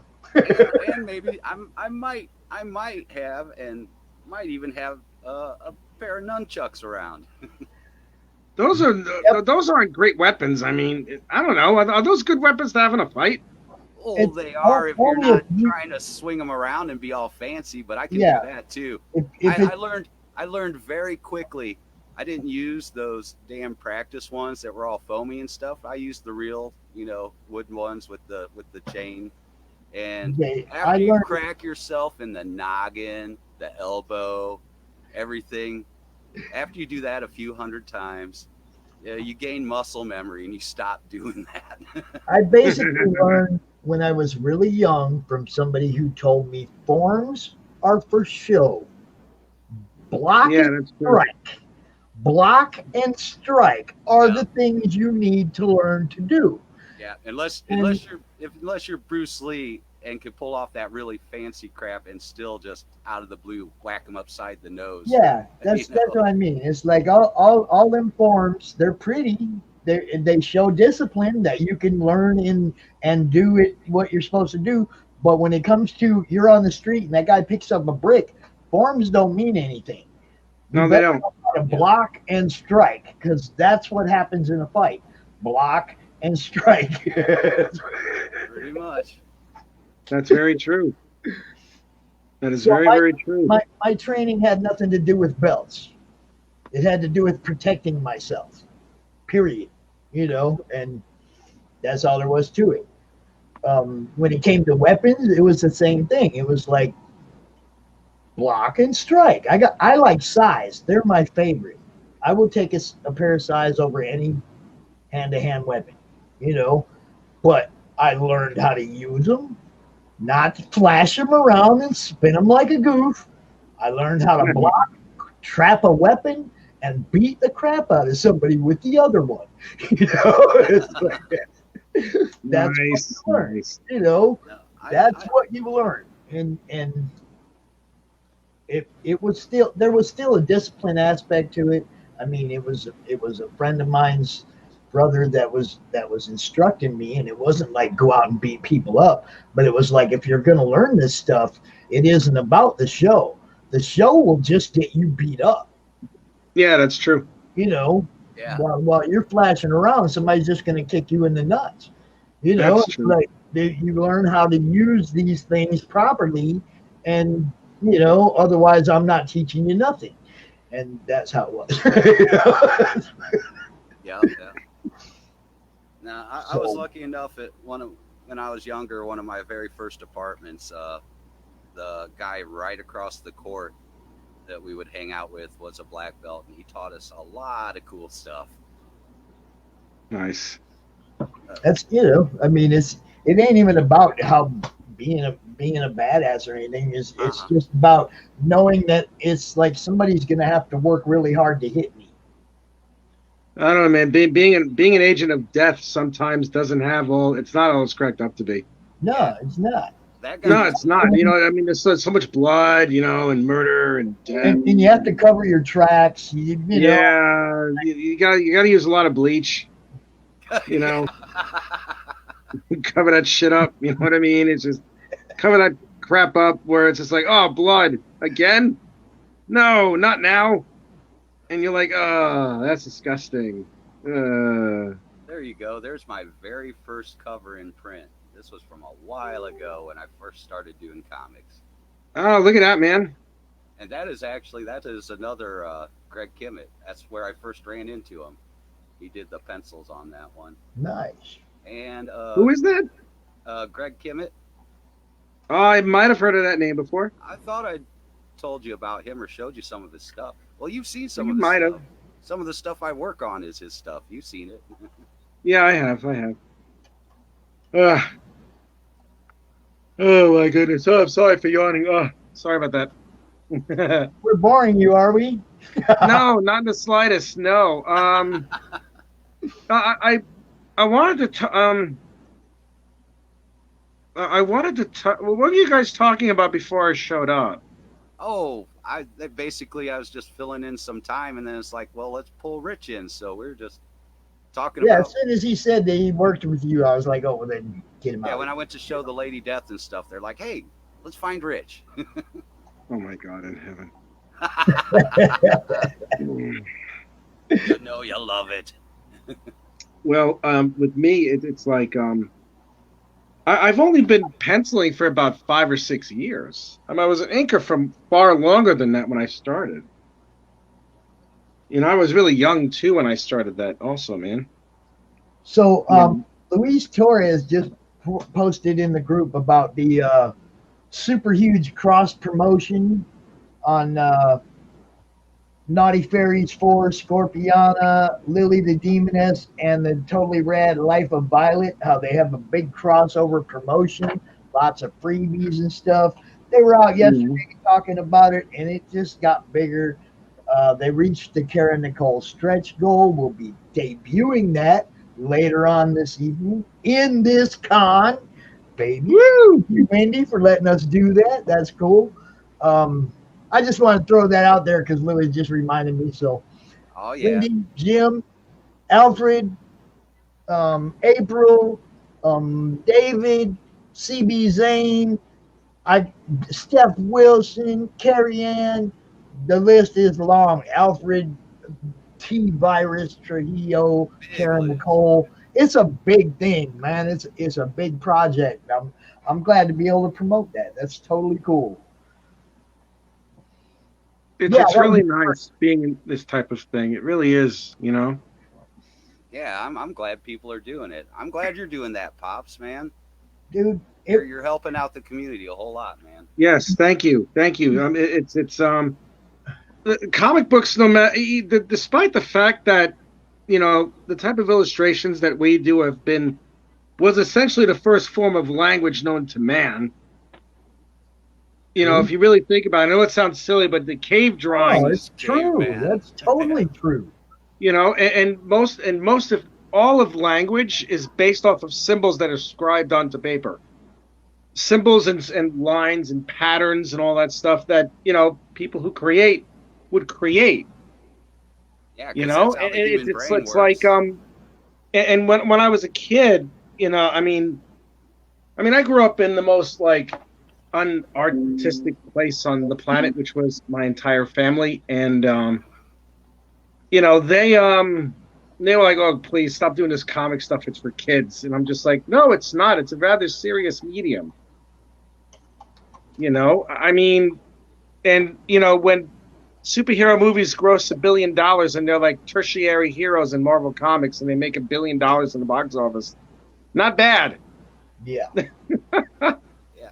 Heroic. You know, You get that even if there's art in the family. My mother does really good oil paintings, but as I'm growing up and working on stuff, I'm drawing monsters and stuff, and they're like, "What in the world?" I love what I do. I love what I do, and I can't imagine myself doing anything else. I mean, yes, I would, but I love what I do here, and I'm a very fortunate person. I'm gonna throw out a couple other plugs to people because Brian Silverbacks, Go ahead, man. Loggerhead, you know it. Brian Loggerhead. Silverbacks, Scout Comics. I want to throw him a little shout out. Mark McKenna, I want to I know throw him. a little shout out to him. He's got a Kickstarter going right now. He does. For what? Oh, geez, I got to go find it. Not even gonna make me go look for it. If you if you guys follow the group, you'd see this stuff. I'm just saying.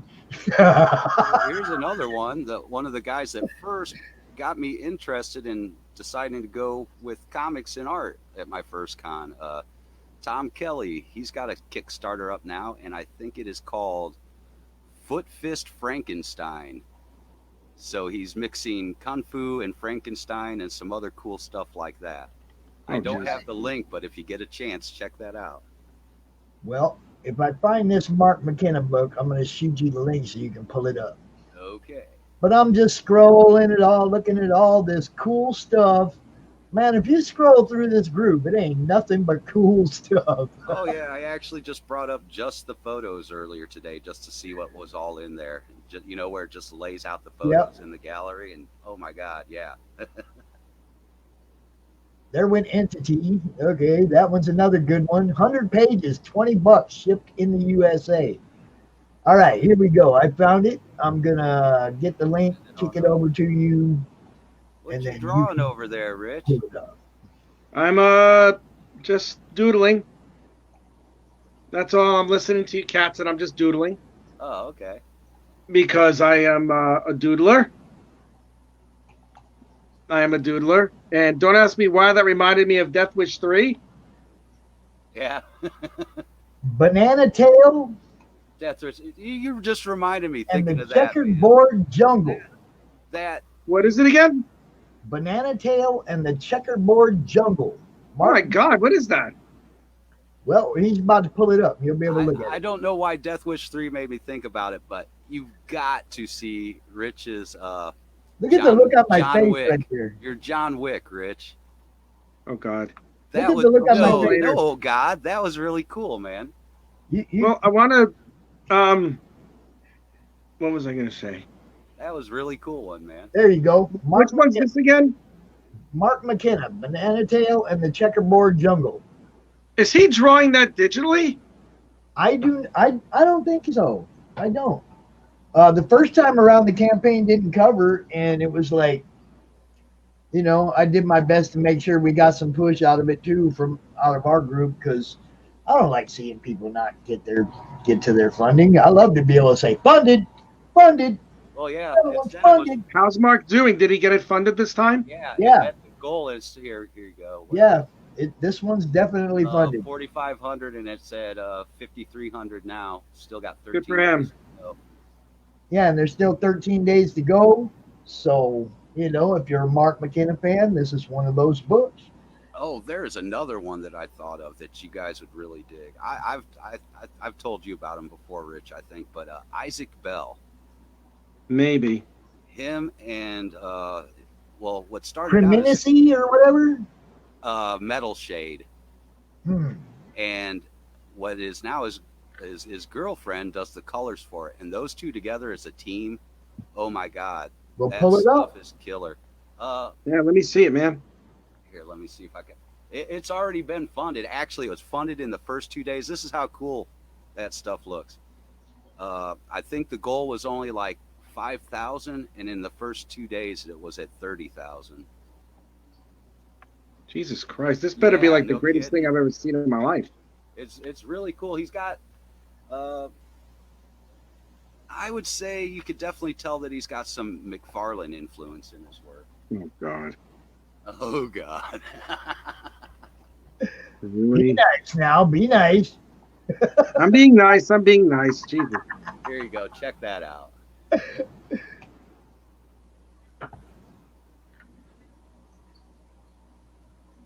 Oh yeah, That's great, dude.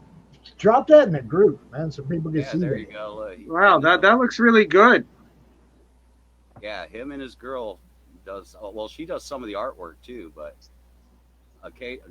but she was just doing colors like that. I really dig that, especially the color mixes. Wow, that's really good. Definitely. And that was his first book. He's done I think he has done cons and a lot of commission stuff, but then he decided to do his own book, and I think he's been working on it for probably about 2 years now. Jesus, that's a long time.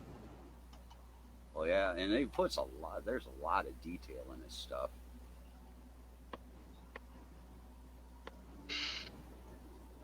That dude looks pretty cool.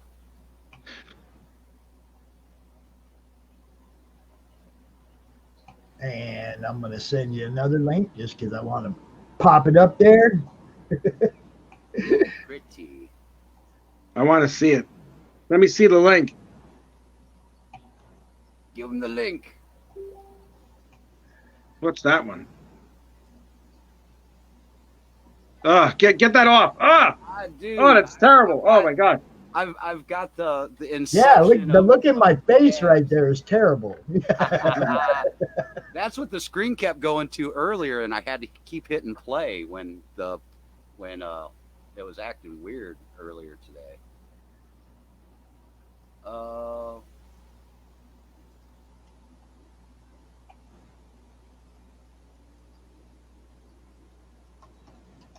hell, this one. Well, he's way past. He's way got his goal in. Oh yeah, he's way got his goal, and everybody in our group that backs it gets a little something extra.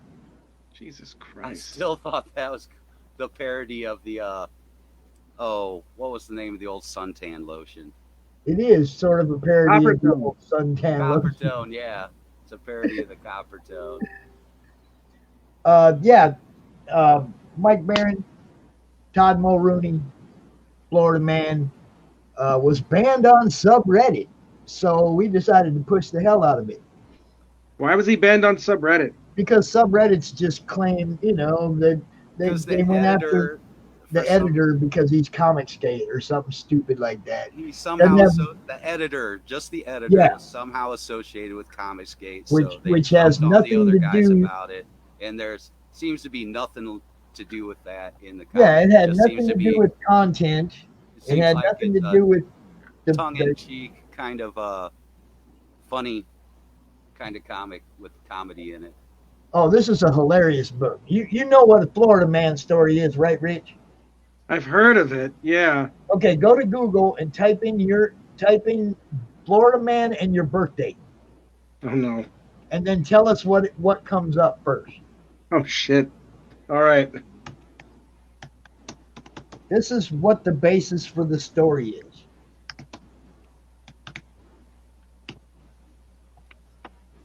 Okay. News. Florida man struck out in his first at bat in the 7th inning. That's the lamest one I've heard yet. How do you think I feel? I'm the one that says the lame one. What's the next one?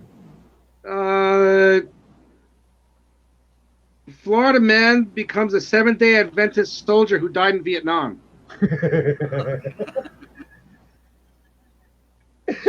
Basically, that's where the idea for the book came from. Oh, Jesus Christ. Now, they took one guy. Go ahead and play that video, would you, Phil? And it'd be like Florida man would also be like the would that be also like Florida man eats homeless guy's face? Like Yeah. stuff? Go ahead. Yeah. Play the Go. video that's in The that zombie. Kickstarter.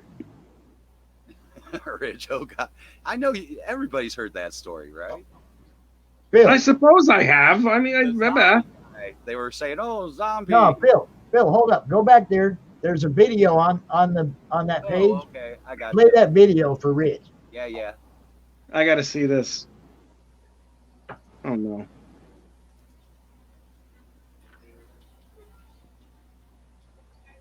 Turn it up. Oh, my God, what the hell? What's he doing? We can't hear it. Oh, my God, help me. Can't hear it. Oh, there's nothing I can do about this. Oh, all right. Here, I'll get But he's got dreams. There it is. He just invented house suspenders. Now see if we can start it over. Rough weather. And now he's going to show them off on Piranha Pool, the TV show where venture capitalists and entrepreneurs pony up if they like your pitch. But when his gal Crystal gains notoriety as an infamous amateur wrestler, she quickly advances to the pro circuit where her greatest challenge is an angry Australian grappler. wrestling, Rich. Follow Gary and Crystal on their extraordinary journey from rags to riches, to rags to riches, to rags to riches, all while dealing with shady lawyers, toilet snakes, wild gators, cheating hearts, feral hogs, and problem shoppers. Back Florida Man today. And reserve What in the your hell is this? It's the funniest book you're ever gonna read, bro. That's incredible. Funny books, y'all. It is the funniest book you're ever gonna read, and just Oh, little my heads up, God. There's gonna wrestling be in it, Rich. I give up.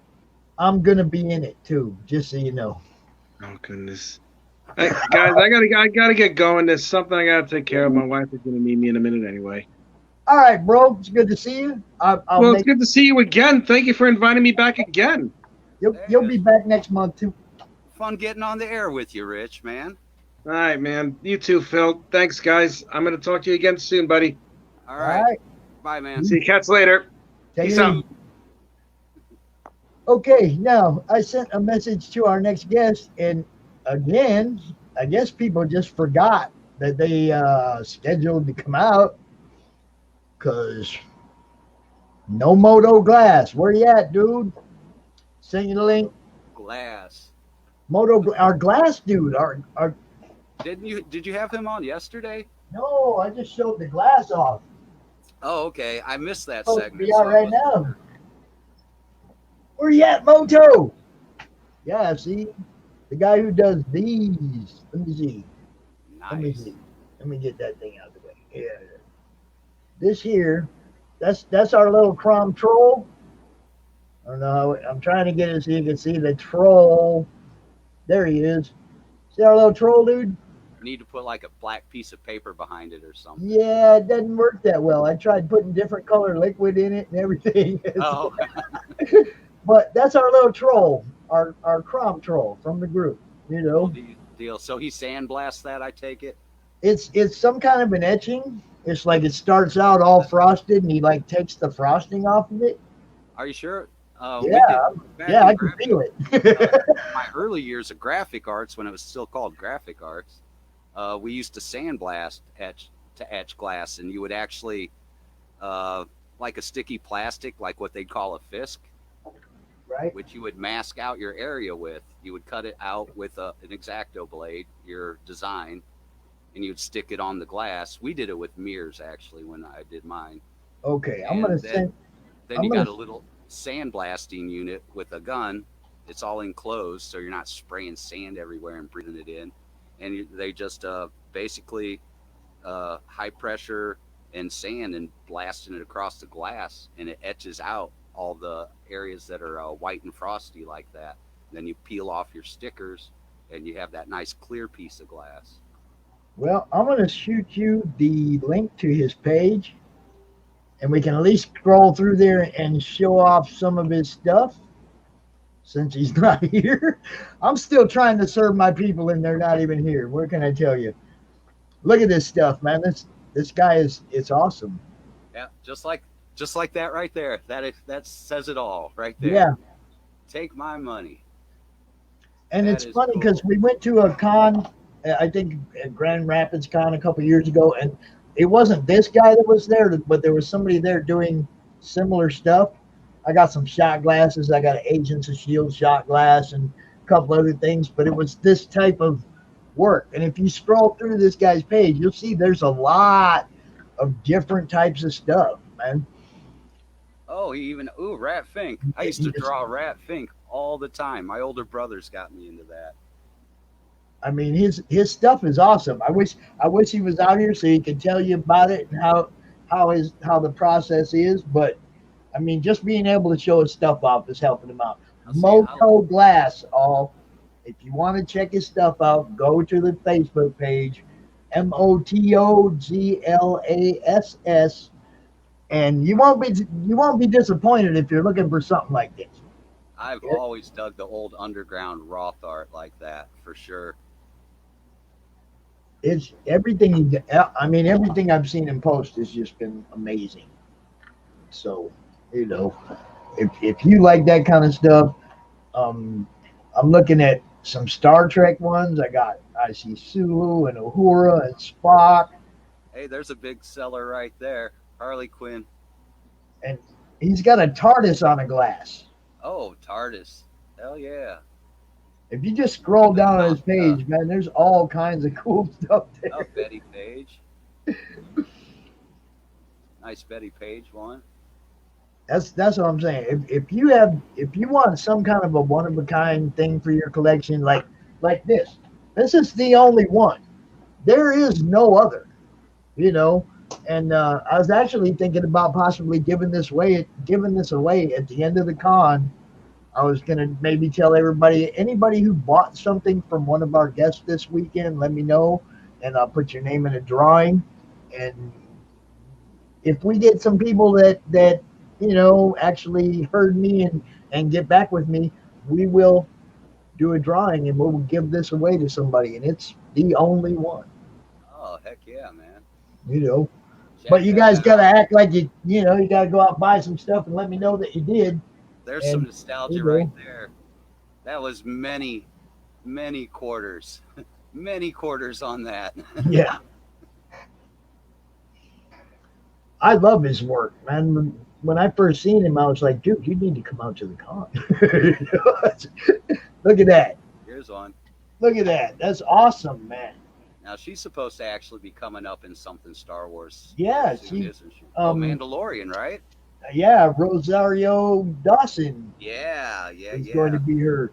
My buddy Matt McBride, who's also a admin in the group, he just had a sketch cover done of Ahsoka but the Rosario face, and it's awesome. It is smoking cool. I had to get him to post it up in the group because Yeah.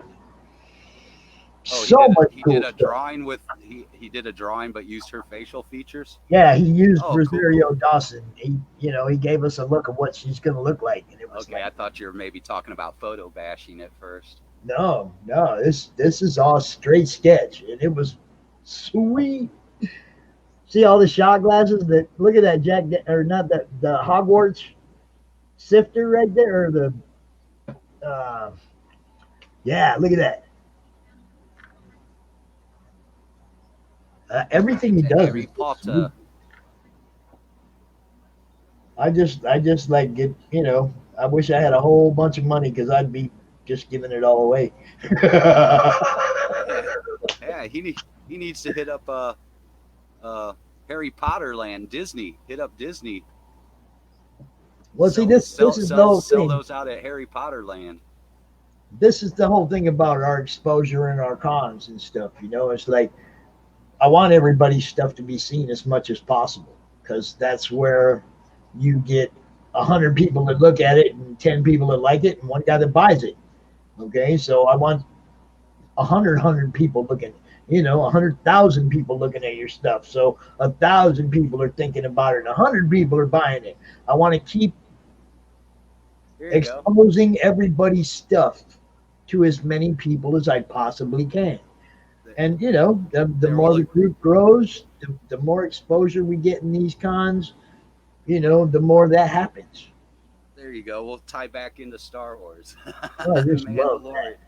This is a piece I did with artist Sean MacArthur, a really good artist. He actually was he's in the same area that Rich was before Rich moved out.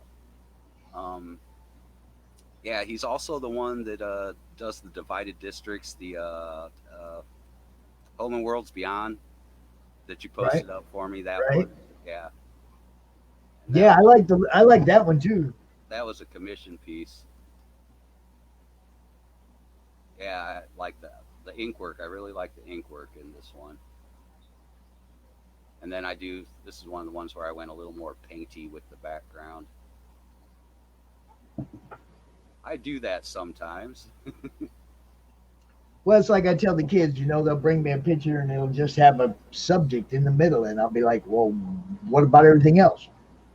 And I'll make them go back and give me something in the background. Give me something more than just your subject. Because I want them to think about the whole picture. There you go. There's a mean, piece from Home and Worlds Beyond, a little bit of promo piece. Yeah, it's sci-fi. It's based. Well, initially got it. It was put through. He did a one piece for a gallery, which I don't have that image, but it was based on Staten Island stuff. Different landmarks and stuff. A collage with the floating islands and stuff. And they hit him up. It's like, well, why don't you submit for a grant? And he submitted and got the grant for the book, and that's when we went forward with the book. And he had gotten me in there to do colors, which I had met him through Rich because they used to do a live cast together. And he pulled me in for colors.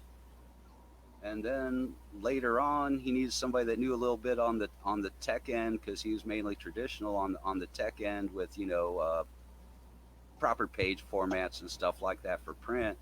So I kind of jumped in and feet first into the editorial position, my first one, and that was quite an experience. But we got through it, man.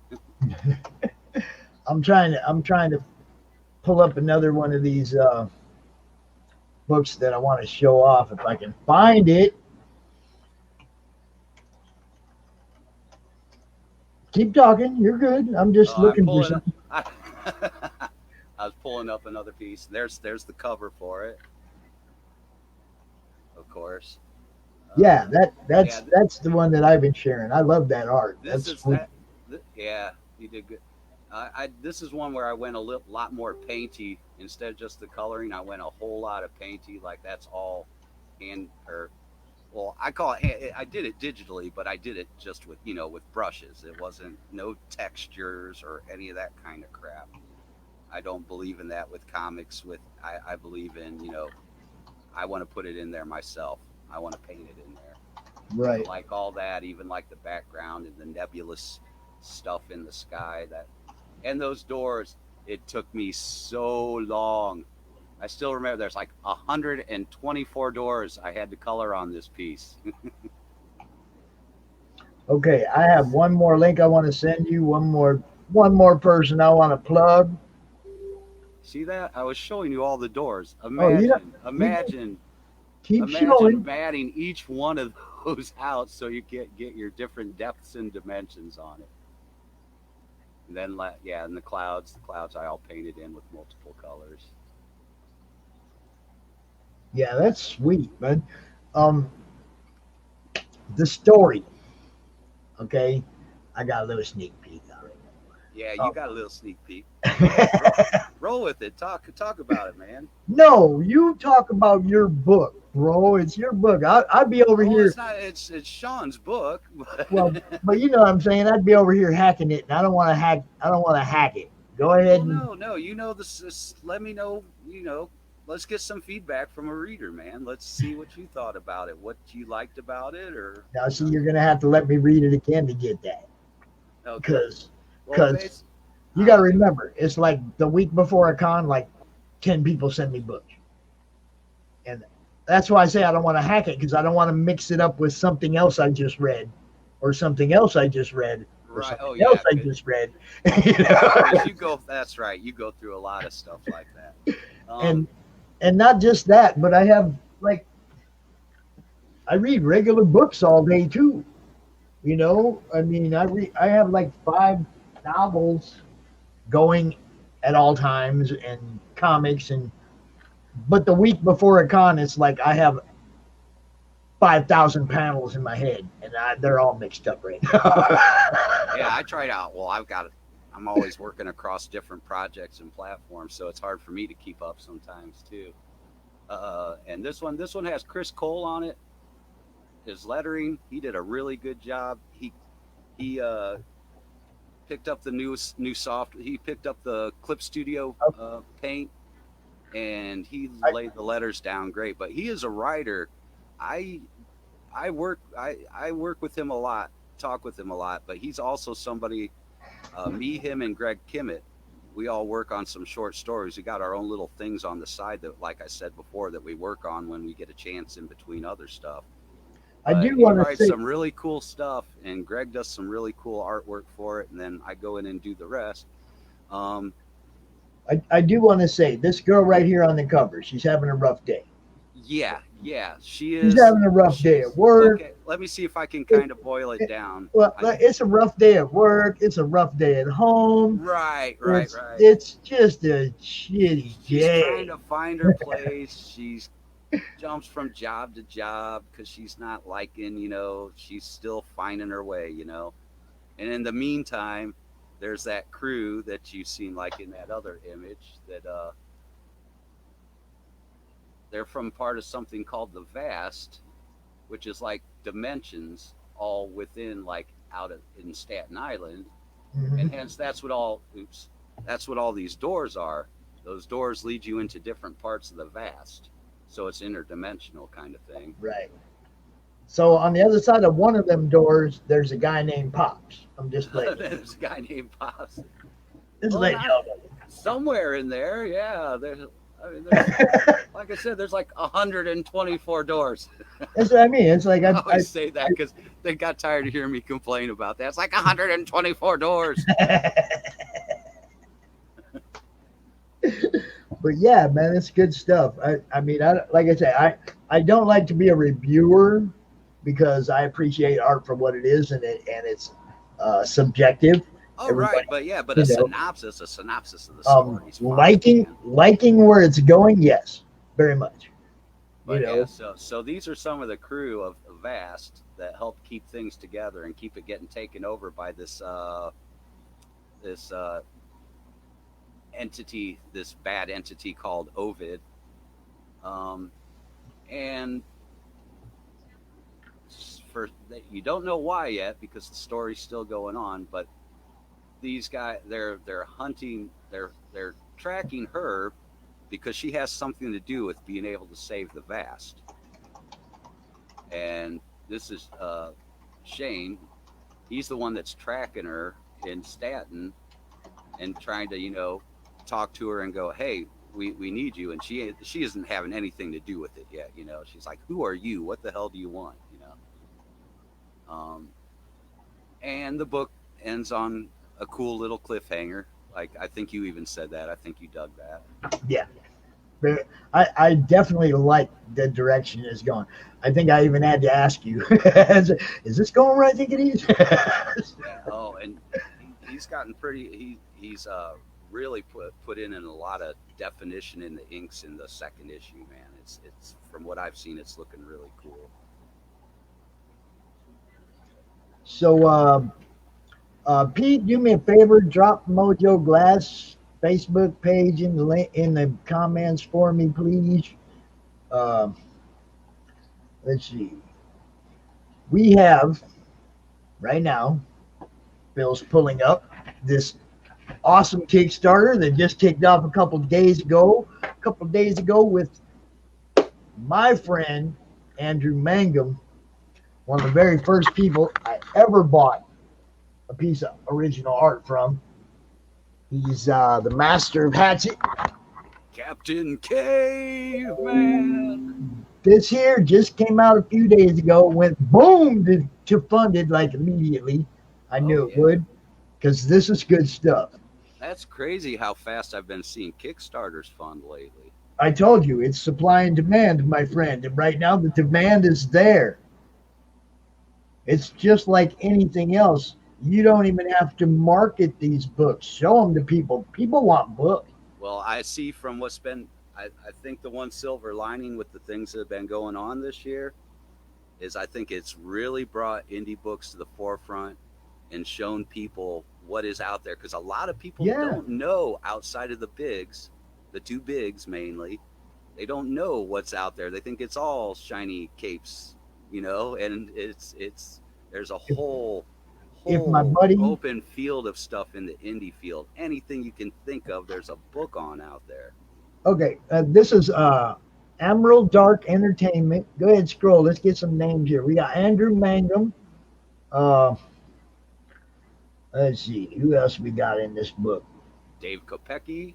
There you go. That's the guy. He just joined the group recently. He was trying to arrange it so he could get out this weekend, but it didn't work out right. But I still want to plug these guys because this, these are group members. This, just because you didn't get a slot out here doesn't mean we don't want to promote what you're doing.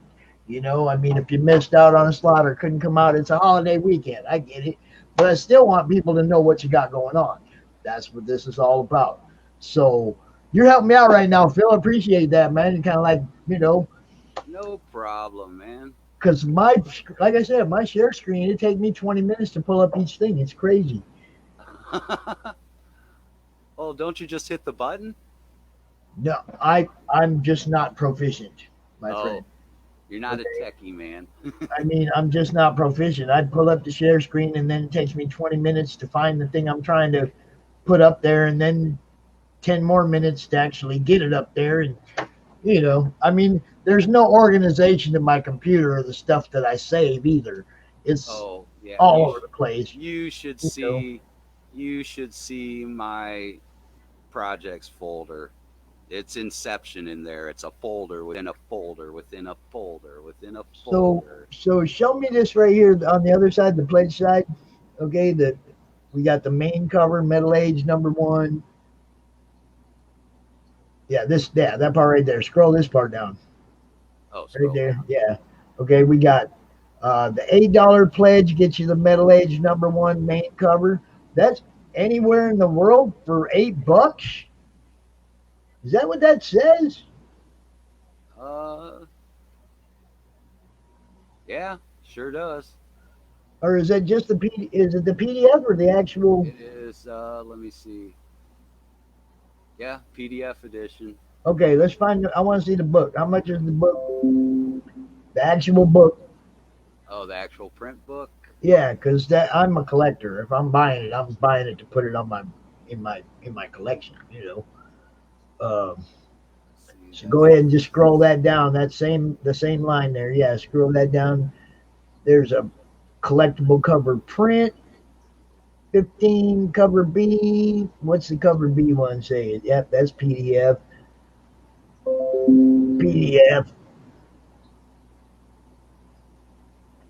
imagine everything in that $15 range is going to be with different covers.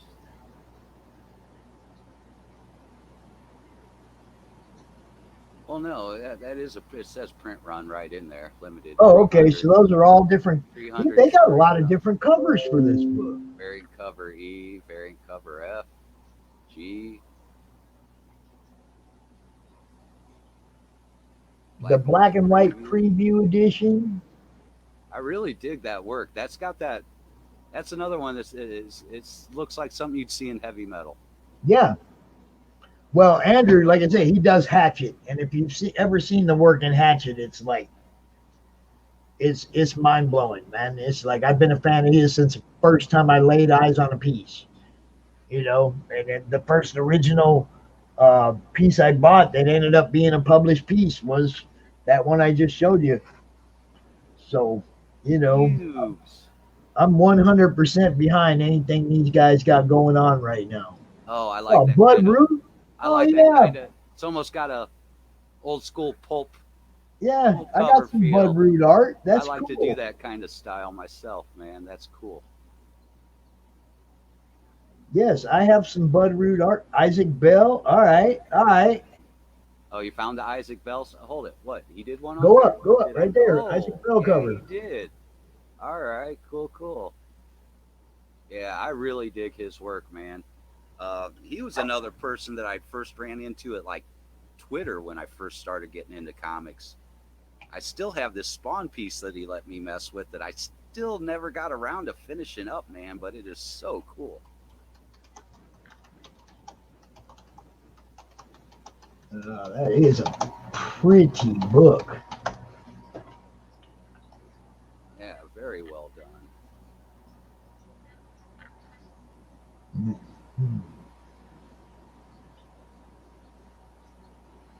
Yeah, now I'm not going to know which one to get because I'm a low budget guy and I can only get one. But you got Blood Root and Isaac Bell and Andrew Mangum, and it's like Pokemon, got to get them all. Yeah, that's what they keep doing to me now. They're coming out with all these different things that I want. Yeah, they know, man.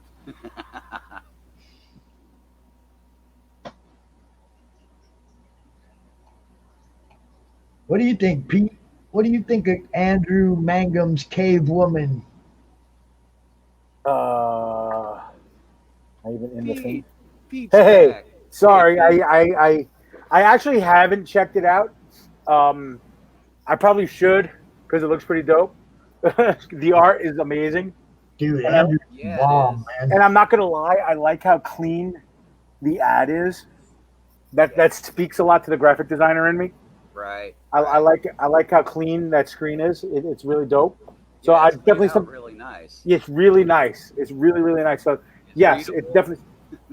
I'm gonna check up on it anyway because again I'm trying to learn as much about Kickstarters and stuff like that so that when the time comes I can jump on my thing.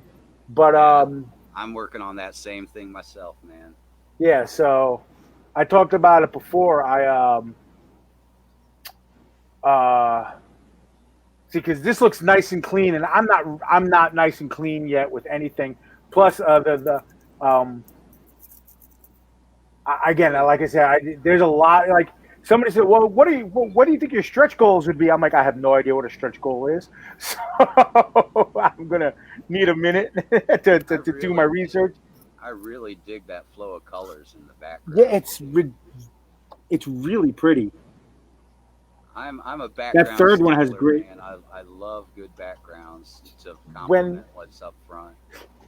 Now, it's funny you say that. When I paint, especially when I'm doing big paintings and stuff, sometimes I'll spend more time on a background than I will on what's going up in front. Like there was a flash painting I did. I did a 18 by 24 painting, big painting commission. Guy loved it. It was for his girlfriend's birthday. She loved it. Great, super happy. I spent forever on the background. It's on my Instagram. You can see it's on my Facebook page too. I spent a ton of time on the background.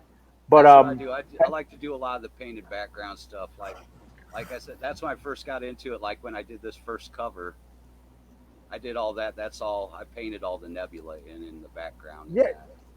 Yeah. I just grabbed because I you can't see it when I do that studio tour that we were talking about. You'll see the table where I have like a shitload of canvases and paints set up, and I got to get back to work on that this week. A lot of painting that I got to get done. But I like having backgrounds now. With a lot of the drawings, I've been doing geometric backgrounds just for a portrait or something. But if I'm doing something else, then yeah, like you said, I like having something nice in the background to really pop off what's in the foreground. Right, exactly. So. And the proper blend of colors for the color theory to get that contrast bouncing off each other. I was on. I still use Periscope, and some people do, some people don't. It's more international now, which is cool. But one time, two different people, same stream. The first guy, I was doing a pose of a guy flying. I think it might have been Goku, of a guy flying in to throw a punch. So his back arm, because you're going to do some foreshortening and stuff. The back arm was in the distance, so it was a lot smaller than the front fist, which is right in your face. And then the guy's like, "Oh, you drew that arm too small. Haha, you suck." Like, okay, perspective. All right, cool. And then somebody asked me, because I was coloring it, I was doing a painting, and somebody, "Oh, well, how do you get the blends and how do you decide?" I was like, "Oh, here, I use this." "Oh, what's that?" And this is just not an artist, just a general person. I was like, "It's a color wheel, blah, blah, blah, blah, blah." And somebody else who was like talking about painting and stuff, "You use a color wheel? Oh my God. What kind of amateur are you?" And I'm like, First off, because I know we got Richie's time coming on in a second. First off, let's just say this. Any artist out there is always learning. Any good artist, anyway, is always learning. You're always reading. Yeah. You're always buying books. If you think you've got it figured out, I don't care how long you've been doing it. If you got it figured out, you've stopped growing as an artist. Exactly. I'm still getting books. I'm still taking classes. Before the pandemic, I'd been taking figure drawing classes. Yeah. So, and actually, the guy we got coming on next is a good student of the game as well. I'm going to do that. I'm practicing my segues. Cool. Yes, I did. He should be in the backstage. I got nothing. Okay. Hold on a second. Let me see if I can find him. Are you? Is he in the dugout? That's what. Hey, better. Yeah, I want him to come on out so I can go get me a little snack. There he is. All right, ready? Cool. Do your segue. I'm ready. Ladies and gentlemen, and Phil, if you want to stay on, because you guys might have some things in common in regards to stuff that's going on, is a good friend of mine, one of the nicer people you'll ever meet, and one of the better creators that you have going on out there. Although lately he has been fighting with that cat that's right there to his right. And this is Mr. Rich Dresden from Dresden Media. Rich, how you doing? Hello, Rich. Rich, above you there, that's Pops, the gentleman who runs this group. Hey, Pops, how you doing? Good. Well, if you should definitely start posting your stuff, because he will share the shit out of all your stuff and promote for you. And then if you look over on diagonally, this is Phil. Phil's another artist, and you guys share a lot of your technological skills. Yes, I was saying before you brought me on, that looks like a great book. So he's going to hang out, and you guys are we're going to talk, and you guys are going to share some things in common, I'm sure. But first, Rich, how was your holiday?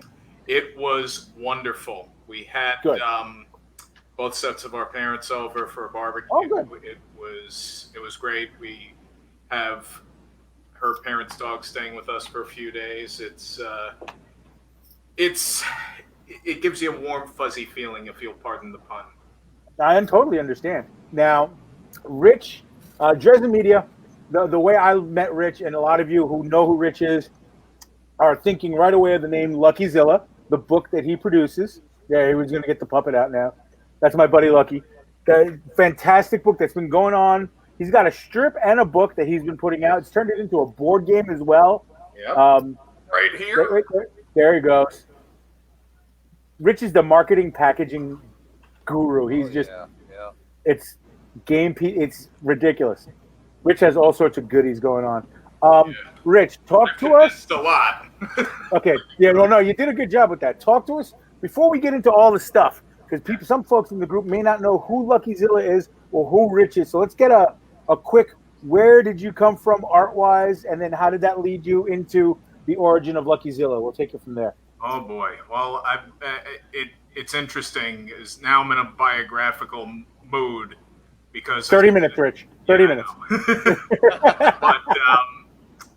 But I've been drawing for as long as I can remember, and I really started like gunning it when I got this comic, Sonic the Hedgehog #1. My sister has that. Yeah. Yep. Now, Rich, just so you know, if at any point in time you can. Oh, Pop stepped out for a second. When Pops comes back, we can do the screen share because he has to approve it. I think, right, Phil? Oh, I'm not. Let me see if I'm still linked in or not. Yeah, he'll have to do it. Yeah, he'll do it for when he. So when he pops it back, when Pops back in. Sorry about that. I couldn't resist. When pops. Right. We'll get to do sharing some stuff, but you got the obviously Rich had all the visual aids. So continue, sir. Sorry. Tried. But when I read these Sonic comics and the way that they were written, the way they were drawn with just such attitude pulsating out of these drawings, I'm like, I feel like I can do that. Maybe I should try to do that. So I made my own Sonic the Hedgehog comics. After a while of doing this, I started thinking to myself, do I have anything original that I can pull out of my hat? And at age 10, I created Lucky Zilla, just like right there. I'd been watching Godzilla movies for about a year at the time, and so the name was fresh in my head. I also had a dog growing up who was, he was a crazy mutt. According to my mother, he was quote-unquote a damn dog. He would like rip stuff up, he even tried to eat his own doghouse, and this is just a little 35-pound dog.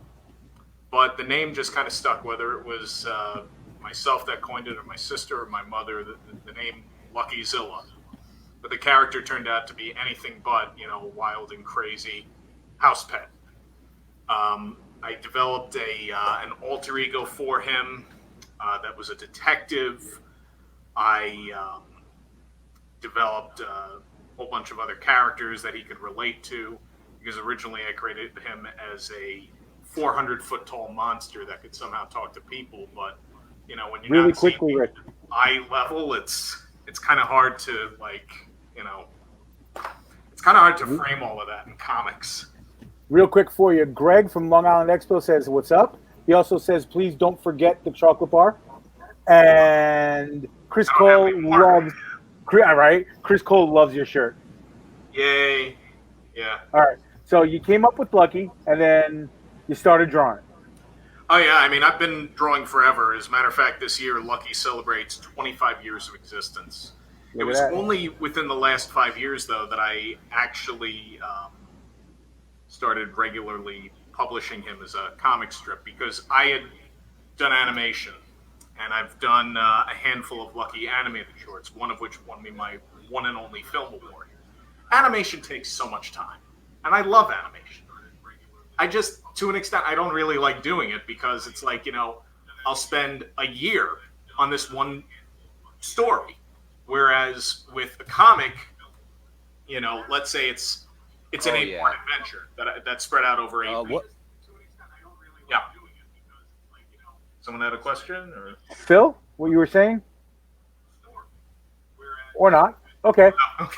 Keep going, Rich. Yeah. So let's say you have an 8-week adventure, and I mean, I could do an 8-part story strip in about 5 to 6 weeks. I mean, it's like, that to me, I feel like is a better use of my time, because it's like, I got a story and I get it out and then it's done. And then it's like, okay, now what do I do? Like, what other part of the character or the world the character inhabits do I want to explore? I feel like, my mind is so much more freed up than it would be for animation, because you're looking at a very long commitment. Now, do you hand draw animation like old school, or are you using software digitally? I I used Adobe Animate, formerly Adobe Flash. Okay. And and I work on a Wacom Cintiq. Nice. Do all the drawing. Oh yeah. I mean, that's one of the reasons I have credit card debt is because I decided, you know what, I'm gonna build up my credit and pay stuff off over time, and that's when I was working and I had a bit more of that luxury. But you live and learn. I haven't broke down to do that one yet. I've got a Wacom Intuos Pro 4, but that's a great one. Do not have the Cintiq, which I would really like. I have the Intuit too, which I've actually recently stopped using because I've jumped over to Procreate on the iPad. Sure. Oh yeah. Hey. And for my style, now that they're doing CMYK, that's a good thing. Procreate really works for me for my style. I think the Cintiq because I've read Rich's books. I've seen Rich work at a show. I'm a fan of Rich's work. The Cintiq is definitely the machine that's going to power Rich's stuff the right way. Yeah. Oh yeah. For the past 6 years, I don't know how I would have done it any other way. Whether it be the comics I'm doing now, the freelance animation that I did with Jackie the Joke Man Martling, who used to write for the Howard Stern show. Nice. Writer, actually. Now he's name dropping. Yeah, I know. This is something that Pete kind of eggs me on about. I mean, it's like, honestly, I am a bit of a name dropper, but I'm glad that I've been able to meet some of the people I have, and Jackie was one of my childhood heroes with his dirty joke books and such. And I read before I even knew what the words meant, but we all got to grow up sometime. Now, okay. So what was I obviously the desire was there to turn Lucky into a book. Did you start with the strips yet first or the book? Okay. The strips first. The idea was initially to do a book. Now, I had done LuckyZilla comics prior to 2015. The problem was I was getting overly ambitious every single time. Fair. There was a time in 2000 when I totally reinvented the concept of Lucky from just a bunch of teenagers hanging out with a 400-foot tall monster to kind of a superhero type thing where a guy transforms into Lucky.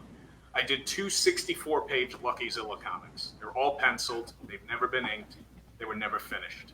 And I said to myself, I'm never doing comics again. But this time around, I was just like, wait, I've already been there. I'm not going to do a book yet. Let's try webcomics. Webcomics are fine. I'll do maybe 4 of them. I'll be done for a while, at least to help promote the animation pilot, which is still in production, by the way. So I did 4 of them, and I released them one at a time. But as these things were in release, I said to myself, why don't I do a few more of them? Just in case, because if I like this, if I feel like I can really get this done, if I can have the consistency that I want, if I can just keep putting the work out there, I don't know, maybe this could turn into something. And so it did. 8 weeks I'm still going, and I had enough material for about 16 weeks go by, and I have enough material for 30, 40 weeks. I just kept doing it because I worried about situations, character personality, building the characters up. I said, screw the stories. I don't need to tell a story. Stories get me in trouble. So I'll hold off on storytelling.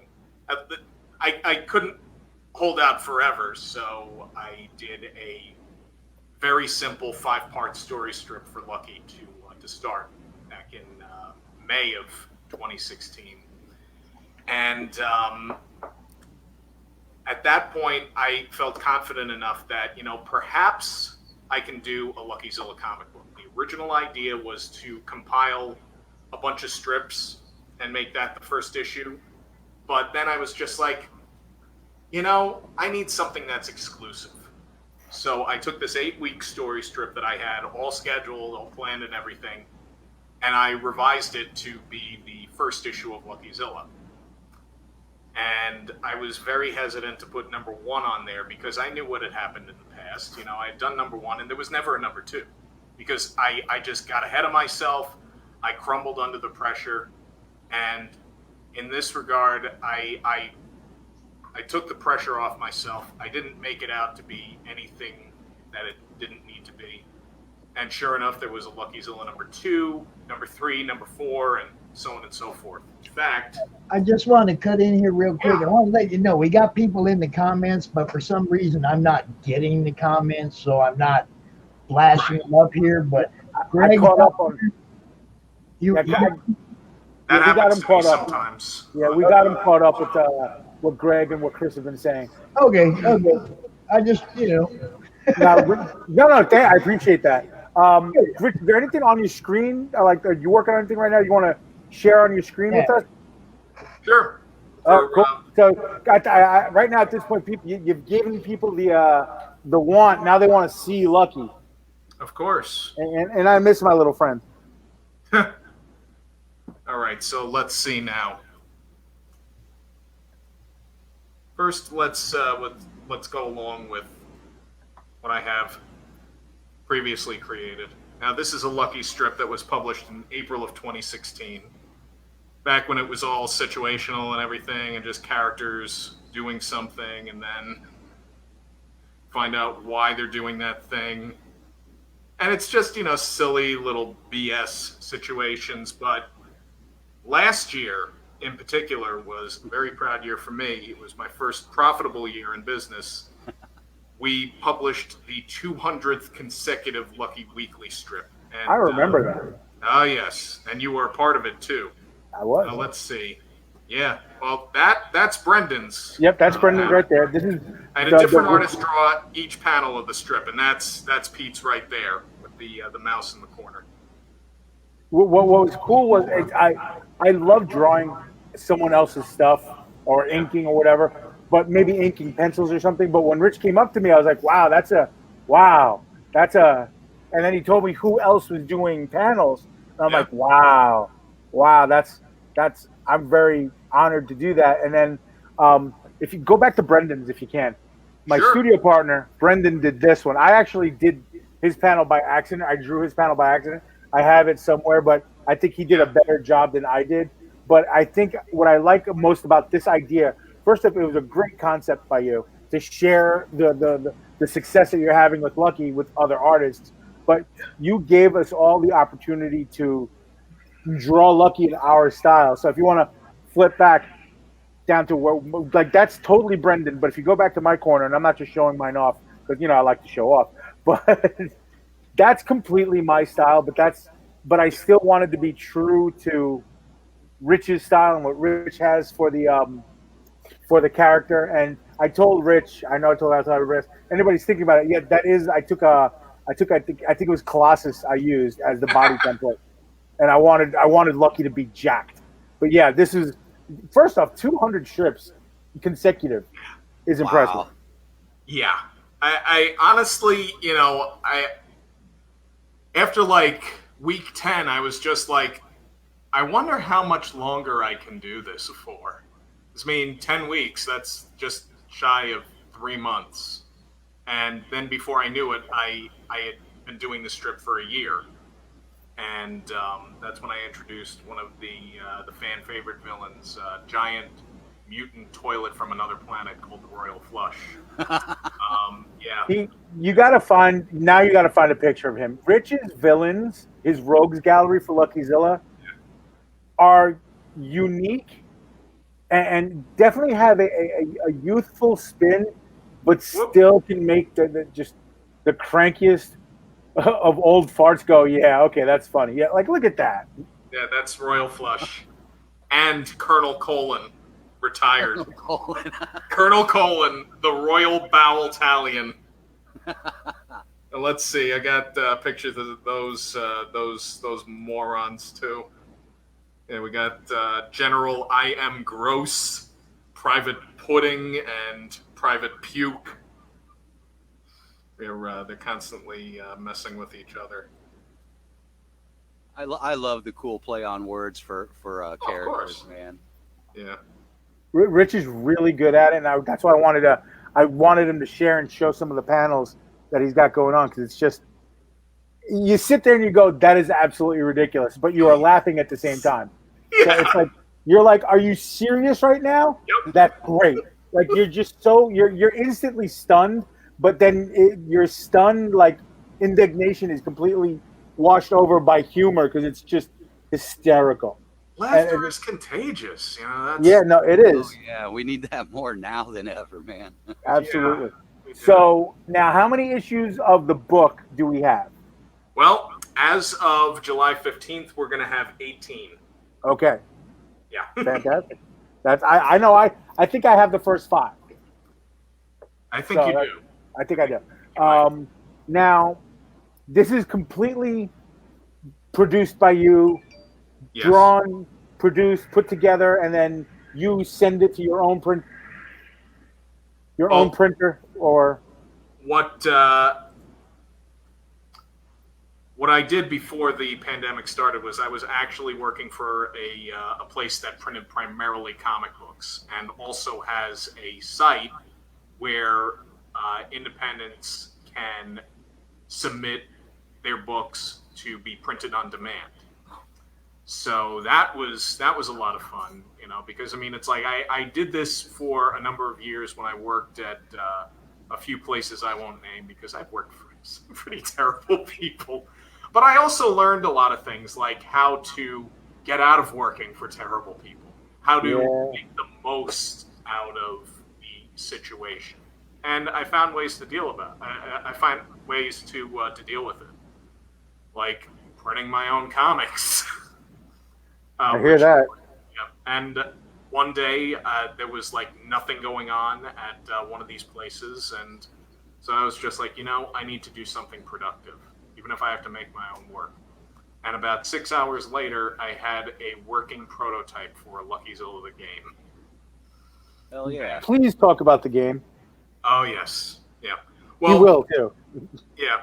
The idea of the game is you play as 4 different characters in the Lucky Strip, and the bad guys, the Ref, Royal Flush, Quackery, and Hellhound, have taken over the city of Massapequa Heights. Your job is another Long Islander. Yeah. Like there's been a trend of that today. Yeah, no. What gives? Me. But yeah, fair it's enough. In the zeitgeist. Yeah. So the idea is you play as these characters and as Lucky Zilla in certain cases to defeat these bad guys and gain back control of the city. You roll the dice. You move around this board. It's a very colorful board. You draw cards and hopefully not get captured by the bad guys. You try to keep Lucky in play. You roll the dice to attack the villains whenever you land on a Lucky Zilla space. And you score points whether you fight the villains and defeat them or draw cards and do good deeds and so on and so forth. The board game was born out of this suggestion, a list of suggestions that my sister had given me when she helped me do a convention a few years ago. And she said to me, you know, you might want to think about doing a very simple game, kind of like a cornhole type of thing, where, you know, your book seems to be very popular with little kids, so if you give them like a beanbag and they throw it into a hole, you give them like, I don't know, a copy of your comic or one of your colorful little frisbees or whatever. So then what happened was I went and I did something totally complicated, totally my style. I bit off more than I could chew, and you know, it resulted in a little board game venture. But what the hell, you know? Sometimes you just got to challenge yourself. Absolutely. Now, excellent. We talk about the shows really quick. Rich and I have done a lot of similar shows, and everybody's convention setup, especially after you've been doing this for a few years, evolves a little bit. You learn from other people, you see other things, you straight up copy other people's stuff. What's cool is I've seen Rich definitely experiment and play around with stuff, and some things have changed, definitely for sure. He's added things, he's taken some things away. He stopped doing the frisbees, he started doing other things. Yeah. But what I have noticed, and what I've always noticed, and what the drive is, and Rich has a very similar thing with me. I'm I like engaging with people, whether they're buying something for me or not. Hey, how you doing? Blah blah blah. Hey, great cosplay. Hey, this, hey that. Oh, I yeah. love that. I love your stroller. Oh, if somebody's with the kid, get them to look, get them engaged, and maybe they'll come over. Will they buy something? Maybe not, but maybe tomorrow they'll be like, "Oh, that fat guy was really friendly." Well, Rich has a similar thing. He engages, he talks, he's always chatting with people. But when he gets you to come over to his table, especially the little ones, but when he gets you to come to his table, that's it. You are in his parlor, and he is going to talk about LuckyZilla. He's going to talk about what you're going to do. But he's a very much what's the most impressive thing with me is because it's tougher for me. Here you draw this, whatever. The board game, especially, I think, has given Rich an opportunity to and I'm going to ask you to talk about where it came from, where you came up with this.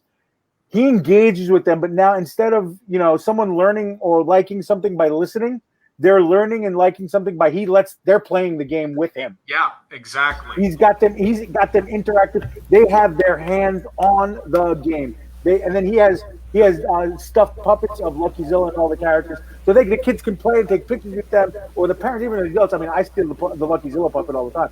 It's not a puppet, by the way; it's a doll, but I call him a puppet. But it's very tactile, it's very hands-on. And did you do that on purpose? Was it something that you saw? Was it an accident? I need to know. With the game, with the interaction and just having, for lack of a better word, props for people to be able to get hands-on with and really get into your world, into the LuckyZilla world. Well, I wasn't thinking about it as I was creating the game, and the game was just the conception stage was very short. It was just the actual play testing that took the longest, but it wasn't something that I realized immediately. But through all the play testing, I was just like, yeah, I guess they are experiencing, not just by me telling them what it is. They're experiencing all this, and it's worked in both good ways and bad. But the bad is only sometimes I forget. I do have to make a sales pitch. I mean, they can't just pick up the game and play. It's like, what if it explodes or something? I'm going to tell you that if you have a table next to Rich's, by the end of day one, you'll know how to play the game pretty well. By the end of the show, you will be the best LuckyZilla board game player. Pops, did you see the board game? Yes, I did. And I also wanted to say, if it's going to blow up, I want one. Yeah, I'd buy one too. Yeah. Now, are those the game pieces or? Yes. Okay. Yeah, this is everything that comes with the game. It comes with a LuckyZilla game piece. I tried to get all the characters, like 3D game pieces, but unfortunately, it was going to bring the cost of the game up. Yeah, I could imagine. So I learn how to sculpt, Rich. No, this was sculpted by Shadow Rabbit Clay Guy. I'm glad. See, that's our buddy Lewis, Shadow Rabbit Clay Guy, another Long Island guy who I will be bringing into the group and I will be bringing on to the next show. Does something completely different than everybody that's ever been on a CRoMcast. He creates figures like this. If you could hold that lucky figure up for me, Rich. He creates clay figures like this of various sizes. He's got stuff the size of my head out of wax and clay. Yeah, he's an incredible sculptor. I will be getting him onto the group, and I will be getting him onto the next one. Again, for pandemic reasons, I let him do his. He's kind of doing his thing, so I didn't want to harass him too much. But yeah, let's everybody give us a little shout out where we can find you. It's almost time for our next guest, so little shout out where we can find you. Drop your links in the comments and like that. The easy answer is you can find everything that I'm doing at DrezenMedia.com. You can also go to LuckyZilla.com for all of LuckyZilla's adventures. Because of the pandemic, we're offering digital copies of the entire series of LuckyZilla, issues 1 through 17, for free to download until the pandemic's over. But of course, physical copies are still available as well. For LuckyZilla, Facebook and Instagram, the handle is @LuckyZilla Comics. Drezen Draws, which is my sister series with Drezen Media, live drawing show, which I should have talked more about on here, but I didn't. You can find at Dresden Draws on Facebook, and Dresden Media you can find at the same handle on Facebook and Instagram at Dresden Media. Rich, please be sure, as soon as you get off, drop all those links in the comment section in the video of this, and definitely post a couple of those links in the group so it stays fresh in people's heads. And I want you to know, everybody that participates gets we will edit this whole thing out, and we will send you your segment so that you can post it on your page, or whatever. So it'll always be there. It won't be like just lost and forgotten. Yeah, like some of my earliest Lucky animation that I did in PowerPoint. Oh boy. Well, thanks a lot, Phil. I appreciate your help pulling up the screens for me, bro. No problem. Rich, glad to hang out with you all. Good to meet you, Rich. Likewise. Pardon me while I retire with these guys for the afternoon. Just got this email before I old school. Good call. Old school, right? Rich is really a 97-year-old man. Yeah. This is another fine mess I've gotten myself into. All right. It was nice meeting you. Don't worry about that other stuff. We'll talk. You bet. All right. Make sure you post in the group too, man. That's, exposure is king. All right. Absolutely. Talk to you later. Boom. Phil, There you go. good seeing you again, dude. Yeah. Thanks for having me on. Always good talking with you guys. We'll probably give you a shout later on when Jim O'Reilly's out there, and we'll pull you out to show him the Mojo piece. All right. Yeah, cool. I'll stick around. I'll give you a chance to go grab some coffee and take a little break, and I'll be back around. I still got stuff to do. I'll talk to you. Thanks, man. All right. Thanks, guys. Pete, I'm gonna bring out Enrique. I'm gonna handle him, and you go take your little break, bro. I'm gonna go. My DoorDash just got here, so that's perfect timing. All right. Talk to you later. Say. Enrique. Morning, Pop, or I said afternoon, Pop. How y'all doing? I just want to say thank you again. Was this like the fourth time you've been here? I'm one of the originals. You and Keith is like, there's a few of you that have come out for every con, and you guys are what make it continue on. I want you to know that. I totally appreciate you picking that up. I know at first you were like, man, it's a holiday weekend. Yeah. But look, originally I was going to maybe take this, but everything came in, so I might as well do it live. So it was great. So I'm really happy with. Yeah, stupendous. Stupendous is here. It's finally here. It's the big baby. It's finally. I have finally become a published individual. So it's like I'm really happy. It's a full wraparound cover. Let me pull it back here. There we go. It is over 100 pages long.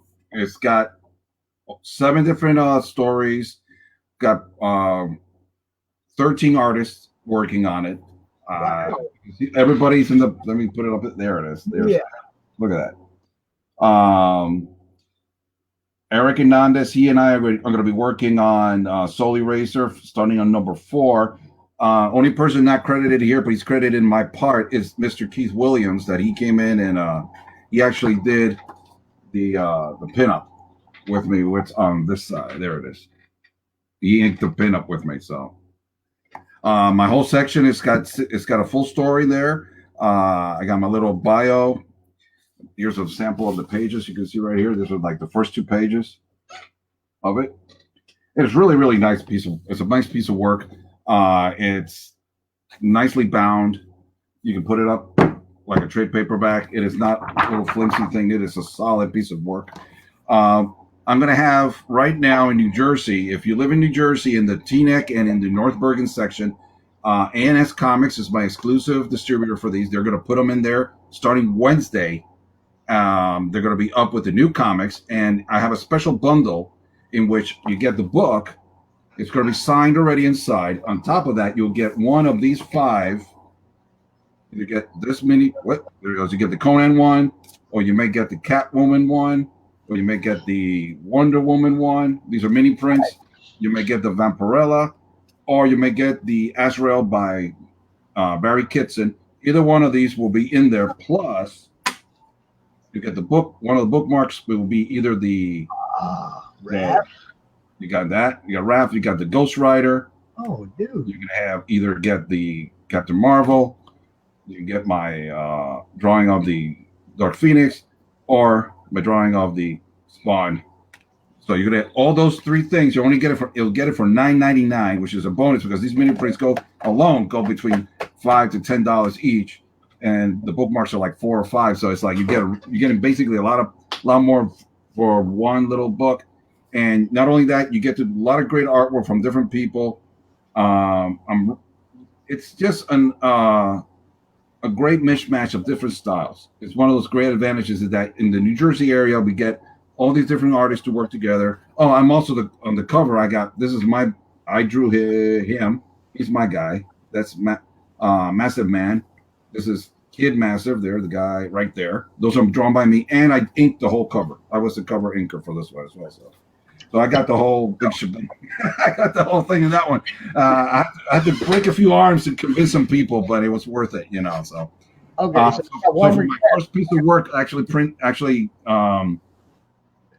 sent a copy to my daughter, and I wrote down there. It's like, don't ever think that it's too late to make your dreams come true. And it's like, I'm 54, heading on 55, and I feel great. And my first published work. It took me all these decades to finally get it done, but it's done. It's done, and it's available, and I'm really happy. I'm also started working on the Stupendous, Horrendous #2. It's coming out if they're going to be a Halloween fest this year for comics, we'll put it out on that time as well. And it's going to be same thing. It's going to be bound like this one, but we're looking to be this one 100 pages, 104 actually. We're looking to make that one anything between 140 to 150 pages. So I'm actually recruiting a few new artists to add to the fold into this. So Eric might be joining me for a story as well, to add him in here. I'm trying to convince other people to join in. It's a great deal for great place to exposure, like they say. But the cost of making them, the more people involved, it really comes down to a lot cheaper to get it done than like I expected this to be really much more expensive, and it's a good price point for it. So I'm happy. So I'm going to show here, debut the first panel number 1, not even a page. This is the first panel of my story in Horrendous, and that because the first panel is so important to the story, I couldn't just make it normal size and work 11 by 14 down. And so no, it's a big piece. It has to establish what I want. Just to give you this is the first panel of the story, and I'm doing it 11 by 17 to get all the details in there of the difference how this house is going to have an impact on the story. So as you can see, there's everywhere. I'm putting foliage everywhere. So that house is going to show up almost on every page. It'll be showing up. So it's like, I'm really happy with I had that front door on a house when I was a kid. Huh? My parents had a front door like that on one of my houses when I was a kid. It's actually pretty similar to a house I live in. So it's like, my wife was not happy. She's like, doesn't that look too familiar? And I'm like, don't worry about it.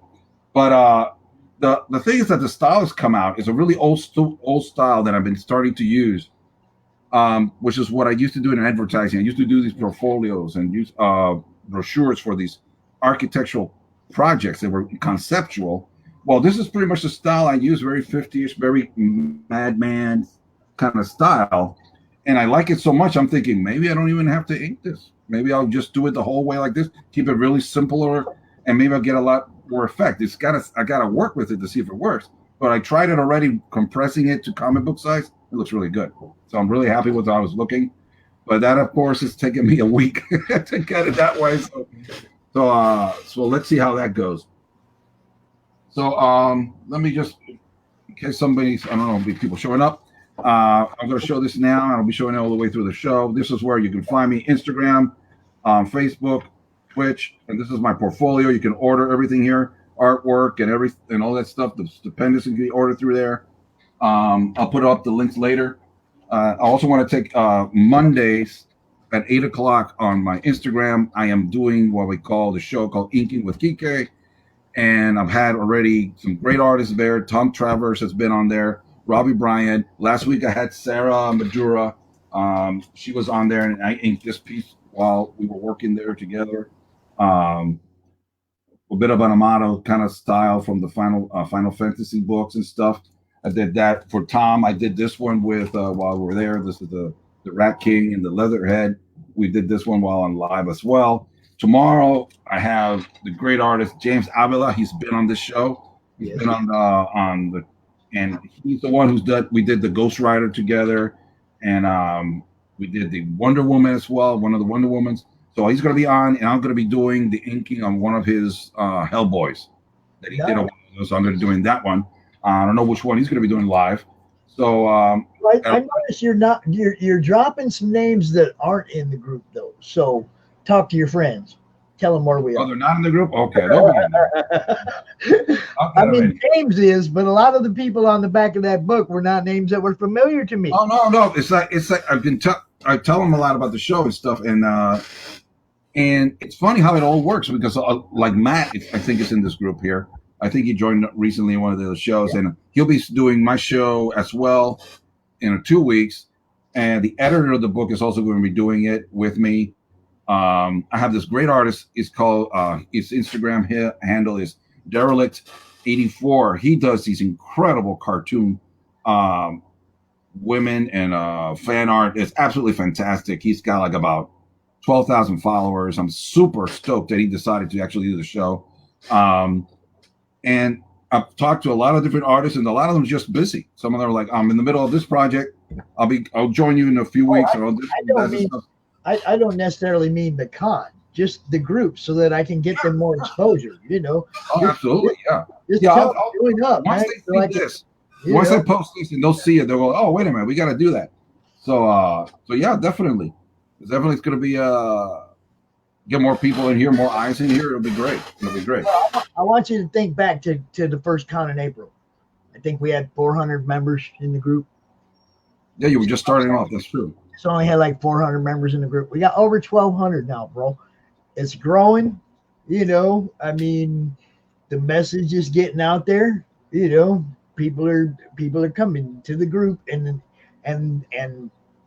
posting their work. We're getting exposure. We're sharing it out all over the place. This post had like 84 shares on it this morning, right? Like within the first hour. So, we're getting it out there, man. That's great, man. It's a great. I appreciate it and stuff. Let me pull up some of these here. Let me see. Now, all the stuff I'm going to show now is available either for sale or some form on my portfolio. You can go look for me there. I'll put it up again later. So most of it's actual my artwork. Other stuff is also ink from other people who've given me permission to sell it as well. Here we got a piece that I did a while ago for which is a Spider Gwen, very vertigo kind of effect. Having this one colored for a major print coming out for the next convention season. It'll be done by heavy metal colorist DC Alonso. These two are also available. These are done by original sketch was by JP Boussier over here in New York. These two also were inked by myself. These are also available on the webpage. These were done by John Moeller. He is the editor of Stupendous, and he did his, and I did my inkings on them as well. You can see these here, also available on the webpage. These were done by myself. This was like I decided to, instead of just doing a regular the 6 fan arts, I did it like a portrait, and I divided all into different characters. That's the original inks available, and you can get the pencils as well separately or in part of the bundle package. This piece I did it as a part of the promotional things that for Local Hero, which was a Kickstarter by Monty Moore, and he's letting me also put it up. So I was very happy with this piece. This is a piece that originally was in a different form than Keith Williams gave me a suggestion about filling in more blacks, and I actually did, and it came out 100 times better. So I'm really, really proud of that. This is one of my examples of working with watercolors and the architectural ideas. This is like brownstones here in New York. I love the brownstones and all that kind of stuff. So this was something I put up. It's also there. These are one of my favorites. These are the Star Wars ships. Each one totally inked without any pencils on it. I went straight up references. You got the X-Wing. You got the Snow Speeder over here. And the fan favorite and always the most popular one, the Millennium Falcon. These have been created. I did some mini prints of these a while back, but these are the originals that are still available, oddly enough. This is one of the bases for my Black Panther print. This is an original silhouette that I decided to do, and then went with a more conventional type of look. I also have available, if anybody's interested, sketch covers. I got sketch covers I can use for commissions. These are some of the ones that already have done. This one's based with Paul Abrams' sketch that he did a while ago of Captain America.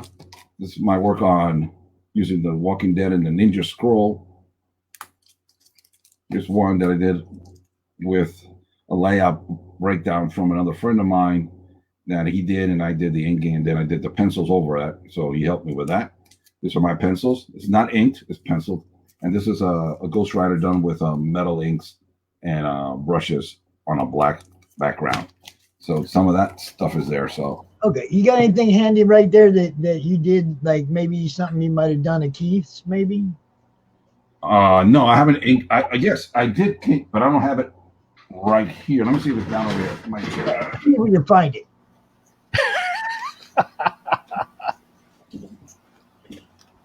Just like, crap. There it is. You know, he told me he was too busy. He told me he was too busy to show up. How you doing, my brother? Hey, Enrique. How you doing? Hey, buddy. I saw you a little while when you were over there with the early morning. I caught the end of it. Oh, and, okay. Keith did something with me. Let's put it back up here. Let's, once in a while, Keith does his inking job. There it is. It's like once in a while. There it goes. Yep. Yeah. That's me and you. Yeah. Great. It's like getting some cred. Getting inked like Keith. It's a big deal. See, you haven't seen it, man. Keith, look, check that out. Oh, that's great. Oh, let me get. Wow. See, like it's got a nice little bar. Nice. Down, and wow. So it's actually, yeah. Unlike Marble, I'll get you more than one copy, man. I come. Thank you. But it came out pretty good. One's man. about it. I usually get one. That's what I mean. I'll give you more than one. Thank you, Enrique. It came out really good. In the sense that the material they used was really, really nice, and it just came out. Super, that's great. Super clean. One, but it's got to be signed by both of you. Oh, okay. Yeah, definitely. Oh, absolutely. You got it. But yeah, man. Whoop, I lost there. So yeah, it's one of those things. I remember I asked Keith, you got any time? He goes like, no, but I'll give it a shot. And he did a really good job for it, man. And actually, I colored it. I did a color version of it, and I have it there to see if I'm going to actually produce it as a print eventually. But because it came out really nice. It's exactly the same thing. It's an honor. It's an homage to the Frank Miller Batman. Oh yeah, one of my main influences. Yes. On the Dark Knight. So it was great to do that. Playing with my two characters in there, and it's just one of the coolest things. It's like now I can put that up in there as a feather in my cap. Not everybody gets Keith Williams to ink their stuff. There we go. There we go. So yeah. So I don't have to be Ron Franks to get him. I gotta be just me. So, yeah. It was kind of cool because it was like Keith showed up in the backstage, and I was like, I wonder if I can get him to look the other way for a minute. That was great. That was perfect timing. That was great. It was perfect. I mean, he was like, you looked away. Perfect. Actually, I was looking. I had it here, but I don't know where I put it. Was he did the other day Lady Death? That you put it up, and I inked over that one, but I did that in a tone. In that toned paper, So it came out really different looking, and it was like really, really interesting. But I have it up on my portfolio, but on my page Love there. to But see it. Well, you got a share screen option there, boss. There you go. Yeah. Hey. He's like, no, I'll find the original. I mean, it was just here. I mean, I pulled it out a moment ago, but time, man. Go ahead and find it. We not, like man, Lady it Death. sucks. I'm gonna turn off this light behind my head. We like Lady Death. You never know. The artist queen might be watching, guys. You know? Yeah. What is that?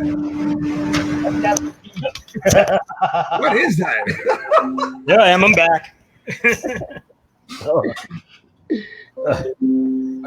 don't. Yeah, let me. I'm gonna pull it over here. See if I can pull up here. But anyway, it's interesting because it actually shows up. I told him it kind of changed her face. It's not Lady Death. It's Death from the. Oh Sandman. yes, Death from the Endless. Yeah. Oh, Thanos. DC Comics. Yes. DC. Yeah. You know. It's like, yeah. You know. How many deaths are there, man? There's a way lot. too many. Oh, you got Thanos' girlfriend too. You know, you gotta look that's what I thought at you were talking about. if you ever follow this guy Local Duck, he does this strip that he's got his id and death and him in the middle talking to them, and it's hysterical. It is great. And he does this great work with it. I mean, it's kind of sad because I think he really has some issues on poor guy, and it's like, he's using that as the platform for it, which is hysterical.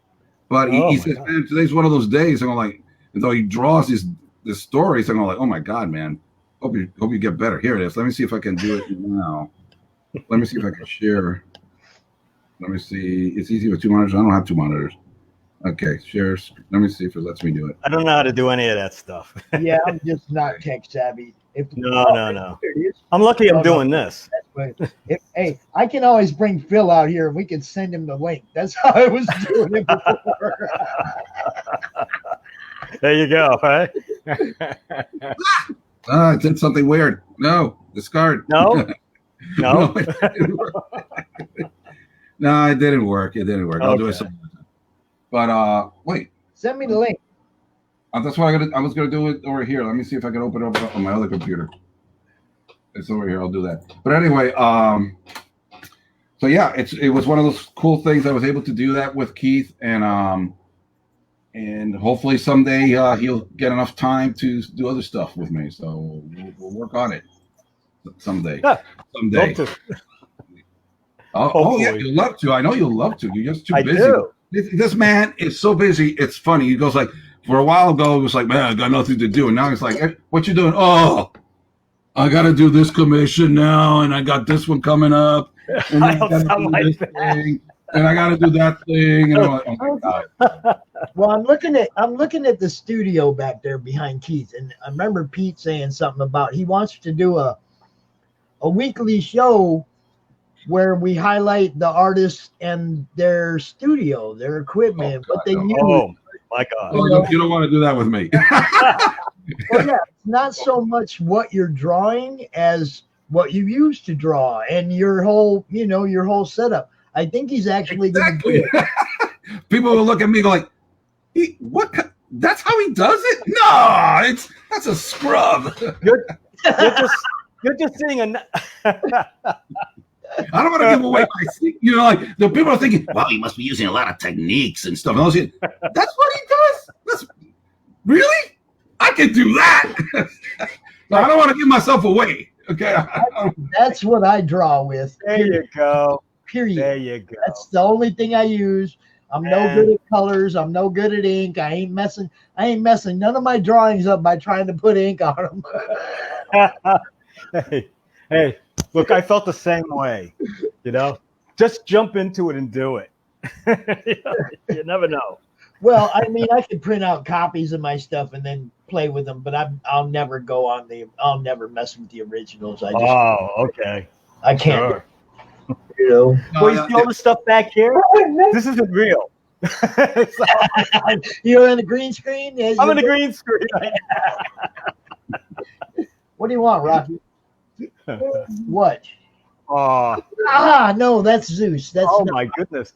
Oh my God. Wow. Beautiful. Help on me, dude. Beautiful dog. Jeez. Oh my God.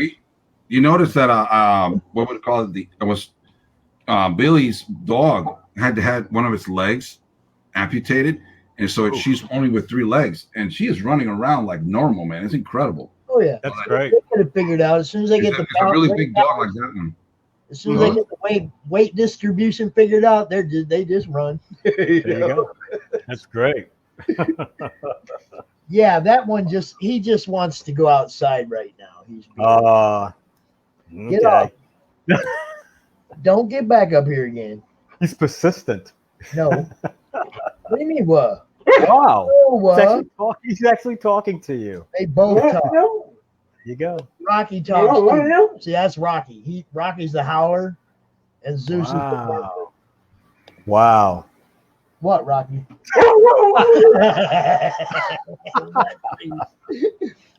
Okay, I'll get him out. You guys talk for a minute. I'll be right back. Okay. I'll get him out my lap.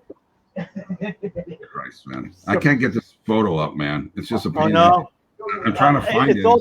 It's all technology, and it drives me crazy. I'm not going to try and figure that out. Hey, look. No, but it's hey, you finished? Can you see what I'm doing right now? I can see it. What is that? It's a recreation of the first time that you see not Venom, Carnage. Oh wow! It's from the issue that I did with Chris Marin. Okay. Yeah, we didn't even know what we were doing at the time. But this is it. Like have an impact, you know? I was like, this origin thing. Yeah, there you go. Yeah. The sad thing is that I had the page that had the first time that Carnage face is shown, and I had that page. You sold it centuries ago. Oh wow! You know, it happens, man. You know, right now I'm wondering if I want to put up any of my stupendous pages up for sale anytime. I mean, first, I don't even know whether anybody's going to buy them, but they're going to be there, and I'm thinking, well, do I want to or not? Okay, let me see. Hold on. Let me see if I can pull it up. Well, you should try. Yeah, why not? Let me see if I can show it now. Let me see. There we go. Oh, there's that. There it is. Okay, I was trying to find a way for the camera to. There it is. Hey, there it goes. Yeah.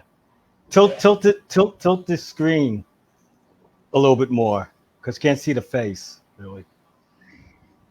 Okay. You tilt the screen a little. There you go. Yeah. Great. Yes. Yeah. Fantastic. Finally found a way to show it. I did the pencils for that at FIT, I think. Yep. We were there. Time, right? Yeah. That was a cool print, actually. That was a nice one. There we go. And that one's not going to happen, obviously, this year. But no, it's unfortunate. But that's a nice one because it's just nice for the students. You know, you're there for the students, and they come up to you. You review their portfolios, and it's great. You know, great. Yeah. FIT, the art design school. Enrique, hold that sign up again. What was that? Hold that sign up again. Get your links up. Get your links up. Oh, okay. Let me put those things up. Hey, there you go. That's it.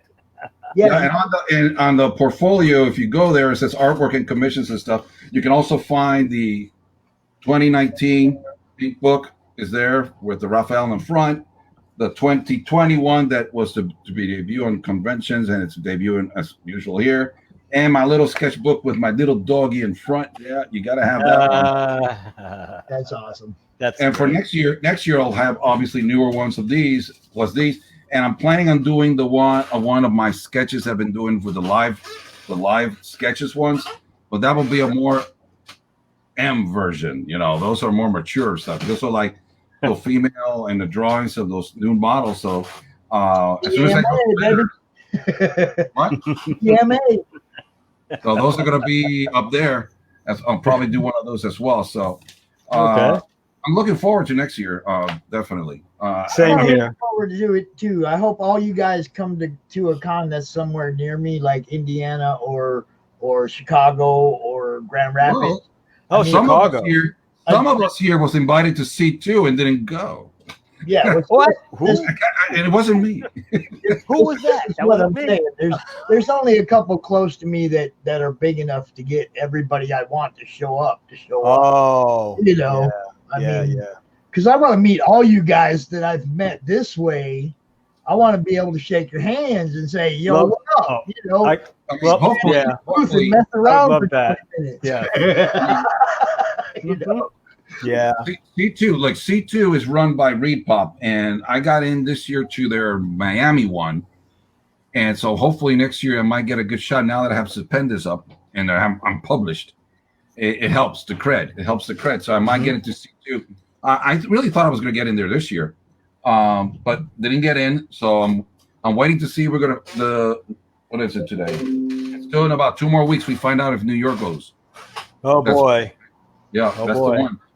And Yeah. I'm telling you, the Javits says they got it. It's up. They're stuck. It's there. So I'm going like, okay. Somebody invited me to a convention in New Hampshire for August 22nd.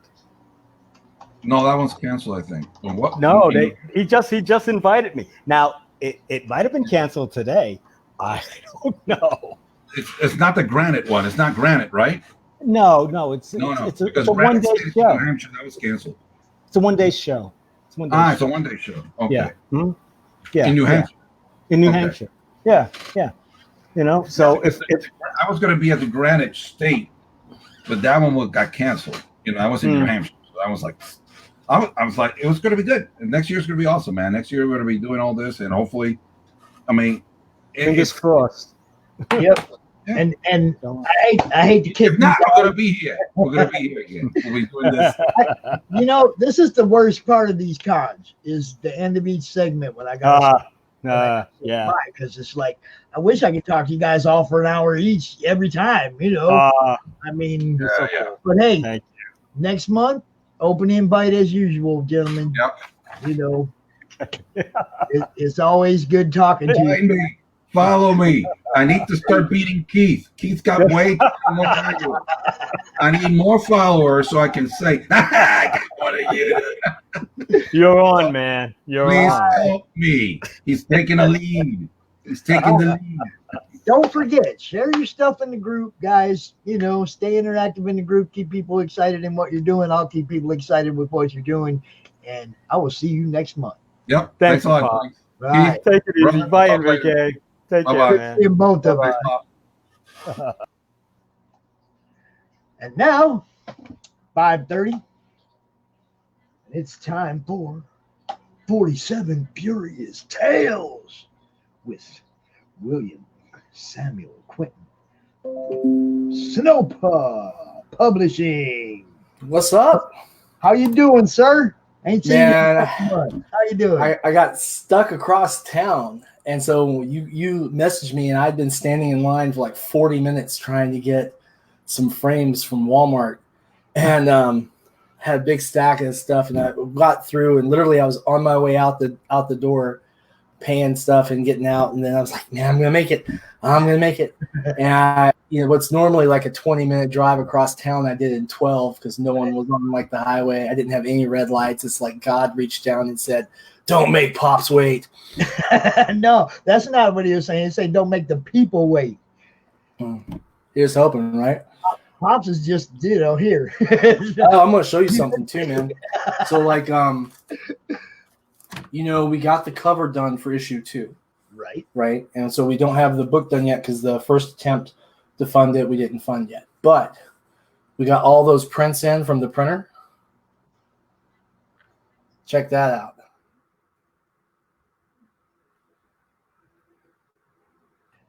What do you think? Kind of tilt it to the side a little so we don't see that. There you go. Sweet. I like it. 11 by 17, man. I actually found this friend. Literally found them at Walmart, so I couldn't get them anywhere else. It was going to cost me an arm and a leg if I ordered them online. So I said, well, we'll give it a shot. And of course, I had to get the original for. Let me see if I can get this without the glare. The original art for issue 1's cover by Alexia Veldhausen. Man, that glare is terrible. Yeah. Let me cheat. There we go. That worked. I know, right? That's going up on my wall. Of course, we got the big version too. So it's been a wild time, man. We've been busy getting ready for a new RPG crowdfunding that we got launching either later this week or the next week, depending on when Kickstarter approves us. And then get that book out. A couple other projects coming that are going to be a big deal. And then relaunch issue 2's crowdfunding to get that book out. So you've got this though. Yes, this is my personal copy, so it's not signed. See, now I love that book. I did not want to touch it. You know, I didn't want to touch it. Did you finally open it though and touch it though and see what I mean about the paper? Yes, I did. Check I that had out, to. man. It's like the grandson Isaac. He wanted to read it, and it's like, I will read it to you. It's like, you're not touching this one, bud. You know, it's like, not yet. When he gets a little older, you know. Yeah, because you got to watch out because it's not exactly, you know, kid friendly in some places. We got. I mean, it wasn't even so much that. I just don't want him buttoning up the corners. Oh yeah. Grandpa's a collector. I'm really strict on how they treat their own comics. Even, you know, I mean. You don't take care of them, I ain't gonna give you no more. especially, you know, that's why we have so many of those old Golden Age and Silver Age titles that you can't find anymore because I mean they were on newsprints and then people just treated them real rough, and so finding, you know, old comics in good condition is nigh on impossible. Like my dad was talking about some of the titles he had when he was a boy in the 50s. And I was just like, what happened to him? He's like, well, when we moved, Mom threw him out. I'm like, oh man, you're kidding me. Man, so some when I went in the Navy, Mom or my little brother, one of the, I don't know, you know, just where'd they go? I don't know. One of those things, you know. I did a little time on one of them enforced vacations, came home, nothing, you know. It's like this is like my 4th or 5th collection. I had one that I put together back in the 90s when I was running around doing high threat security operations and some civilian contracting work. And then I got married. And then when I got divorced, my collection vanished. That was interesting. Go figure. And been working on I had one box that didn't vanish. And it's was like the stuff I had as a kid, though. So it's got my ROM, the Space Knight, my old X-Men comics. Oh, yeah. And stuff like that. So it wasn't too bad. I'm going to get something to drink because I've been running around all day.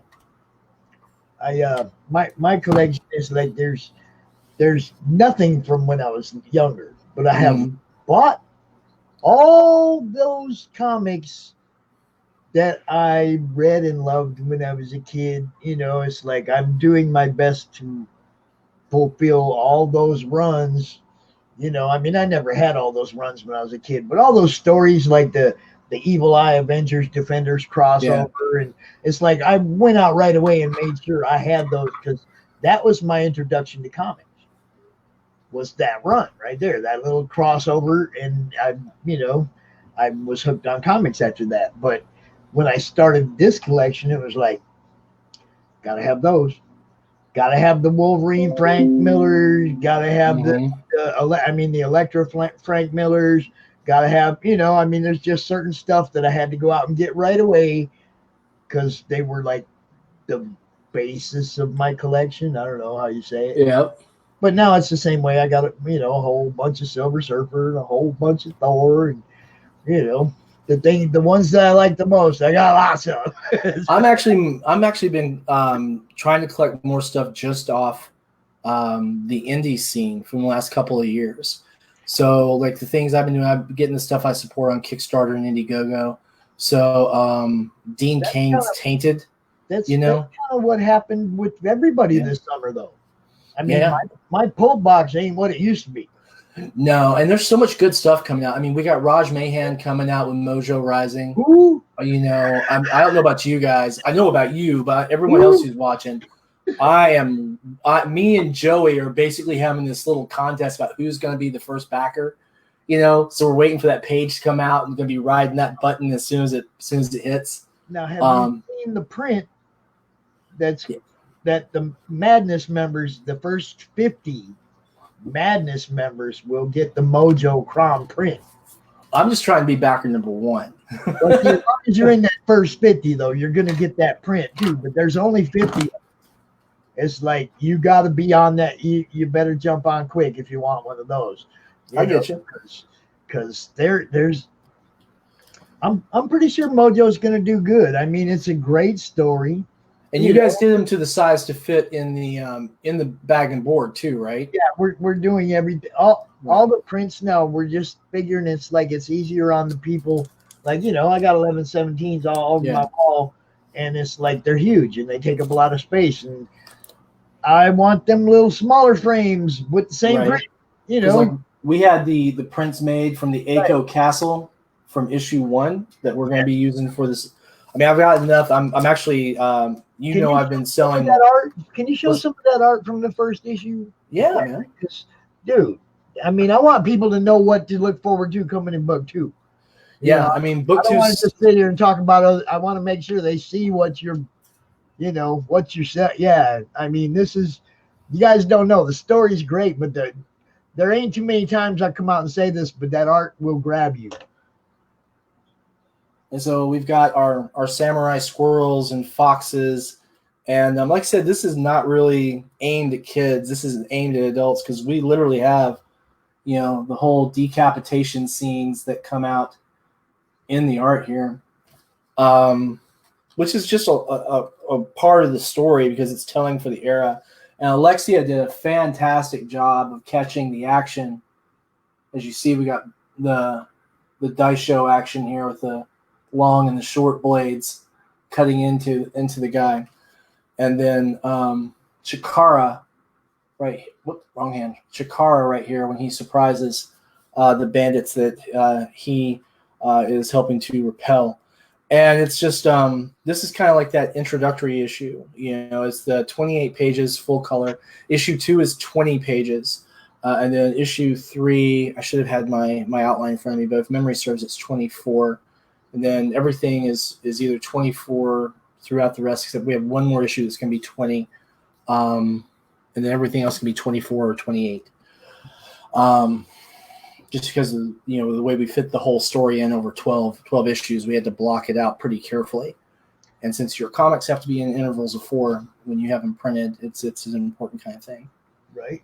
And I just, like I said, the story's great. We you guys just don't know. If you like the feudal Japan age, if you like the turtle type, but it's even better than that because it's a little bit more realistic, more or less. It's not candy coating what's going on in a silhouette in the panel. It's showing you what's going on. Yeah, and there's a lot that is going to be introduced as the story continues. You're going to see more of the machinations of our main bad guy throughout the story, who's a courtier. What am I saying? He's a member of the shogun's court, and it's one of those things where his plot kind of becomes apparent through the course of it. Not going to give too many spoilers on that, but we're actually been selling some of the last available copies we have of issue 1 from the first printing, signed by myself and by Alexia. That's what mine looks like, just like that. Yep. And the thing too is one of the weird things is I was telling you the other day we had like a handful of orders that came on because we just started selling them directly through PayPal's sell feature. Right. And one of the things that kept coming up was how do you guys ship them? Because you know how I am about my shipping stuff. Like I got a book in last month that I'd been waiting on for a little while. And it was just shipped in a little cardboard sleeve. It wasn't bagged. It wasn't boarded. And I was like, I messaged the guy. I'm like, dude, what's going on with this? He's like, well, I ran out of money from the Kickstarter. I said, well, you gotta focus on this because this is the kind of thing that's gonna mess people up. I got really lucky that my book wasn't damaged because my postman knows don't try and bend stuff like that because it's got comics or whatever in it. But if I had a different carrier that day, my book would have been ruined. That's what I worry about every time. Yeah. If I got something in the mail, I'm out there watching for the mailman every day because, if they can, they're going to bend it up and cram it in your mailbox. Yep. Now, as a seller, you ought to know that. Mm-hmm. We have things designed. There we go, Lady Death even. We have things designed for shipping comics. They're really nice. They're called Geminis. Yep. Same thing I ship in by package. I tape them and then package them in the envelopes to help keep the moisture off. But you know what I'm saying? It's like we have these. I make my own personally. I have a template. I make my own that fit inside a priority envelope. Yep. I mean, what else? A priority bubble wrap envelope with this inside of it. Your book's gonna be safe. Yep. I make these myself out of regular cardboard boxes. I just made a template, and I make them myself, and they don't cost nothing. Every time you buy a crock pot, you got a Gemini.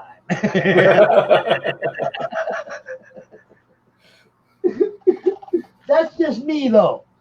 I do. I'm low budget, and I do what I can. But I still wanted to get to. I still want what I'm sending somebody to get to them. Yeah, there is something I wanted to show you too, because I don't know if I've shown this to you yet. Let me open this up.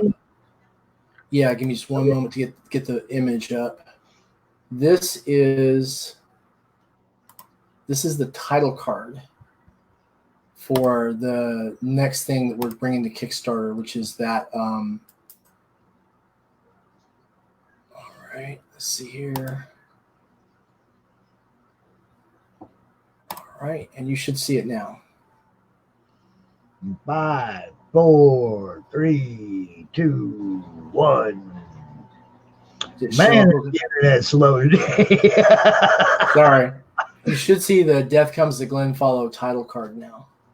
Yeah, I'm just waiting for the screen to come. That's what I mean. It's like they're just so slow. The internet's been horrible today. Everybody. Let me go ahead and drop that back down. I opened it to take a peek, and it changed the screen for us. Yeah, But I'm not even getting the extra screen to pull up, man. Oh no, really? That's what I'm saying. The internet is just horrible today. It's been bad for everybody. That's why I had Bill out here, and I just kept him out here sharing everybody's pages because his was working. Oh no. Well, for everyone else who's watching this, can you guys see this okay? Hopefully. No, that's what I'm saying. I'm not even getting the share screen to post it up there for them to see unless weird. Unless you're showing it in the group. Hold on a second. Go ahead and just post it up in the group. We'll look at it there and talk about it here. All right. Let me get into there then. I'll just type in madness. There is nothing we cannot overcome. Madness now up to 1,237 members. Can you believe that, Pops? Yes, I can believe that. It's like, it's good, but it's all you guys. I mean, so you got huge. your fans that are coming to the group. Well, I think it's a lot of Raj Mahan fans, actually, but that's not just me. It's everybody's fans, man. I mean, we have a pretty solid group of creators, artists. I mean, everybody. Yeah, Raj Mahan and Brian Polito and Monty Moore, these guys were all founding members of this group, I mean, yeah, it's their fans. And now everybody else, the more these awesome people that join this group, the more awesome stuff we have to talk about, See if I can get this to actually come up now. Man, the internet is running slow, isn't it? Yeah, that's what I'm saying. It's like if I go to try to watch this in the group, it's like a 30-second delay or something. Wow, that's huge, man. All right, starting to load finally. On my end, it's probably because everyone's in inside in the neighborhood because it's hot here in Kentucky today. I mean, it's not like, Nevada level hot, but it's hot for what we're used to. There we go. It's the Death Comes to Glenfollow title that we've got coming out. It's a D&D adventure released under the open game license. Yeah. Y'all can look at this now. It's like right at the top of the feed in the group. If you want to look at Death Comes to Glenfollow and see what we're talking about, that is a awesome piece of art, man. Yeah, for some reason it's not letting me share that screen out. Yeah, that's what I'm saying. I've just had so much problem with share screen that I don't even try it anymore. It's like it's ridiculous. I mean, it could just be my StreamYard for all I know, but it never works for me. 20 minutes to get it to work every time. But that looks nice, man. I'm looking at it right now. It looks real nice. It's tight. I tell you, it's done by Anthony Ojeda, who did a lot of work for me over the last few years with some other D&D titles. And then, of course, we've got Alexia Veldhausen, who does some work on D&D titles for me as well. Christian Martinez, Nick Capone. The list is long and distinguished. But then Alexia's been working on 47 Furious Tales. And then we've got some other projects coming up that I think should be a lot of fun. We've got Super Willow, named after my little girl, which is a kids comic that's basically taking the approach that, following like a kid's life during the day, and then at night when she dreams of being a superhero, and that's where the adventure stuff is. And so what we're doing with that is we're taking the pages, we're going to make them available as coloring pages for the kids, and then also a version without the lettering in it, so that they can then letter in their own stuff in their own story. So they can write their own story. That's cool. Right. So that's going to be pretty neat. We're going to crowdfund that probably next year. We're going to try it this year, but with COVID, it's just been a big thing. Yeah. So it's just another day in the life of the indie comic and RPG guy, man. It's been fun. We've been moving comics, hoping that we can sell off enough to warrant a second press run for issue 1. Oh no, they want my slot. The dogs want my slot. Oh no. I think my son's home. I gotcha. Just all saying hi, and he ain't got out the car or come in yet. Gotcha. But yeah, hoping that we can get the rest of these first press run copies sold over the next couple of weeks and get some more pages done for issue 2 that way before we come to Kickstarter to fund issue 2, so we can bring our overall goal down. Because, the thing about working in comics when you're not an artist is getting those pages done and paying your artist, a fair wage for it. So I was talking to a couple of guys who also do indie stuff and then also do some projects with Image, and one guy who does he's doing some stuff for DC right now. And he was telling me that he literally makes about 6 times as much on his Kickstarter stuff than he does working for DC or Dark Horse or whenever he picks up work from Marvel, just because he has his control over his own IP. He whatever his fans are willing to support with is what he's doing, and he's literally doing a lot better just with Kickstarter. I mean, look what happened to Brian. Brian can sell his comics anywhere in the world through any distributor who he wanted to. But I mean, he comes to Kickstarter, he's got his stuff done, he gets it out there. It's always exciting, it's always great, and then you get fantastic quality books exactly when he says it's going to come to you. He's got it down to a science, and everyone is seeing that. Tushi was talking about that on one of his YouTube show a couple weeks ago about how it's so neat to have control and to be able to put your stuff out and be so directly connected to fans. And so I think what we're seeing more and more are a lot of people who have been so influential in comics in the last 20 years are really just seeing that freedom and that opportunity, and they're like, I can get this right in people's hands, and there you go.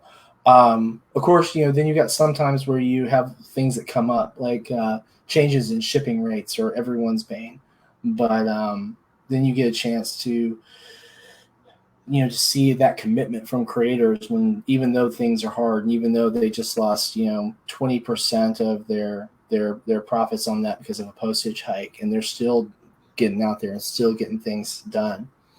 And I think that separates the people that you want to deal with from those that you don't.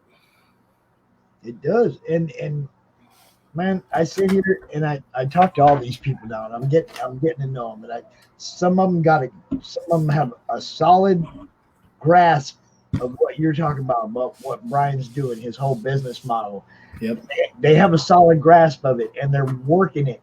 And then there's those people that don't even think past the book part of it. Right. There's still fulfillment. There's still, somebody's got to get these books in the boxes. Somebody's got to get these boxes to the post office. There's still a lot that goes into the fulfillment end of it that a lot of people, they just like, I want to get my book out. Yeah.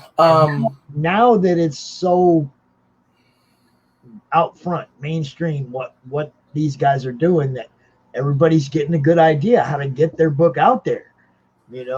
If they pay attention, there's some good business models on, marketing. I mean, that's another thing. You might got sick of seeing Polito's face and seeing Lady Death this and Lady Death that. No. But if he ain't doing that, nobody's buying it. Yep. I'm just telling you. Now, I'll tell you another thing, too. The Promotion Kubert is so important, man. The Kubert School over in New Jersey, they've noticed this really hard. And they just recently changed ownership, too. But the Kubert School, they're having, like, seminars and people coming in and talking about their experience. Because we've seen that even people who graduated, like, 5 years ago, a lot of them aren't working in comics, So, I mean, I'm very lucky. I work with a lot of Kubert grads because my dear friend Brian Lee graduated from the Kubert School and introduced me to a lot of them. So we get really interesting and great art. And then I've been really fortunate people who have introduced me to some fine artists, like my dear friend Bill Mewborn introduced me to Sandra Cole. And for those of you in the audience who might not know who Sandra Cole is, first of all, shame on you. Shame on you. Shame on you. If you don't know who Sandra Cole is, no, I'm not really going to shame you guys. She is absolutely brilliant. This piece right here, the gray one with the lady dancing, is one from her, as is this one over here, which you can't see too well. But, you know what? A dear internet friend of mine, and she is my favorite freak. Yep, that's her. That's her. Sandra did this for one of our books. And we've got it for books, merchandise, and all that kind of stuff, and it's been really good for us. I have it over there in a frame. Mm-hmm. That little thing you just held up. It's over the frame. I can get you a bigger one if you want one. Well, you never know. We'll see what happens. I'll tell you, I got it at 24 by 36 inches on my daughter's wall. Man, see, I don't have no wall space left for that. Yeah, for Sandra, you need to make some room because she's really. Okay, here's the thing. Everyone, this is just between us, right? Don't tell Sandra I was bragging on her, okay? Don't throw me under the bus like that. But yeah, she's really something. She really is. She's amazing. She's a sweetheart. I love her. I'm looking forward to some work from her. She's still going through a lot of commissions, which I kind of kicked myself for because she had. I remember last year. I asked her, I said, I've got some people who were talking about this piece you did. They want to know if you're available for commissions. And she's like, yeah. And so I put the word out, and then all of a sudden she's like, I'm swamped in commissions. I'm like, well, there you go. That's how it works around here, girl. Yeah. I mean, everyone wants Sandra. Everyone wants Sandra. That's how we do things. Mm-hmm. So give us them last pushes. Show where we can find your book. Yep. Links. Make sure you drop them in the comments. Okay, easy enough. I'm going to take and put this one in here as soon as I can find where I can post it into the chat. Probably not in the StreamYard chat. Probably just do it where it's being fed to in the group. I will. You know, StreamYard just hasn't been working for me at all today. I have not seen any comments. I haven't been able to put them up on the screen. You know, but we're powering through it, man, because that's what we do. So this is the PayPal instant commerce thing that PayPal started doing for when you want to make stuff available and share it through social media. That link will get you through there. We're doing signed copies, 47 Furious Tales issue 1, signed by myself and Alexia Veldhausen. We don't have a whole lot left. Probably, I think we got 50 left in all. There is a comment in the group. Danny Morales said, "Any creators that want us stocking their books, reach out to me." Cool. There you go. That's for everybody. If you want Danny Morales stocking your books, go ahead, hit him up. Danny, definitely. We've got one comic out. We got more coming. If you'd like to check it out, we can definitely get one sent out to you. That's not a problem. If you're brick and mortar, I guess in your place, right? That's what it sounds like. So it's like go ahead and hit dude up. Anybody, because that's what we're talking about. We're talking about getting the indies in the stores, man, and the stores definitely have other options. So when we did our Kickstarter that funded for issue 1, we had, I think, a total of 3 stores who had supported at the retail level, and all 3 sold out as soon as they put them on the shelves, which was pretty neat. Actually, Gotham Underground, I think they came in at 10 copies. And last time I talked to the owner, I think he still only just has the copy set back for himself because they just jumped, which was really cool. And then I'm going to be putting these up. Oh, that's terrible. I'm putting these up available this week.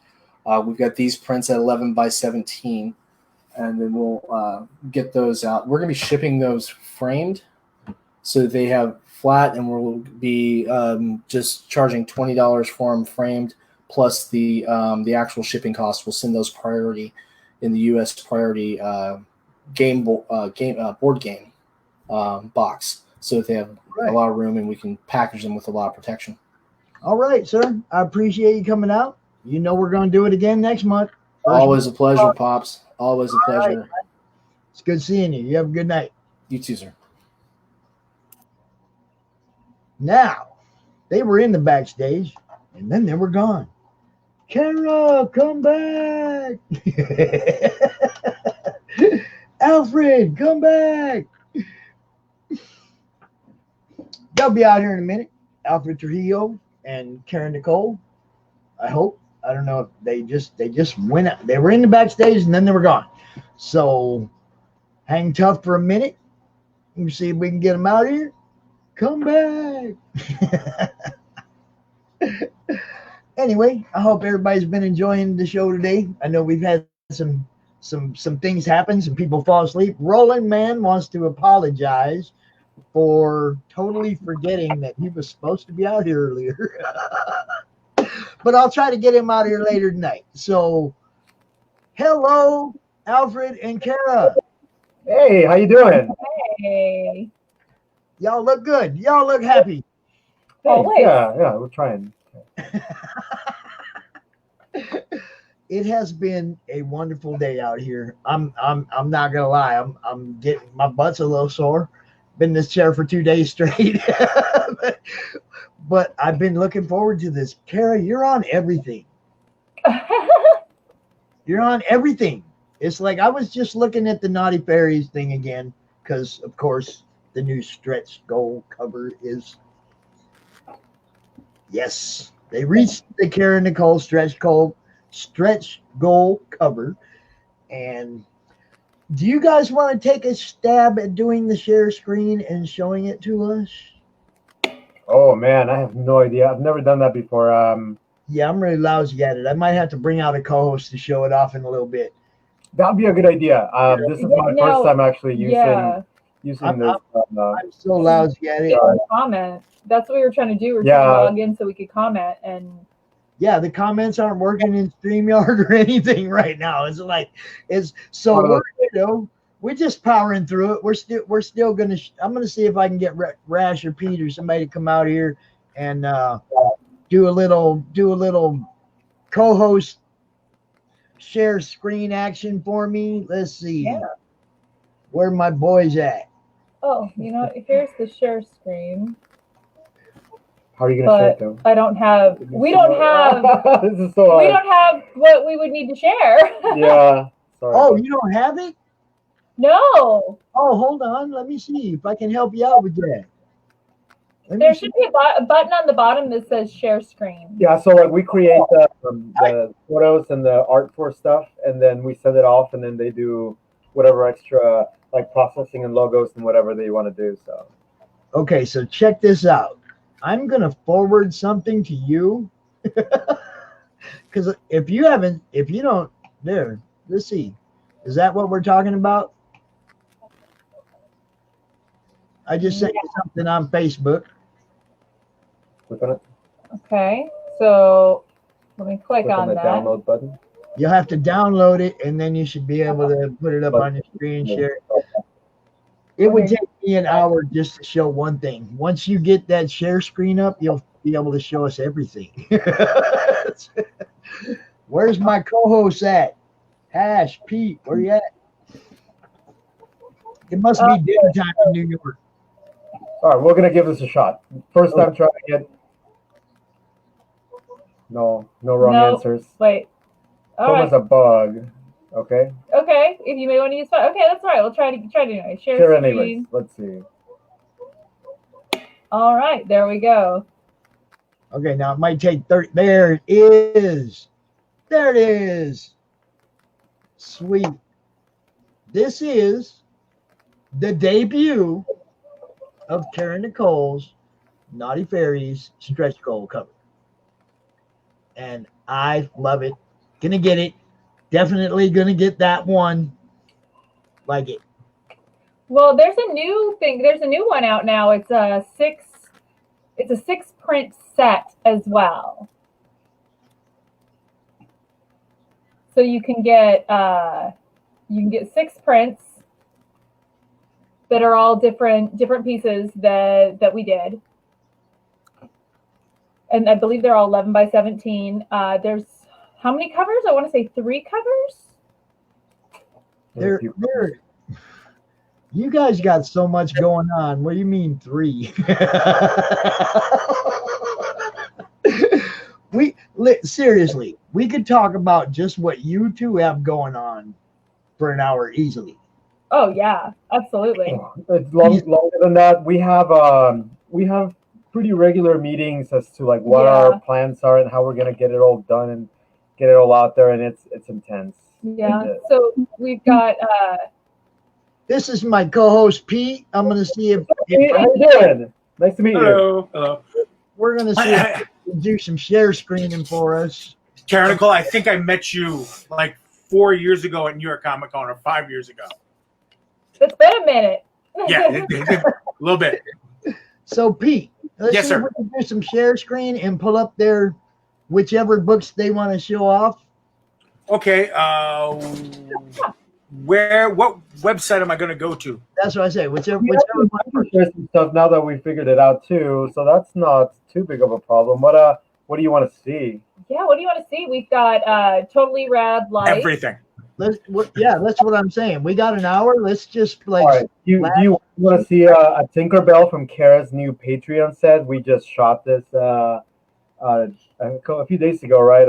Like on. Well, we shot it last month. We just didn't get the chance to. Yeah, it was like last. Yeah. We want to see it, but only if you share the Patreon link. So that's where you can help us out. So if you could type in there http://patreon. Hold on, I don't type that fast. Hold on. It's Just patreon.com/. Okay. And I'm gonna share this screen here. You guys can see one of the pictures. Don't show these things. Yeah, once you get your share screen up, Alfred, just leave it up. Oh, is that right? Okay. That way you can bounce around. We got it, Pete. We're good. Okay, cool. We're good. Appreciate you, brother. Keep an eye out in case I need you. Yeah, no problem. Real quick, let me just get the Patreon link out there. You know, if you want to stick around and post links, that would be great because we've got so many things that we've done between everyone's Kickstarters. And we tried logging in and it just didn't work. Yeah. So. I got it on the. I got the Patreon link out there now. I got you. I will be the tech guy on the Joe Rogan show. I got it. Yeah. All right. Yeah, her Patreon is fantastic. It basically has like the most like up to date, the newest content from Nicole, and a lot of times she works it out with creators so that whenever there's a campaign, you can kind of cross promote right there. So yeah. And then I also have a small Discord group that's limited just to patrons where we can talk amongst ourselves with each other. And then I'll do small Zoom meetings where I get on like live through Zoom privately with patrons. I've been lucky enough to catch you live a few times recently. And I mean, I watch so many different people's live stuff, drawing or whatever. And it's like, being entertained is key, and it's like sometimes you watch some people draw and they don't have nothing to say. They just got music in the background. And it's like, yeah, I can watch for a few minutes, but then I'm bored. It's like every time I see you, you're cracking jokes, you're interacting with the people in the comments, you're laughing. It's like, it's entertaining, I'm sorry? Pick a Kickstarter. Let's pick a Kickstarter. Okay. And so we started with Naughty Fairies. Well, but we were actually talking just now about streams, and so I wanted to say that I do have a Twitch channel that I'm going to be streaming at, and that's Twitch TV/Alfred Trujillo. And I actually did my first stream for this go around today. So can you play your intro?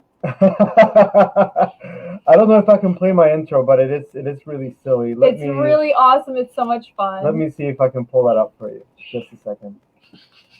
So yeah, Alfred is so great, and he doesn't give himself enough credit. He's really, really fun and enjoyable to watch. Very entertaining. So he'll draw and tell you what's going on. He'll do a little bit of an art lesson. Sorry about the birds. They're so loud. That's okay.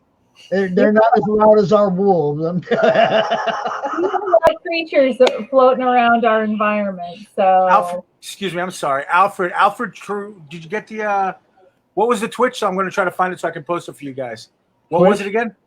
Twitch.tv/Alfred Trujillo. I spelled it wrong, that's why. Because I'm in Twitch right now.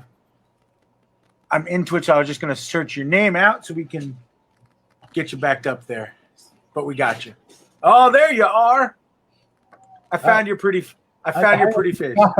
So, I mean, actually, if you wanted to share that screen and play it, I don't know how to do the sound very well on here. You've read my mind. Hold on. First, let me get the link out there into the group. See, Kara, this is how we do things at CRoM Con. We're not organized. I am not a Comic Con organizer. I'm just an old collector that was trying to help out all my creator friends, man. Well, we appreciate it. It's been just crazy with the convention thing because let me tell you, I go to cons and I hug everybody. So y'all got Kara Cootie. I miss it. I miss being able to see everybody and hug everybody and shake everyone's hand and hold your babies and, pet your dogs and do all those things. It's like for me now, I want to meet all you guys. Because before I was just a guy who bought books and everybody's books and stuff, and I collected books. And now I feel like I'm one of the big old family, and it's like now I want to actually go hang out at the cons with you guys. You know, that's one of the great things about the comic book community. It's very inviting. You can usually find like a group that's gonna be like, yeah, you know what, just like you're coming with us. You're one of us now. So yeah, by all means, join in. I get to cosplay me next year. Yes.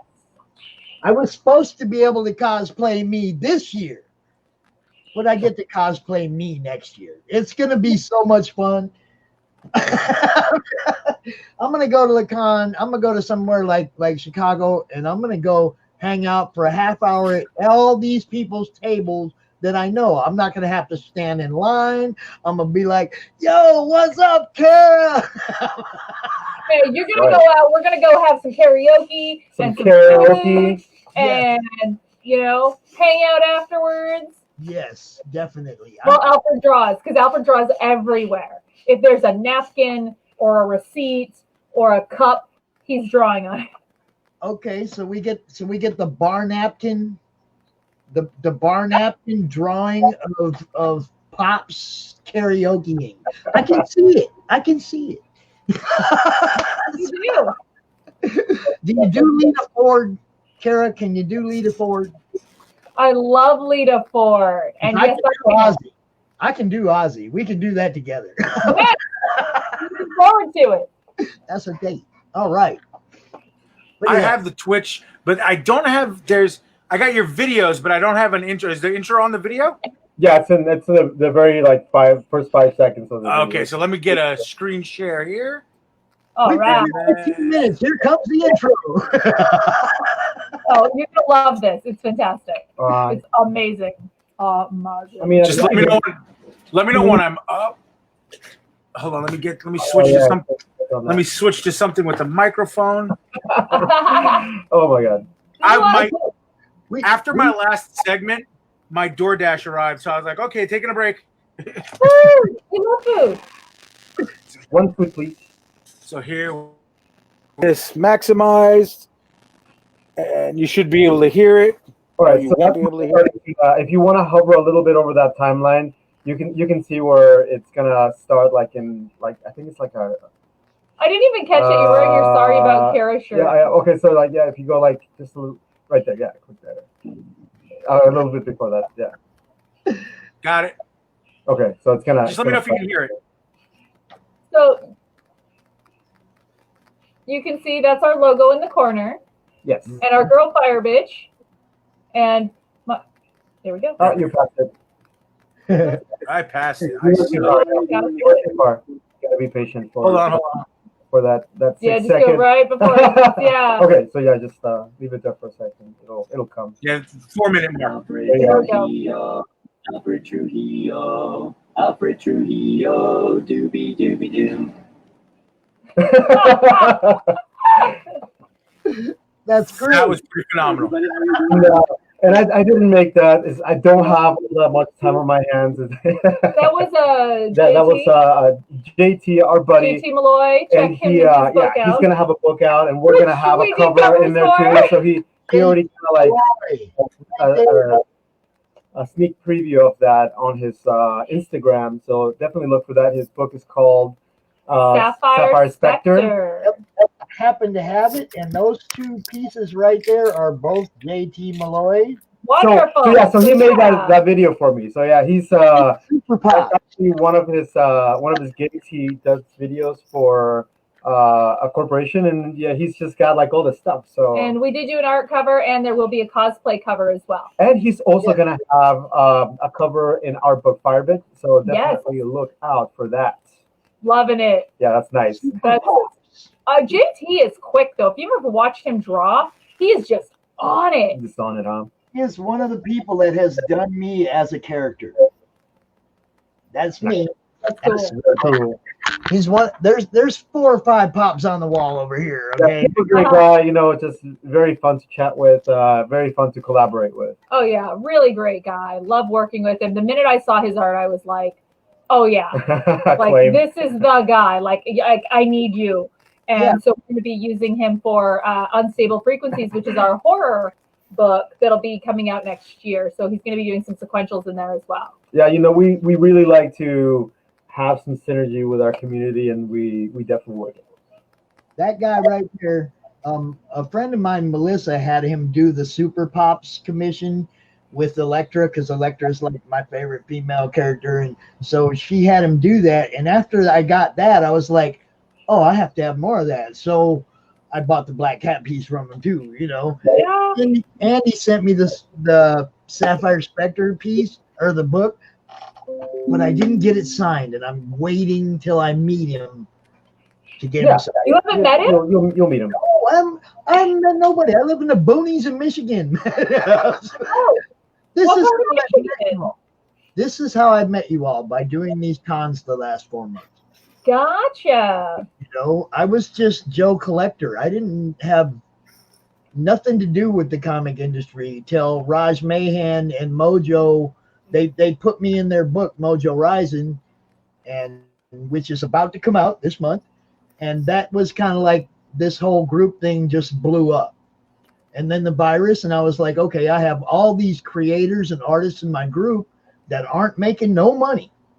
They're not at their cons. They're not at their tables. What can I do? Okay, well, I had this group. We had like 400 people in it, but that's where we started 8 months ago. And now we're at 1,200 people, and we've done 4 online cons.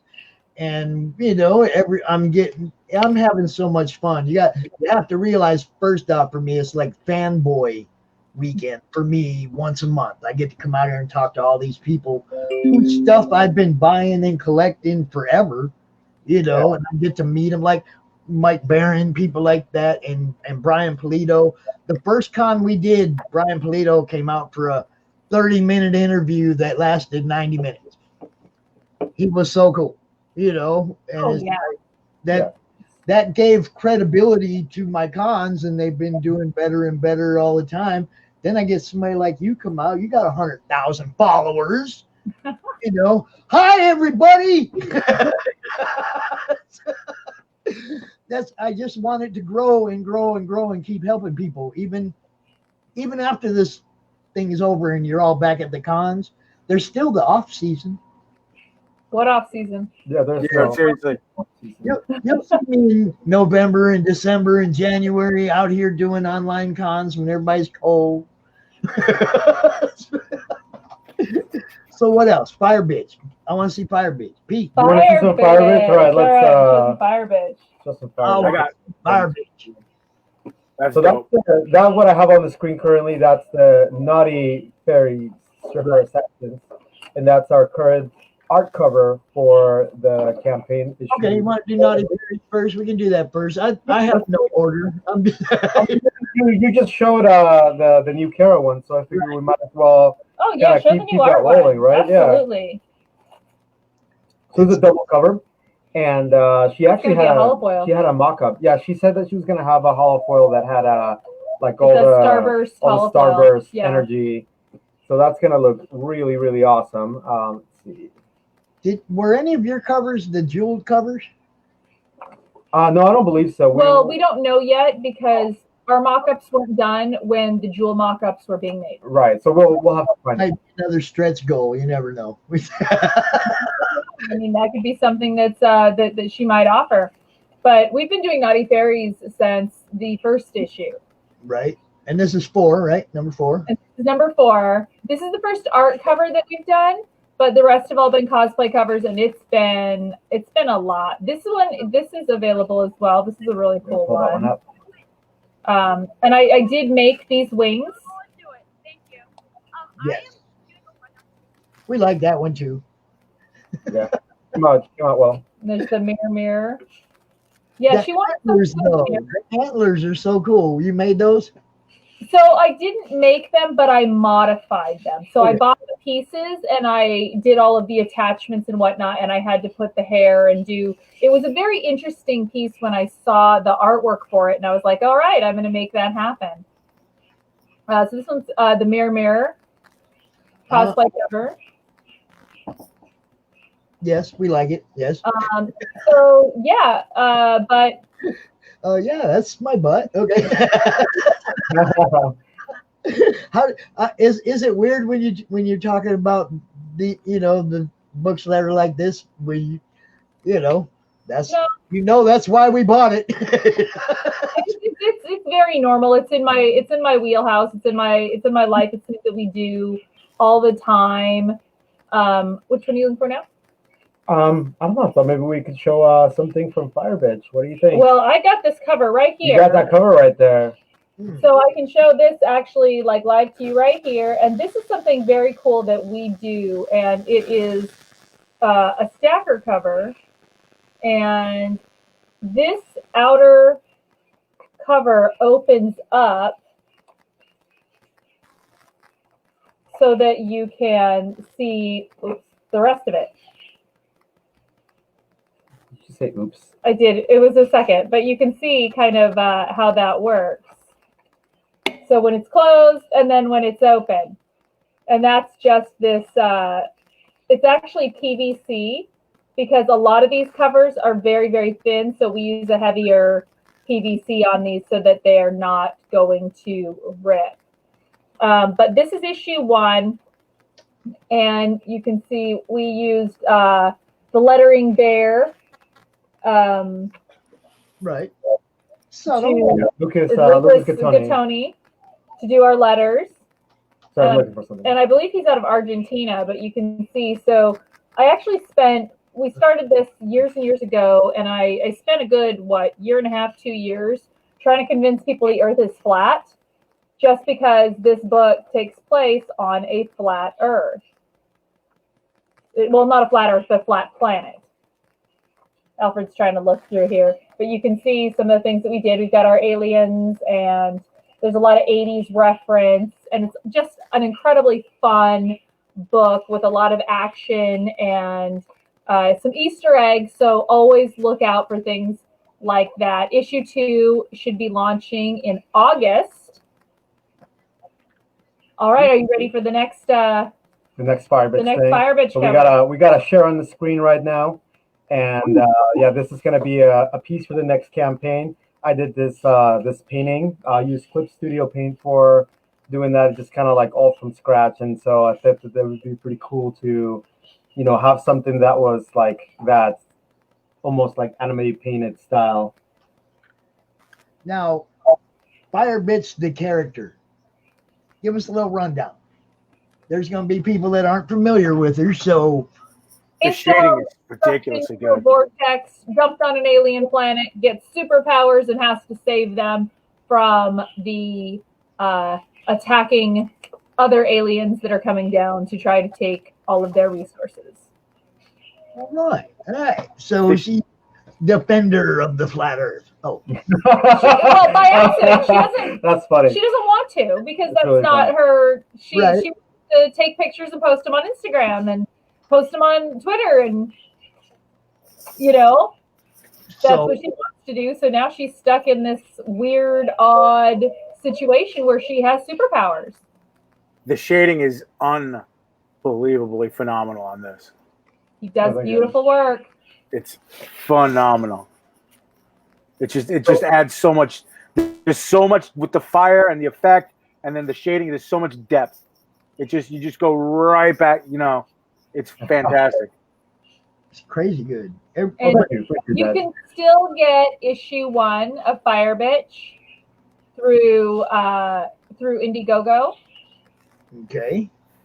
And that would be Indiegogo, whatever, Fire Bitch, if you wanted to look that up. You and can just, post yeah, it. we could We share them in the group all the time. They see that. Oh, that'd be great. Now this is a new one that we did. This is Lily Demoness. This is Luis Torres, right? Yes. Yes. See, I'd be sharing this stuff all in the group. I all these books, Jim Noble's books. I share that stuff in my group all the time. You guys, Jim Noble's books as well. Yeah, this was a super fun photo shoot. It's always a little bit interesting to kind of set up the shot, set up the background and everything, and you really can't tell just by looking at it. But once you click that and the flashes go off and like everything, like it really turns out like super well. Yeah, we used a fog machine, and we used some gel lights as well to get some of that effect. There you go. And so this is available on his campaign, which is still running. Oh, it looks Yeah, like you the own other that one. one. And that's available as an add-on. So you may want to get our art cover and then add the cosplay one onto that one. And I'm gonna show this as well. So that's the art cover that we did. And that's a holofoil, and it's printed on a twinkle paper, so those sparkles really, really show. It's almost like glitter. I think I have a video of that actually. Let me see here. I can pull that up. This is cool. I've never really had a chance to play with this portion of the StreamYard. Usually it's just interviews where you have a lot of people and. Do you want to trade me spots so that you can be on this side? And no. He likes reaching. Yes. I like that. That's an Now, image. this aspect of the site is fantastic because it really gives you a lot of freedom. Yeah. And you can get really creative. So if you can see right there, yeah, you can kind of see like where some of the sparkles go. And I made that for Luis. I like to kind of go above and beyond for the creators that choose to be part of our network and our family, and who who support us by giving us work and by pushing our campaigns. And so we also do have. Oh man, I don't know if I can show that from here, but he does have a Fire Bitch and Lily crossover cover that was drawn by CB Zane, and I think I have it over here. Well, and that's really cool that Alfred decided to do that to print out their covers, because we live closest to the printer. We live really close to the printer. All right, so let's see. I moved that over. Okay. X that out. This is super fun. You're like, I'm gonna trade me. Well, I just wasn't sure if you wanted to sit in this spot. All right. Oh, there you go. So yeah, that's our crossover drawn by CB Sane. So this is an add-on as well. So if you wanted to get the whole Alfred Trujillo Canonical Fire Bitch experience, you could get our art cover, you could get the cosplay cover, and then you could also get the Fire Bitch crossover cover as well. Now that's promotion. I try. Well, the cosplay covers are still pretty new, and not too many people do them, and a lot of people are afraid to do them or don't really know how to do them, and so they're becoming a lot more popular. And yeah, as I'm going to go ahead and throw the question at you, because Raj Payhan, Mojo Rising, creator of Mojo Rising, asked our first cosplay guest earlier today about possibly doing a cover for them. So I'm just going to throw it out there. Don't be surprised if you don't hear from us here in the future.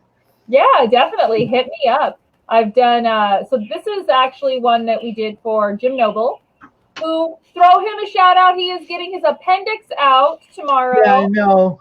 Poor guy. I was just chatting with him actually, and because of the 4th of July, I guess so many accidents made it to where now he has to wait an extra day.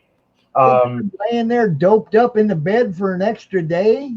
Yeah, if you have his campaign, it's totally rad. Life of Violet number 3? 3? Yeah, 3. Yeah, it's number 3. And so that's currently funding. We also have a few art covers, and we have a cosplay cover on there as well. Cosplay cover. We So have this art is, cover. Hold on. Let me get out the way so you can show them off. Oh yeah. So this is actually another one of those. I'm not going to open it all the way, but you can see. Yeah, the logo and some of the extra portions are on the outside. Yeah, and then you also have Alfred really killed it on these. He did such a good job. Really killed it on the colors on these. And then, this one, I love this one. This That's is one of my favorites. Huh? And I was like, I'm just doing this. I don't even care. And Jim, I remember he laughed his ass off with this one, because it's funny. A lot of his stuff is based on the 80s. It's so 80s. And so we try to make it totally 80s for him. So it's got the 80s lasers. Laser show. Laser beams. Yep. So the lasers, that was just awesome. And then he actually has another girl with some cosplay covers as well. So we're definitely get all the cosplay covers, get all the art covers. I believe that you can add everything onto his campaign as well. Absolutely. You just figure out what the pledge amount is. Mm-hmm. You send him that extra, add it onto your original pledge, and then you go from there. Oh, did you I want to know whose idea? Now, Alton, you know Alton, right? Yes. So we did some cosplay. I like this one. Can I show this one? Yeah, show that one. I like this one. Vampires? Yeah, for Wanda from Vampires of New Jersey. Yes. I'm sure I've shown them off before too, because Alton was in, I think, our first con. So yeah, we did an art cover and we did some cosplay pieces. Yes. That's the. See, I like this one because I felt like it came out like pretty artful, and I like it. I like she's pretty calm right there. Like, yeah. I wanted to ask you about the one cover, the totally rad cover though. Is this the only way you shut Kara up? Cover? I love that. I was like, whose idea was this? Oh, it was mine. Yeah. I already had the straight jacket, and I was like, "Hey, Jim, I have this, and I'm doing that. So hey, here, let's do this." It's wonderful. I was wondering if Alfred wasn't behind it, though. That's the only reason I asked. And so this is actually for a different campaign.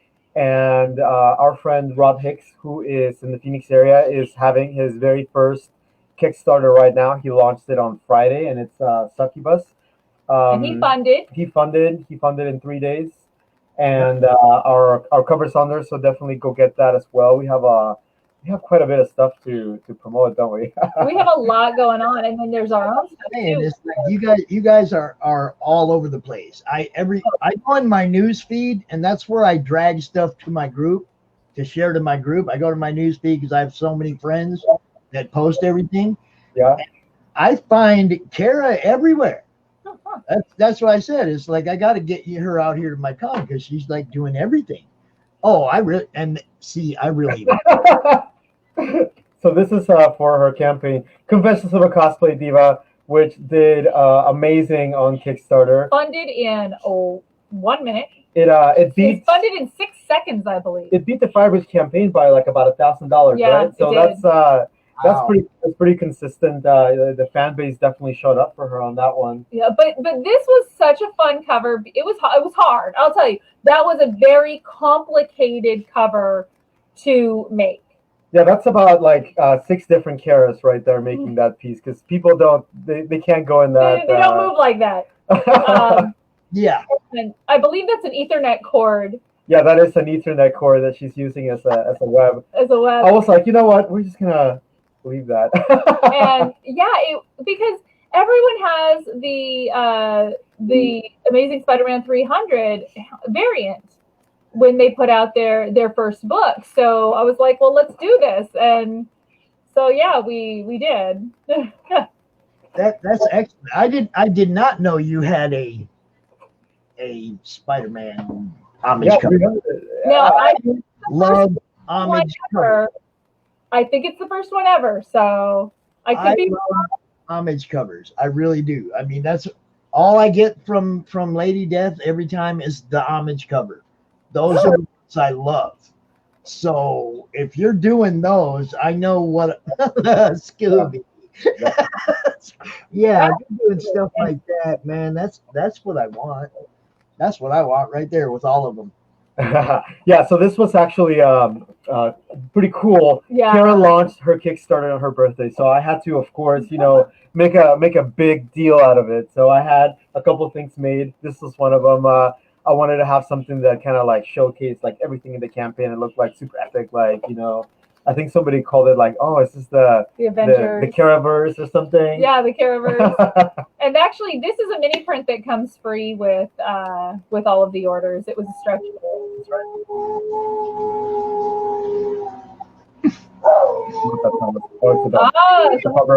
Do you hear them? Do you hear them? It's funny because our dogs just They're like, running outside, freaking out about it. yeah, they're all like hurried. That's 2 outside and 1 inside making all that racket. Oh, really? I gotta go let 2 of them in though. Just give me a minute, okay? Talk amongst yourselves. I'm gonna put on something ridiculous here in the meantime. What? We need a slideshow. There's nobody here to stop me. We so. need a slideshow of all of these images. So for any viewers out there, yeah, we do need a slideshow of all these images. Cosplay is super fun, and so at the last Smallville Comic Con that we went to, Kara got to be Left Shark from the Katy Perry infamous performance. So And Left Shark had quite a bit here's of fun. here's some pictures from that event. Some of the things that, like, you know, sometimes fans don't get to see because, you know, it's kind of down there, right? I think I need to make a we did mini post set of these, this but- and, you know, post all of this. And again, So yeah, there's some really ridiculous things on there that most people didn't even know it was me. I really enjoy. Nobody knew it was her. I was on roller skates as Yeah. well. So see that the shark always looks so fake. That fin's just laying down, you know. Well, and it was perfect because whenever someone wanted me to take a picture with their child, all I had to do was lean over a little bit, and it looked like it was going to bite the little kid's head off. It was amazing. Oh, we should show the Scorpiana. Show the Scorpiana. Yeah. Oh, there you yeah, go. there it is. This is the Grindhouse. Grindhouse variant, and this is Variant. an add-on for C.B. Zane and Michael Shoemaker's Scorpiana campaign. I believe it's issue number 3. Come here, say hi to come here, say hi to Kara. And that's it out my face. Oh, the pupper. I love This is Bruce. And he's the one that always has to get in my lap. No, I want lemonade to stop. Put on that. This lemonade? That lemonade. So, for those of you who have not watched our streams before, this is lemonade. Hi, lemonade. And Kind of a house chicken. she loves watching us. Well, she loves watching herself. She plays those little games on YouTube where you can, you know, peck the little bug or the Yeah, that's you know, the totally little what they fish. intended for those games. Yeah, Or they have like chickens. cat games where, you know, the cat can go after the bird or whatever, and she loves those, and you know, she's just a chicken, and everybody just really likes watching her and visiting with her. She's very curious and very nosy, and Yeah, she likes to be involved. she's very, very social. Well, So I I would put her back up. Put her up here. You want to put her up here? Put her up there. Yeah, she likes Goes. to. She's like, ah! She likes to watch. Did she get you? There you go. Okay. I got 2 dogs looking at the screen right now. Oh, I see. That's not food. Yeah, we have 4 dogs, and we have 3 cats, and a chicken, and 3 parakeets, and 2 turtles, and a giant weird goldfish. Oh, cool. So, and The goldfish is friendly too. Like, he'll come up to you and he'll take food from your hand. yeah, We have really 2 huskies that think there's something else. One thinks he's a wolf and the other thinks he's a coyote. And we got all kind of weird stuff in our fish tank. We got eels and just Oh, cool. wow. our See, fish that's why you gotta show all your fans, all your pets, All your fins and your fans. all your fins and your fans. I think I've taken some pictures before of the fish tank. We got a 180 gallon and a 55 gallon. We have one of them Asian catfish. He's about 18 Oh. inches. But he keeps killing all our other fish, man. Oh no. That's too bad. He He killed doesn't work with others. our Oscar. He killed our what was it? Lemon Oscar. He's just like, he's a big meanie. So we just ain't putting anything in that tank anymore because he He wastes them. Even if they're big fish, he wastes them. He's mean. Oscars will do that. No, So- no, he killed Oscars. That's what I'm saying. Yeah. He's an Asian catfish. Okay. Yeah, he's just mean. He don't eat them. He just kills them. You know, I mean, no matter what size they are. Wow. So Alfred actually has a section in my book, Confessions of a Cosplay Diva, Yes, I do. and it's called So I Married a Cosplayer. And so I did.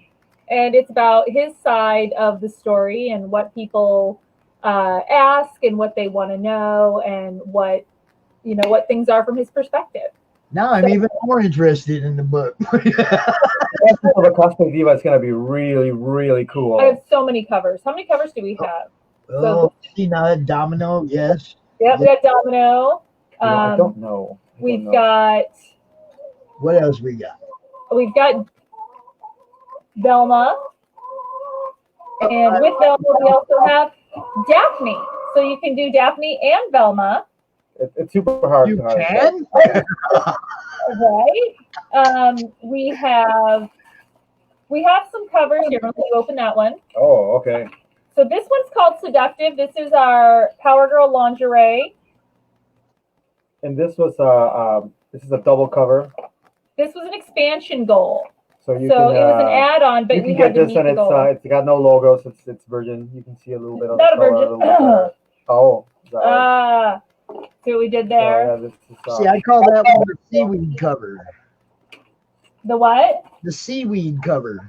I see what you did there. Oh, this is super cool. So this is actually a 3-cover triple connecting triple cosplay connecting cover. cosplay cover set. So you can get the set, or you could just get one, or you could get two. You can get whatever you want. And these were also an expansion goals. So expansion goals are kind of like stretch goals, except you can add them on as they're released. Right. Here, Black Cat. Oh yeah, that came out so pretty. And this one's on holofoil. You can still get these if you go to the CrowdOx. Yes. Can we send you the link and then you can post it maybe? I don't know if he's been able to post. I can't post. Oh, did you just you get it out? You can send me the link. I'll post it in the comments. Oh, wonderful. Thank you. Yeah, we haven't been Sweet. able to do that. Let me grab that for you. So, real quick. but Me this and Wilson can is show you. I'll drive. the Jeweled Wonder, and this was jeweled by Shannon Galarnow, the same one who did Wendy's and Brian Polito's, and it is Wonder Woman, of course. Yes. On a holofoil that's also been jeweled. What are the Krosnovsky jewels? I never say it right, but Swarovski jewels. Yeah, I love that stuff. Everything I've seen that he's done has just been. Oh yeah, those are gorgeous, and I know all about how she does it and everything, and we've discussed those things. So this is the Rebel Scum Princess Leia cover. So that's a lot of fun as well to be able to put that out there. We have so many. It's been just insane. The main cover called Painted Lady. This one is it's kind of a fusion, right? yeah. So this was a photo that Alfred did a light paint over on. Well, and the reason was that I really, really dug the photo, but unfortunately my skills were not that great that day, so it came out blurry. So I was like, you know what, I'm gonna bring that back and we're gonna make it into like a painting. Well, and I wanted to use it because a lot of people are really still skittish about purchasing a cosplay cover. Like they're not really sure if they're comfortable with that. So this way you kind of get both, and I think it's a little more comfortable for people to put into stores. And one of the really cool things about our books is that they are all comic book size. They all, are like up to the spec. You can have them graded even. So bag them, board them, put them between your comics, and hide them from. Oh yeah. So here, this one is my Vampirella, and for those of you who don't know, I actually did do a Vampirella cover for Dynamite as well. Like a drink? I would love a drink, thank you. I have that covered. I have the Dynamite Vampirella cover. Yes, I knew I had you on a book, and I wasn't sure, and I just waited, and you finally said which one it was. It doesn't look like me at all. It's so weird. when you put them in a database, it doesn't say, okay, that's a cosplay cover of Karen Nicole. It's Dynamite Vampirella. You know what I mean? You don't remember. So, and I noticed that in the previews. So, because I was looking in the previews, I was like, okay, I'm going to send this out and let all the stores know, hey, this is my cover. If you want to get it, or if you want to tell your store to get it, here you go. And they did not credit me, and they don't credit any cosplayers. And then you could tell that they learned. They started seeing the buzz, and they started, stores were only ordering one cover, and they were getting, hey, I need more, I need more, I need more. And they went, oh no, we better start crediting these cosplayers. So I don't know if they're doing that now, but then they started crediting me in the posts and started crediting other cosplayers as well. They didn't know how much draw there was to those covers, you know? And I don't think that they knew how to go about doing this.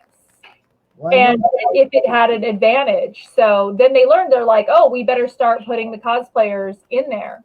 Well, I know the other day when we were talking about the piece of art on my wall over here, I was like, I know I have something that has Karen Nicole on it. But like I said, when you pull up comics in your comic database, you put in Karen Nicole. If it's not something that you wrote or whatever, you don't get it doesn't come up.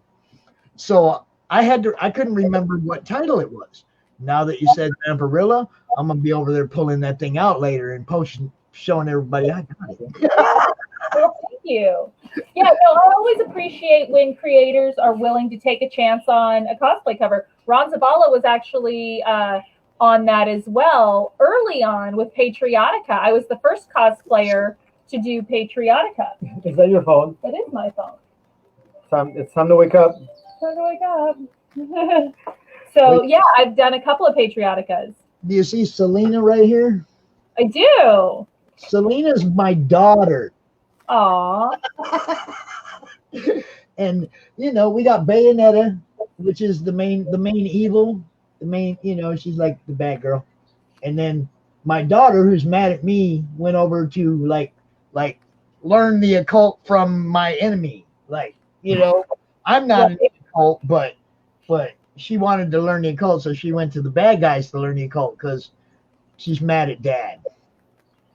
But we're gonna need somebody to cosplay her at some point, Well, I know Anthony Delaney, who actually just did his last cancer treatment a few weeks ago. So woo-woo! Antonio D. So Antonio D is one of my very best friends, and so he actually used me for some of his Changeling covers as well. Nice. And this was issue 4, but I've done some issue 1s and some just all over the place. The art books and the latest issue as well has I believe that has a cosplay variant. There's so many options. So before our time's up, I wanted to show you guys that one too. It is covered inside, yes. You sure? Yep, because it has the. Oh. So you can see, I did do the hashtag free the nipple on that one. So that is available as well. I mean, hey, why not, right? So it's just been a lot of fun to be able to do this, and I talk about like behind the scenes. I will never argue with logic like that. Hey, why not? Why not? Just like the Spider-Man. Why not? Why not? Look, there's a demand right now for what you're doing. Milking. I think that could be taken another way. Well, I'm just I mean, I do like to play word games. Love word games. Yeah. Okay, I was going to show you this. Kara has some one-of-a-kind things here. I think that all the ones that I've done are actually on their way out. Is that correct? Am I right? Everything's been shipped. Except for that one that you have over there that you still haven't posted. Okay, so this was one that we did. That needs to be remarked. So this was going to be remarked. But this is a Steph Wilson that Kara hand-colored. So we have a few of these. I love Steph. Like line art Yeah. for his cover, and then also for Mike DeBalfo. So if you are interested in getting some of those from us and having Kara color them, you can have even your favorite colors color them. Definitely hit us up. I'm closed. You're close. I Okay. am closed. Yeah, I've been I close have so for many. the whole year, but I've been closed too, but people keep sneaking in. So, so that's another thing that we do have that I haven't shown yet. That we have a Billy Tucci Confessions of a Cosplay Diva cover. Really? We do. I have only done one after drawing in my life, and it was a Billy Tucci sheet. I don't draw a whole bunch, but I love that one. Billy Tucci, and I love she. Let's see if And I I've can actually done a make it. drawing of she. Oh, here we go. we always want to give people something interesting and different. We work very closely with our printer, and I don't know if you can kind of tell the material that this is on, but that's actually on linen, and it's kind of like almost like a canvas quality to it. It's very beautiful, and so this was a version cover that we also had. This is actually Kara's character, Polly Gunn, and it's from her book Nixed, which I believe that there may be some kind of announcement at some point. I don't know. We'll find out, right? Yeah, Nix was put out in 2012, and it was an ash can. I would call it an issue 0, and it was just a fun project that me and my buddy Coop did, and it's about a demon-slaying cowgirl. I like it. I like it. But so this is the Billy Tucci cover. Billy. And I got to color it, and Alfred inked it, and I was so excited about it. It was so much fun. So Billy had drawn me for my birthday one year. Alfred had commissioned that. I'm good at the birthdays. He's fantastic at the birthdays. That's awesome. That's awesome. I'm terrible at the birthdays, but I'm fantastic at the everydays. And there's a lot Oh, is more that right? everydays than there are birthdays. Oh, okay. Just saying. Just remember that I get a birthday week. A whole week. I get a birthday year. I do the 10 days. I do the weekend before, the week, and the weekend after. Okay, yeah, that's pretty fair. I go 10 days. Yeah. So I only have, just so you guys know, I only have a few of these on there, but I want to show you because this was so ridiculous. We love doing ridiculous things. So this is a mouse pad. And I only have a few of these left on the crowd docs, and I just love, these are 3-dimensional. I've got Black Cat and Power Girl left, and it was just a fun thing to do. We did a lot of crazy things, so Like good for helping the carpal tunnel and everything. You got something to rest them on, and it's been the best mouse pad I've ever used. I'm thinking it probably would be. I'm liking it. Like your wrist just goes right in between there and just kind of holds it still, so you're not like holding it. It's very very nice, and it's soft. And Alfred's gonna show the stickers. Love the stickers; they're so cute. So these were all meant stretch goals.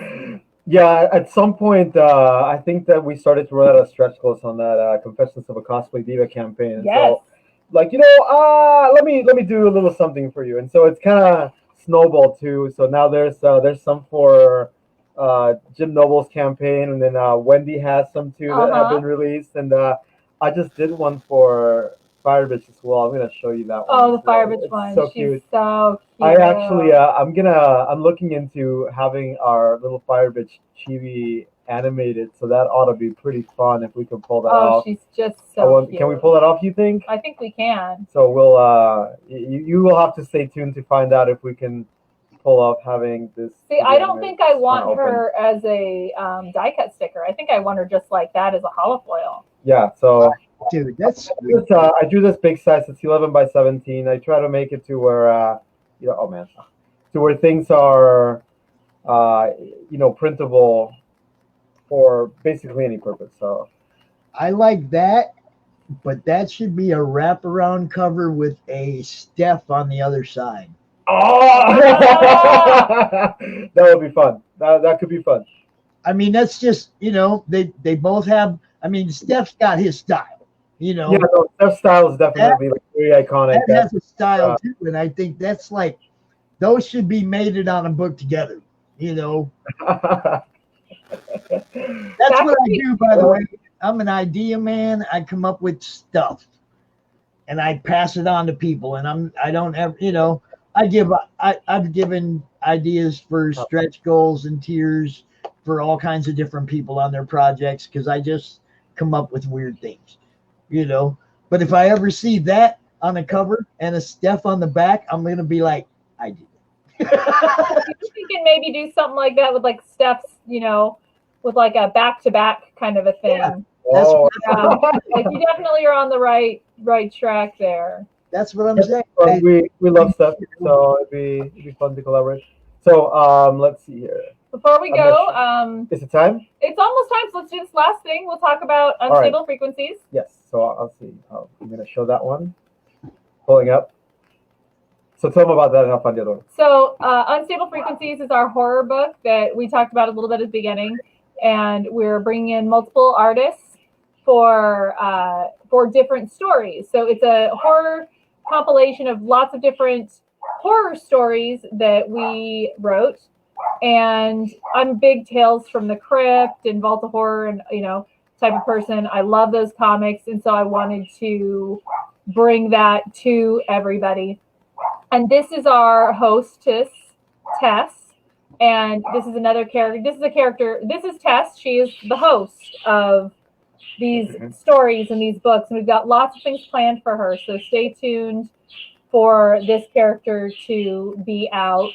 And this is actually not her first appearance. Her first appearance is actually in Fire Bitch, within the pages of Fire Bitch. So if you got that, do I need to show that off? Show that as well. I can show that off. We like to kind of plan ahead. We like to set up things in advance. So we like to mess with you. So we really like to mess with people. That's really, I had a Fire Bitch around here somewhere. Right there we go. So if you look when you first open the book, she's right here at the beginning. So introducing you to the book. Yep, and introducing you to the little pet. And then in the back. All right. So there you go. And then on the screen is also another character that we're gonna have a story on, and it's gonna be a pretty intense part of the book. I'm actually really excited to see how that all comes together, and I think that it'll be really fun for the fans. For definitely something a little different, a little bit on the more like creepy side, but still with that hint of comic book appeal. Yeah. Well, I do want to tell you guys, I was hoping that Raj could have got out tonight, but he had to work. So we're doing Third Empire with all the other guys, but the creator of Mojo ain't going to be able to come out. But I wanted to bring him out to meet you, Kara, because I'm sure he's going to be hitting you up for a cosplay cover at some point. Yeah, I'm always here, so hit me up anytime. I do this the first weekend of every month. You have an open invite until we ain't doing it no more. Appreciate you both for coming out. Thank you. Definitely thank you for having us. And like I say, share your stuff in the group as much as you want, whenever you want. The exposure and promotion is what that group is about. Well, I'm still banned for the next 7 days. We're gonna have a party. A Kara get out of jail party. All right, cool. I'll make sure we get that in the group, baby. Appreciate you both for coming out. Y'all have a great rest of your 4th of July weekend, and I'll talk to you again. You can count on that. Sounds good. Thank you. All right. Have a good night. You too. Bye. All right. That was most excellent. And I get to bring out some of my boys now. Third Empire in the house. Hey, how's it going? How's it going? See, for me, this is the highlight of the weekend because I get to talk to the people in what I'm involved in. This is good. I see we're missing some people though. What's up with Manny? What's up with Jim O'Reilly? I think Jim's at work, so he's on his way home. He should be joining later. All right. Well, Eric, this is the first time I got to meet you, bro. So yeah, man, it's the first time I've presenting myself out to the world. Really, I don't get on social media and do these live streams very often.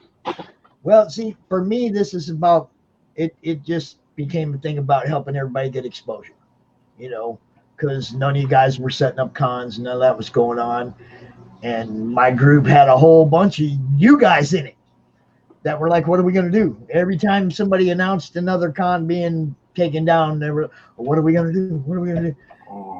This was my solution, or my little chance to try and help you guys out, and it's just basically snowballed downhill, man. It just keeps getting bigger and bigger.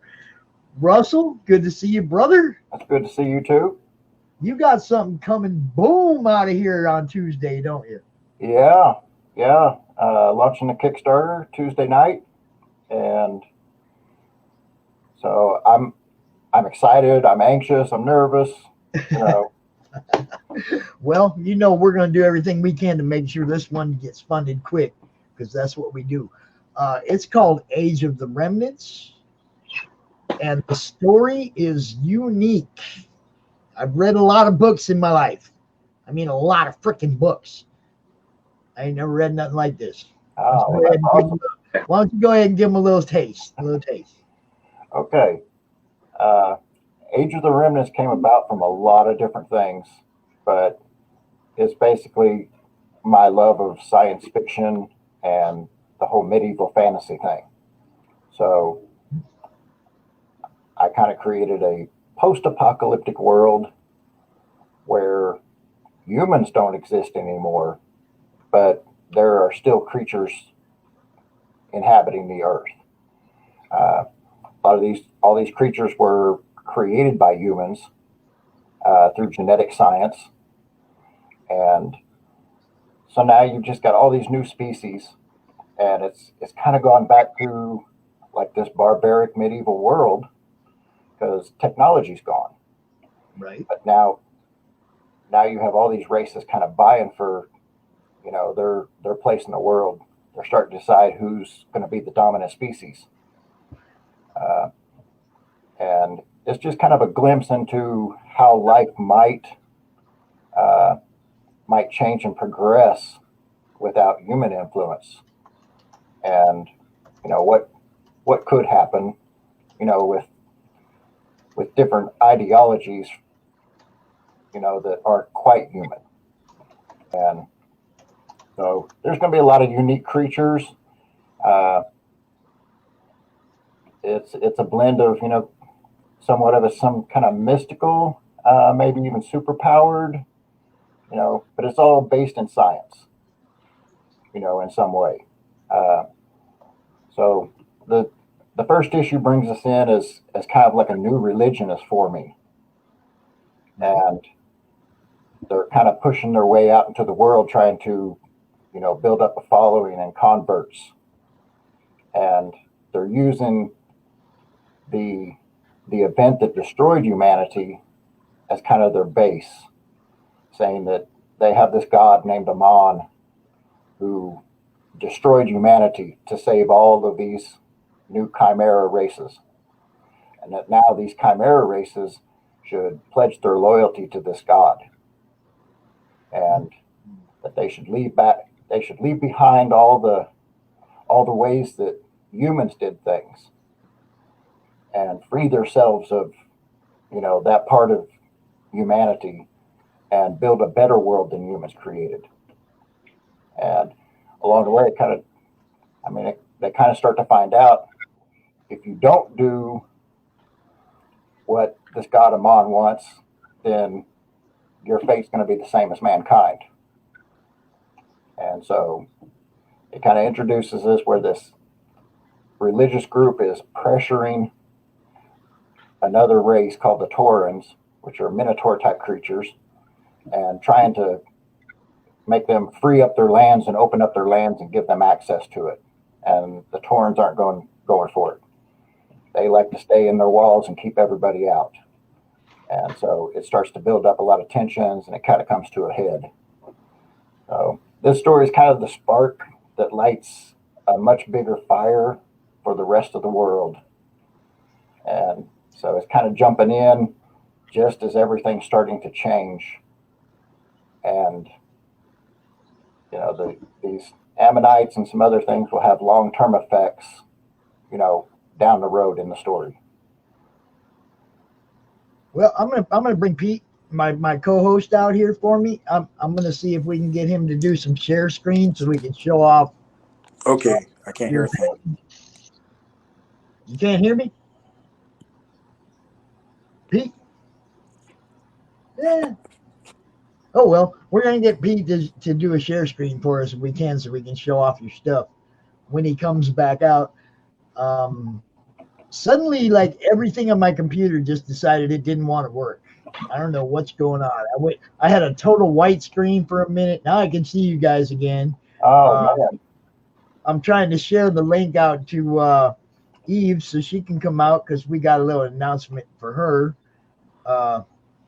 You want to either one of you, both of you, I want you to send me your links. Just send them to me on Facebook so I can forward them to Pete. Got it. Because we got Age of the Remnants and we got Blood of Gods. Right. Blood of Gods. I don't know if any of you have been paying attention, but he's been putting the snippets up out there and I've been sharing them in the group. And I started reading it, and it's like I don't want to read it until I get the book. I'm one of those guys. I got it's in my hand. I don't like reading it ahead of time and then getting it because, you know what I mean? It's like, okay, I already read it, now I just put it away. I want to experience that page turn, you know. I want you to experience that page turn, so I don't give you a lot online, just enough to. Yeah, well, you got the book. What's it about? You know, it's a fantasy book in a world that I'm creating, that I have created, and I'm still creating. It has a lot of history and has a lot of stuff, and it follows a man who's a divine breed. He's half god, half human, half mortal, and he has the ability to survive any physical threat, right? Which some can see as like plot armor, but it's kind of like a Superman. If you do it well and you tell a character story, it doesn't matter that he can survive anything because his family is what he really lives for. And then the very first issue, his family gets taken from him. Yeah, that's so he can survive whatever physical threat.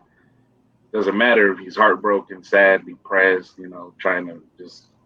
And that was kind of what I was going for. And it's set in this world where there's multiple gods that exist and, you know, do different things to all mortals. Because it's not just about humans. There's different races, you know, like all fantasy. Can't have a real fantasy without some orcs and elves and all kinds of different races. I think we got some action going on here. I think we might have some action going on here. I think I just said somebody like asked for the link. A couple people asked for the link. People that are part of what we got going on. Still waiting on Manny though. I don't know what happened to Manny.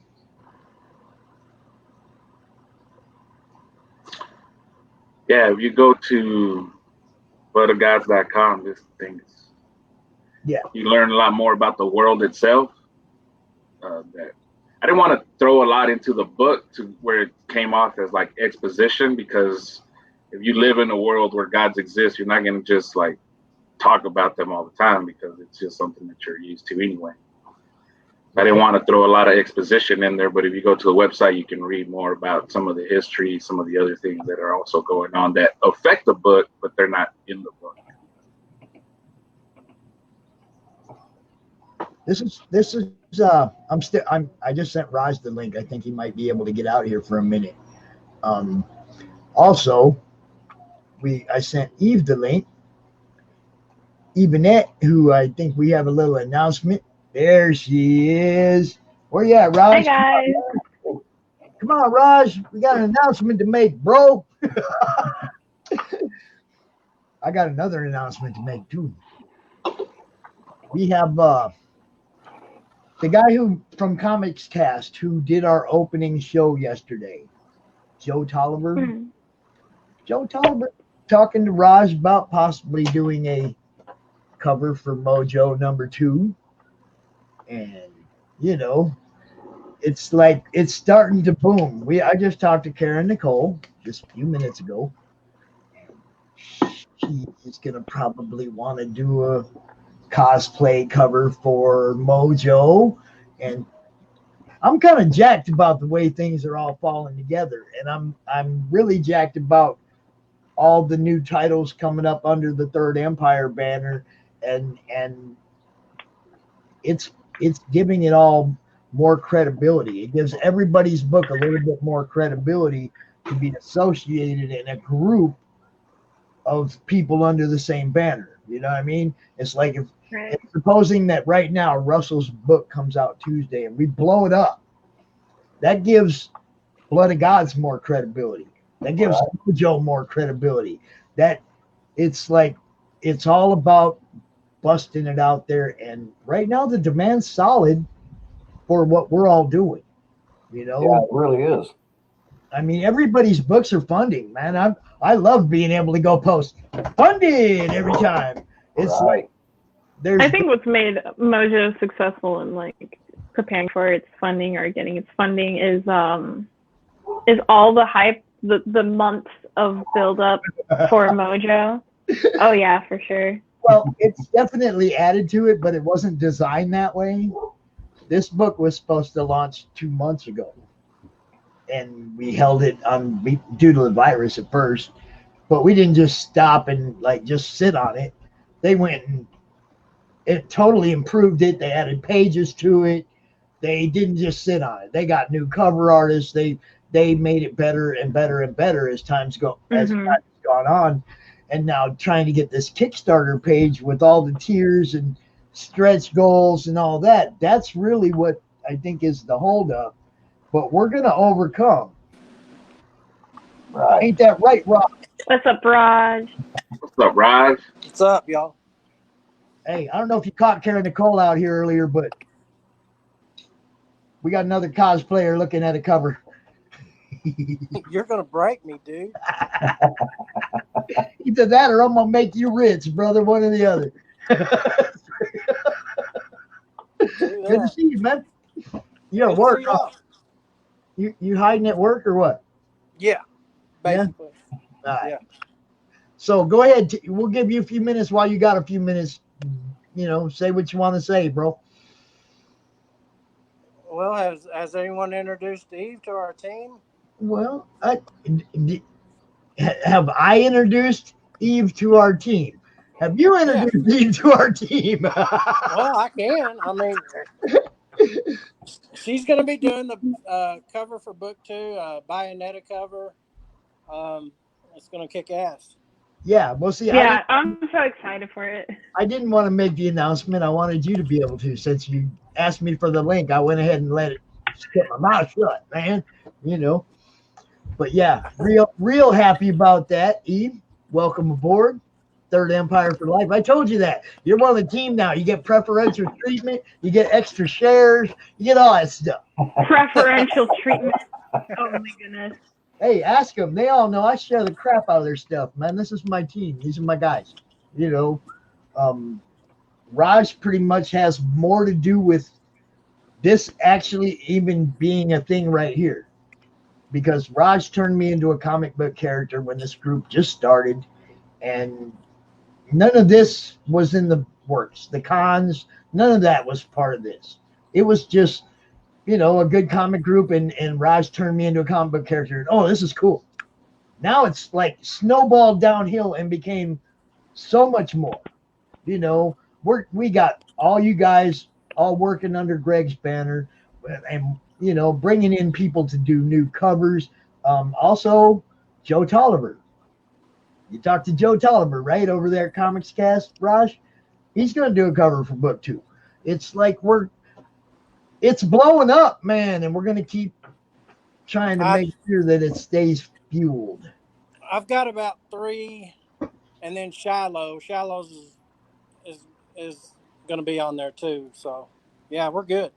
Yeah, that's Sovizo Graphicos, for those of you who do not know who Shiloh is. Oh, okay. Oh, okay. Yeah. Yeah, the crazy Yep, Joe on the bike drawing. Yeah, that guy. Yeah. Which Yeah, no, that stuff, that all of the drawings and all the preparation he did for that drawing is amazing. He does some really awesome stuff. Yes. Oh yeah, that's straight fire there, man. And I was happy enough to get one of those graphs. Woo! yeah, yeah, you were. Yeah. Dude, I want a draft. Draft. Well, now see, I was really, dude is, you know, I was really afraid to ask him how much he wanted for one. You know, I didn't want to insult him, and I at the same time, I'm a broke, you know, I'm broke ass. So it was like I waited. I had to talk, you know, for a couple days, you know, about, hey, talk to me now.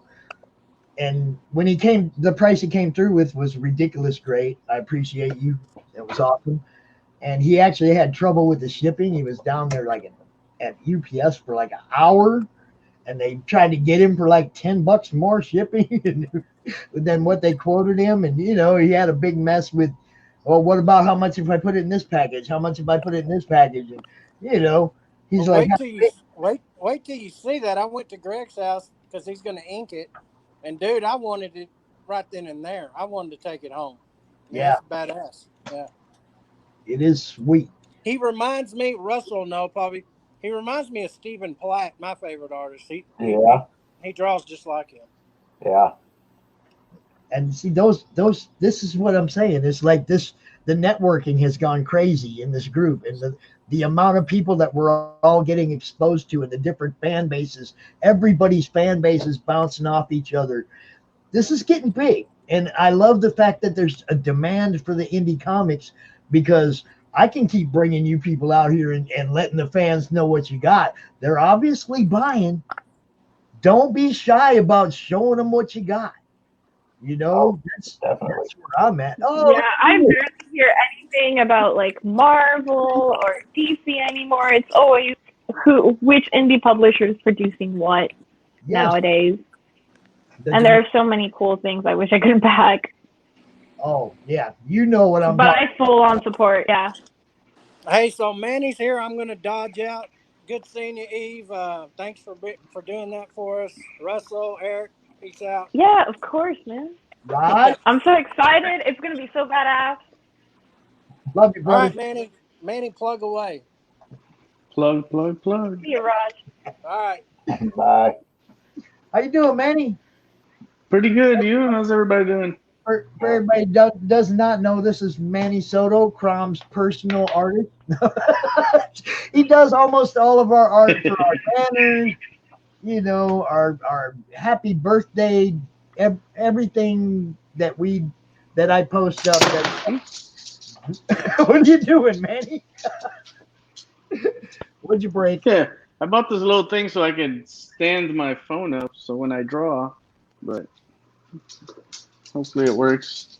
No, for that, I got If this not- little aluminum. Oh, shoot. Okay, yeah, I guess that's going to fall. I got this little aluminum tripod selfie stick thing, and it's worked all right. It's just I have to be at an awkward angle for the drawing to show on my desk, because I can't have it over my shoulder. It has to be right in front of me or right next to me for it to work. It sucks, but it's something. So, Manny, it's good to see you, bro. Yep, I'm there. I know I've been dumping all kinds of stuff on him. Hey, can you draw this for me? Hey, can you draw that for me? I need this real quick. I need that real quick. It's like, and he always does it. He's so cool. He has done some of my favorite art pieces for the group, you know, and the banners and all that. That's almost all Manny all the time. Cold. Yeah, Keeping it alive with the art. He did a real cool Antelos and put it up on the forums on the website. He did. Yeah. If you go to the website, there's some forums you can just go and check out. And there's a fan art and he posted up there. My boy Joey did it as well. Joey Pineda? Yeah, Trouble's back. Let's see. My homie. I'm down. I'm keeping track of what's going on out here. You guys, this Arlo group's getting bigger. That one. Oh yeah, see, What we got there? Yeah, there you go. Get out of the way. dope, man. Very dope. Thanks. Nice. Wait. What am I doing on screen? I just want to get it big enough so people can see it. You know, I show something. I want the people to be able to see it. So get them all out of the way. Now Manny, I know you're working on Mojo, but you're also working on your own book, Cold. Yeah, Cold Front should be coming out next year. Wow, that's awesome. So not only are you doing art for another comic, but you're also doing art and your own story for your own book. That's a massive plate. Yeah, and another comic with Raj. Oh my gosh. And also Your plate doing is Skin filled. Walker Ranch with Raj. Yep. So you're the Jack Kirby of the group. So remember, Yeah, I guess so. So Eve, remember this now. We got like all these different titles. There's gonna be a need for covers. You're one of the team now. You get to hit Manny And up. I'll always be here to fill that need if need be. You get to hit Manny up and say, "Yo, did you need me to do a cover of a Cold Front?" You're one of I'll us. do it, man. I'll do it. And I think we have our other newest cover artist coming out here in a minute.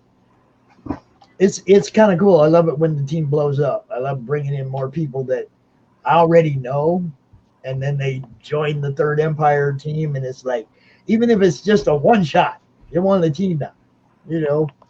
And I just love seeing more underground names like popping up more within the indie like art part of the scene. I love seeing that, and then seeing how they build off of that. I've been seeing a few more names pop up, and I've yet to see what they can do. there's some names I keep seeing though. It's like people that are just got their fingers in everything, and I'm like, that's what I like to see. People that are, you know, all over the place, like Jim Noble, for example, all over the hospital bed, dude. What's up? No, He's getting his appendix out. yeah, So let's hope he gets better. He was supposed to be out here for the weekend, but he's in the hospital, and we hope everything works out okay. We hope that he. Just send them sexy clowns. I want him to do a recovery room video. I don't know about that, Chief. I don't know if you want that. Before the drugs wear off. I want I don't know about that one, Chief. Those are some of the best videos in life, man, when people record people who just came out. I feel like Jim is going to turn into The Mask. Yeah. if we were to see a video like that, I think it'd be great. But you know, I mean, I was really looking forward to having him out, because you know he's got everybody getting involved in his book too. You know. Oh yeah, he's a character. I love him. All over the place, and I love all that. Like I said, all the networking and interaction. When I got people from, like, now Eve's part of Third Empire. Eve's also over there helping out over there. Eve's over there helping out, and everybody gets to bounce off each other's fan bases. I had to update my bio to professional here and there dabbler. Because I'm all over the place. I'm between full-time school, I'm between part-time work, and also between doing all these covers. So yeah, I think it's a befitting title. There's Pete. What's up, Pete? Oh, well, I guess not. Hold All on. right, he's back. I was hoping. No, see, I was hoping I could get more than 6 out here, but I'll bail out. I was just coming in to say hi to make sure there was I could get links for everybody. And Danny Morales wants to say that he needs to see the Facebook comments. So I don't know. I don't know because I can see him quite well, so I don't know what the problem is there. But I can't see him. I've told you know that it's been I that can. all day. I've been seeing and reporting them all day because I got them, so I got you. Okay, and all you guys send your links to Pete Vasquez on Facebook. He's in the group. Just send your links to him so he can pop them up in the comments for us. Thanks, Pete. Yep. Appreciate you, bro. Now, another new member of the Third Empire team, Joe Tolliver. Whoa! Upside down. Is he upside down? He's not upside down to me. It's upside down for me. Bring me back in. Bring me back in. I don't know. I should be upside down. Be good. Anybody else? You look fine, but I can't hear you. You can't hear me? Oh, I can hear I you. guess it's just me. Very, very low. I can hear and see everybody, so I'm good. How y'all doing? My audio low? Yeah, it's a little low, but I can hear you. I had to switch over to my phone because my computer camera is all kinds of wonky. So you just missed Raj, man. I understand that. You just missed Raj. He was just out here. But just so everybody knows, Joe Tolliver, book 2, also going to do a cover for Mojo. I don't know what he has in mind, but I have ideas. I was basically told draw Mojo in front of a post-apocalyptic kind of tore-up city, so I have a whole kind of thing in mind for where I'm going to go with that. I'm all ears if there's an adjustment to what the cover needs to be. But yeah, I've been seeing Mojo just being drawn by different people, and it looked awesome. And I was just like, I just got to do at least one cover, man, if y'all have it. So y'all were cool and just said, yeah, that's fine. So that's pretty cool. That's how it happens, man. Is like I told Raj when he sent me a message when Shiloh was drawing that, and he goes, "What's that dude doing?" And I was like, "Well, he asked anybody, he asked for a character to draw, so I gave him a character to draw." And he goes, "Oh," because I was about to jump on his ass out there just drawing my character, right? I was like, "No, I told him to. I'm fan art, man. We gotta have fan art. Fan art of Mojo is like." Yeah. That shows that fans appreciate it, and I come over from you Comics know, Cast, so my thing is that I'm trying to make happen is a lot more people drawing fan art that's indie characters versus the big 2 or big 3. So that's kind of what our premise is, just trying to keep building our own networks and promoting our each other. that's kind of what I was telling Raj. It's like if we get this guy to draw Mojo, then all his fans are now exposed to Mojo. People that might not have seen Mojo, you know. I was like, fan art is a good thing. Let it roll. You know? Don't never get mad at somebody for drawing your character, man. Because you're just gonna bring the fan base to your show. You know, it's all good. And then along with Mojo is Blood of Gods, and Danny Morales is wanting to know a little bit more about Blood of Gods. And I'm curious too, because I've seen the name pop up everywhere. I've seen the art pop up everywhere, but I want to hear a bit more about it. Yeah, man. There you go. Well, the main thing that you need to know about Blood of Gods is that it's a great book. Okay. But, yeah, it's a fantasy, like medieval fantasy that takes place in the world that I built.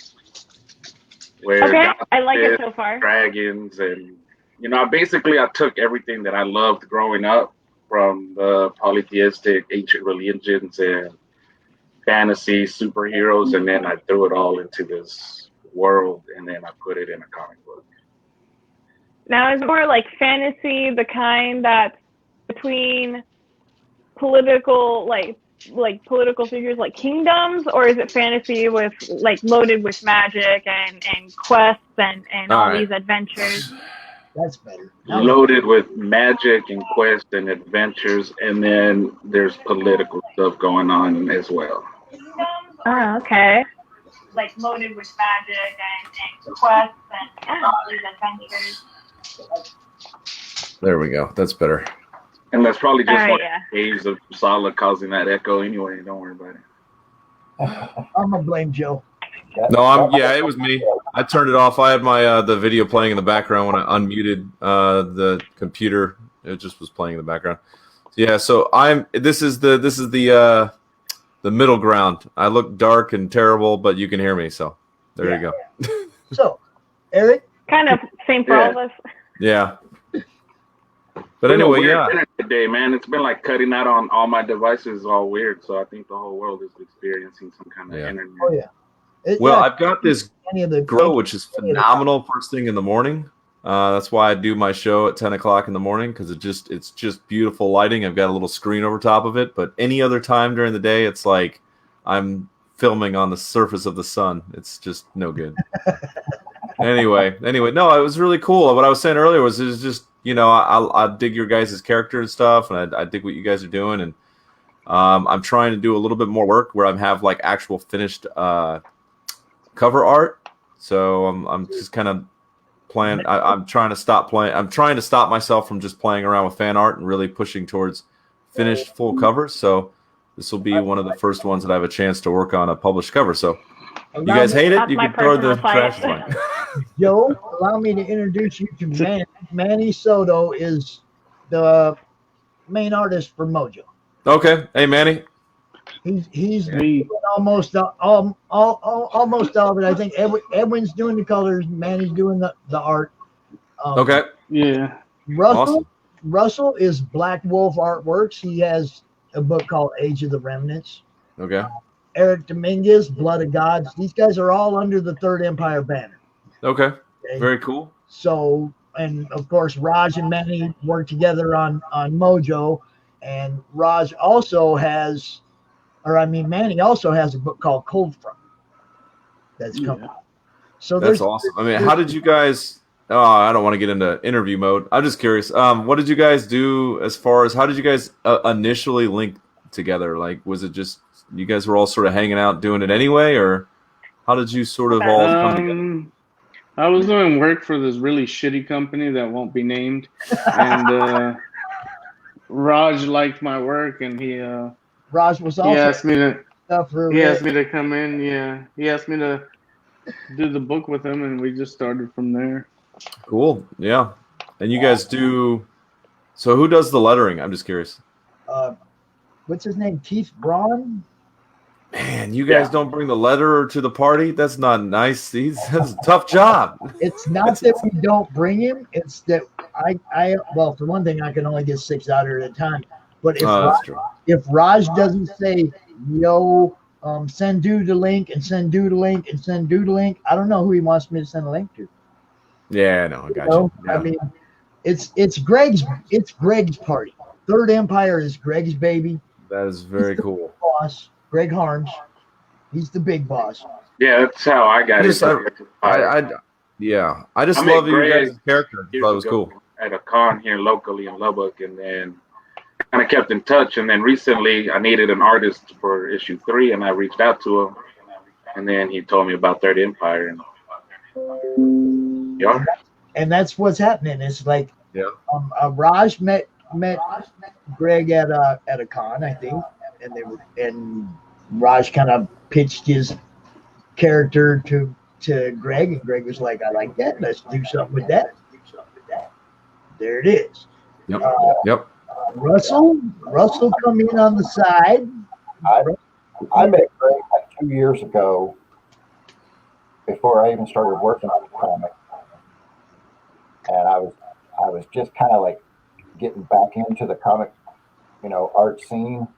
And I went to a convention, and Greg was there. He started showing me stuff about Alien Skies, and said he was looking Skies. Yep, that's enough. Art trade and everything. So I'm like, hey, this is a chance to, just kind of do something. Mm-hmm. I haven't drawn in a while, so I said, yeah, let me try to take a shot of the cover, or a pin up or something like that. So I drew that up for him, and we kind of just started talking through that. And then I met him and Raj at another convention, and at that time I had the first issue out. It was a test run, and Raj fell in love with it. And I fell in love with it. About, hey, what are you doing? we're trying to put this thing together. You know, it's just an idea right now, but you know, we'd love to have you on board. And you know, I thought about it for a while, and then I finally said, yeah, why not? Let's give it a shot. You know, let's see. Awesome. And so you guys, is this the third book now coming up, or is this the second one? For Black Wolf, for Age of the Remnants, it's kind of a reboot of the first one, right? Okay. Right. It's a reboot of the first one. I had to change the name. It was just originally called Remnants, and there was a trademark issue. Yep. So I was like, okay, I got to come up with a new name, and I'm going to relaunch this. I did some redesign on the book itself, on the graphic design, and I've added some pages in to make the story a little longer and make it a full 32 issue page book. Joe. Yeah.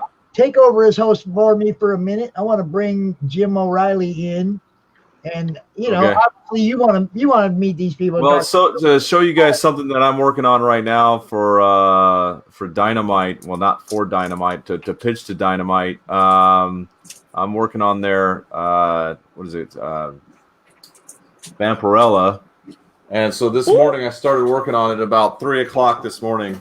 You guys can see. I love Vampirella. Yeah. So. Oh, that's beautiful. And so it's going to get a lot of white going on in there, and I may actually add a little bit more here. But it's going to have like a daytime scene, and I'll color it digitally. So this is just initial inks on her look. So really sort of doing a full court press on doing covers, just to sort of make an impact, because I've been chasing sequentials for so long. I just was like, why don't I just do some covers? And then, because I was looking around Dynamite and IDW, and I was like, what's the deal? It's not that, like, they're not that good. Like, I can do some of this shit. So I'm trying something a little different. And then my other thing for my people that I said I was going to talk about today on the show, as I said, I had the two things. So doing the Mojo was a big update for my guys, and then the other thing was I've been working on Marvel Upper Deck cards for like the last month. So that was like a big thing, and I couldn't show anybody, and I still can't show you because I already shipped them. But so I'm at least legally allowed to say now that that's what I've been working on. So that was the big thing. I just had to put it out there. Yeah. Nice. What's that? Living the dream. What set were you on?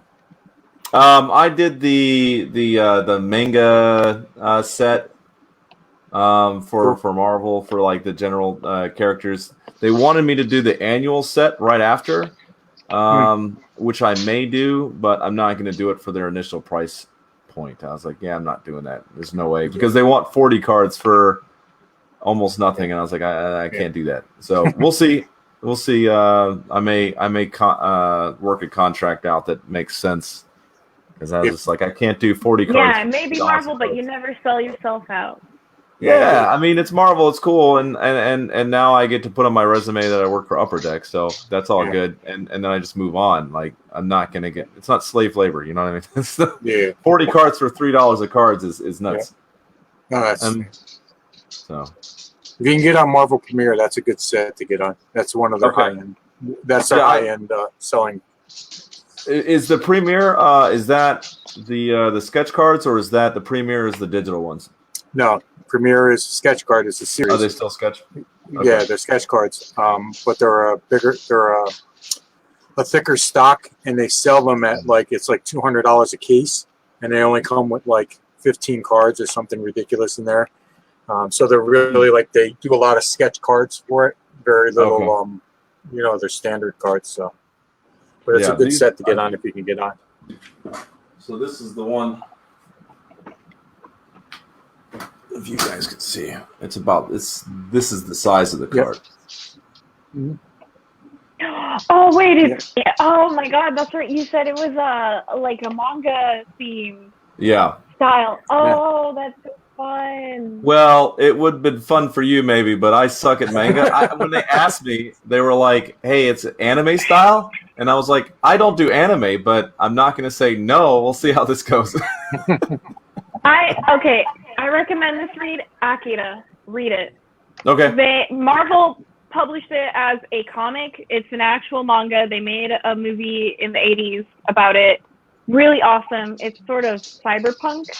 Mm-hmm. And oh my god, I could go on and on and on for hours about this. But yeah, look up Akira, and I think that should fuel some like inspiration style wise, because I know when people think anime, they think like the big bulging eyes and like really weird proportions. I'm not a big fan of that kind, but Akira should be like pretty up your lane. I guarantee that you would get something away from it. It's so great. What I was actually, this is funny that I got. I also got commissioned to do an anime character in a Western style. You probably know what this character is. I can't think of off the top of my head. So I'm gonna show two things. So one of them is already sold, so I can't sell this one, but I might as well show the other one since we're on there. What's this guy's name again? I can't remember his character's. Do you recognize his character? Is it from Hunter? Yeah, it's Hunter. Yeah, Hunter. It's something. I think that's Hisoka. Yeah, something. Maybe. Wow. Yeah, I was asked to it is do really that. Western. I didn't even recognize it at first. It was the clothes that gave it away. Wow. Yeah, because Crazy. it was done in such a Western style. I was trying to do it, but I was like, that's not really. I don't think I pulled it off. But the person was happy. And then this one is still not sold yet. So anyone who's watching, if you're big into Witcher or whatever, this is still out there. Wait. Zoom in on Geralt. Oh, Geralt looks great in it.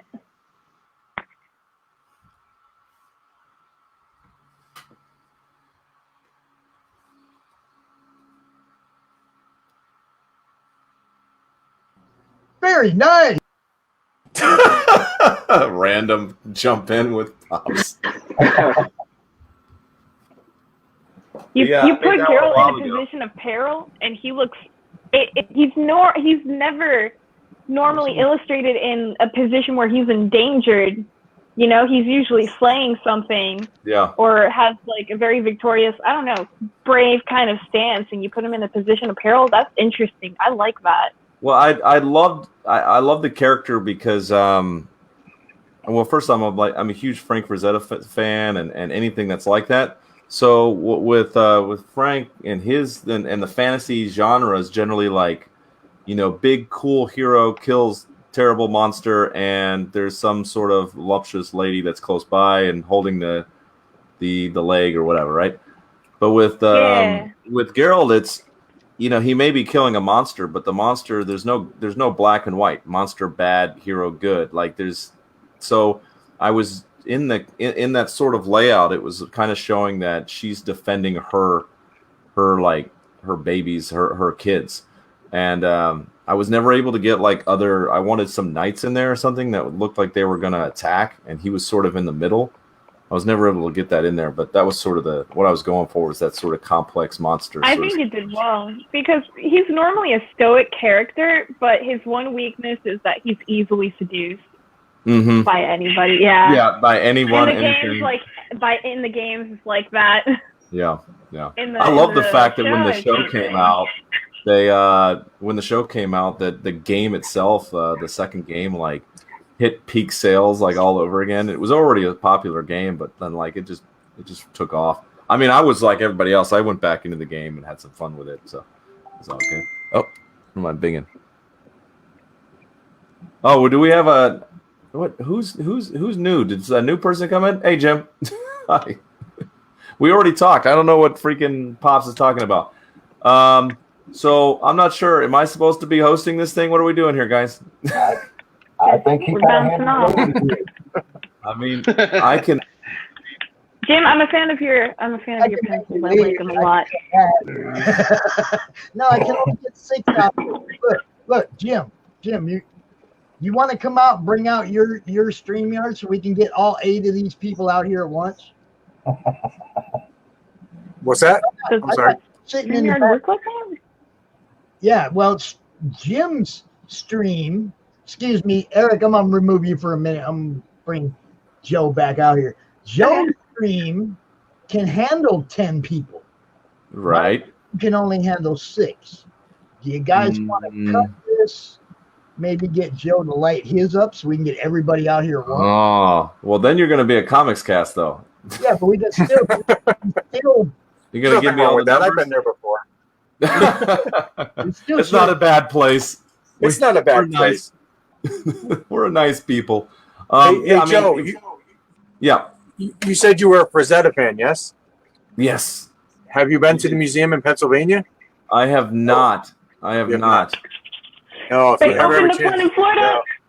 Yeah, God, I'd love to go. I don't know if I ever showed you this. Yeah.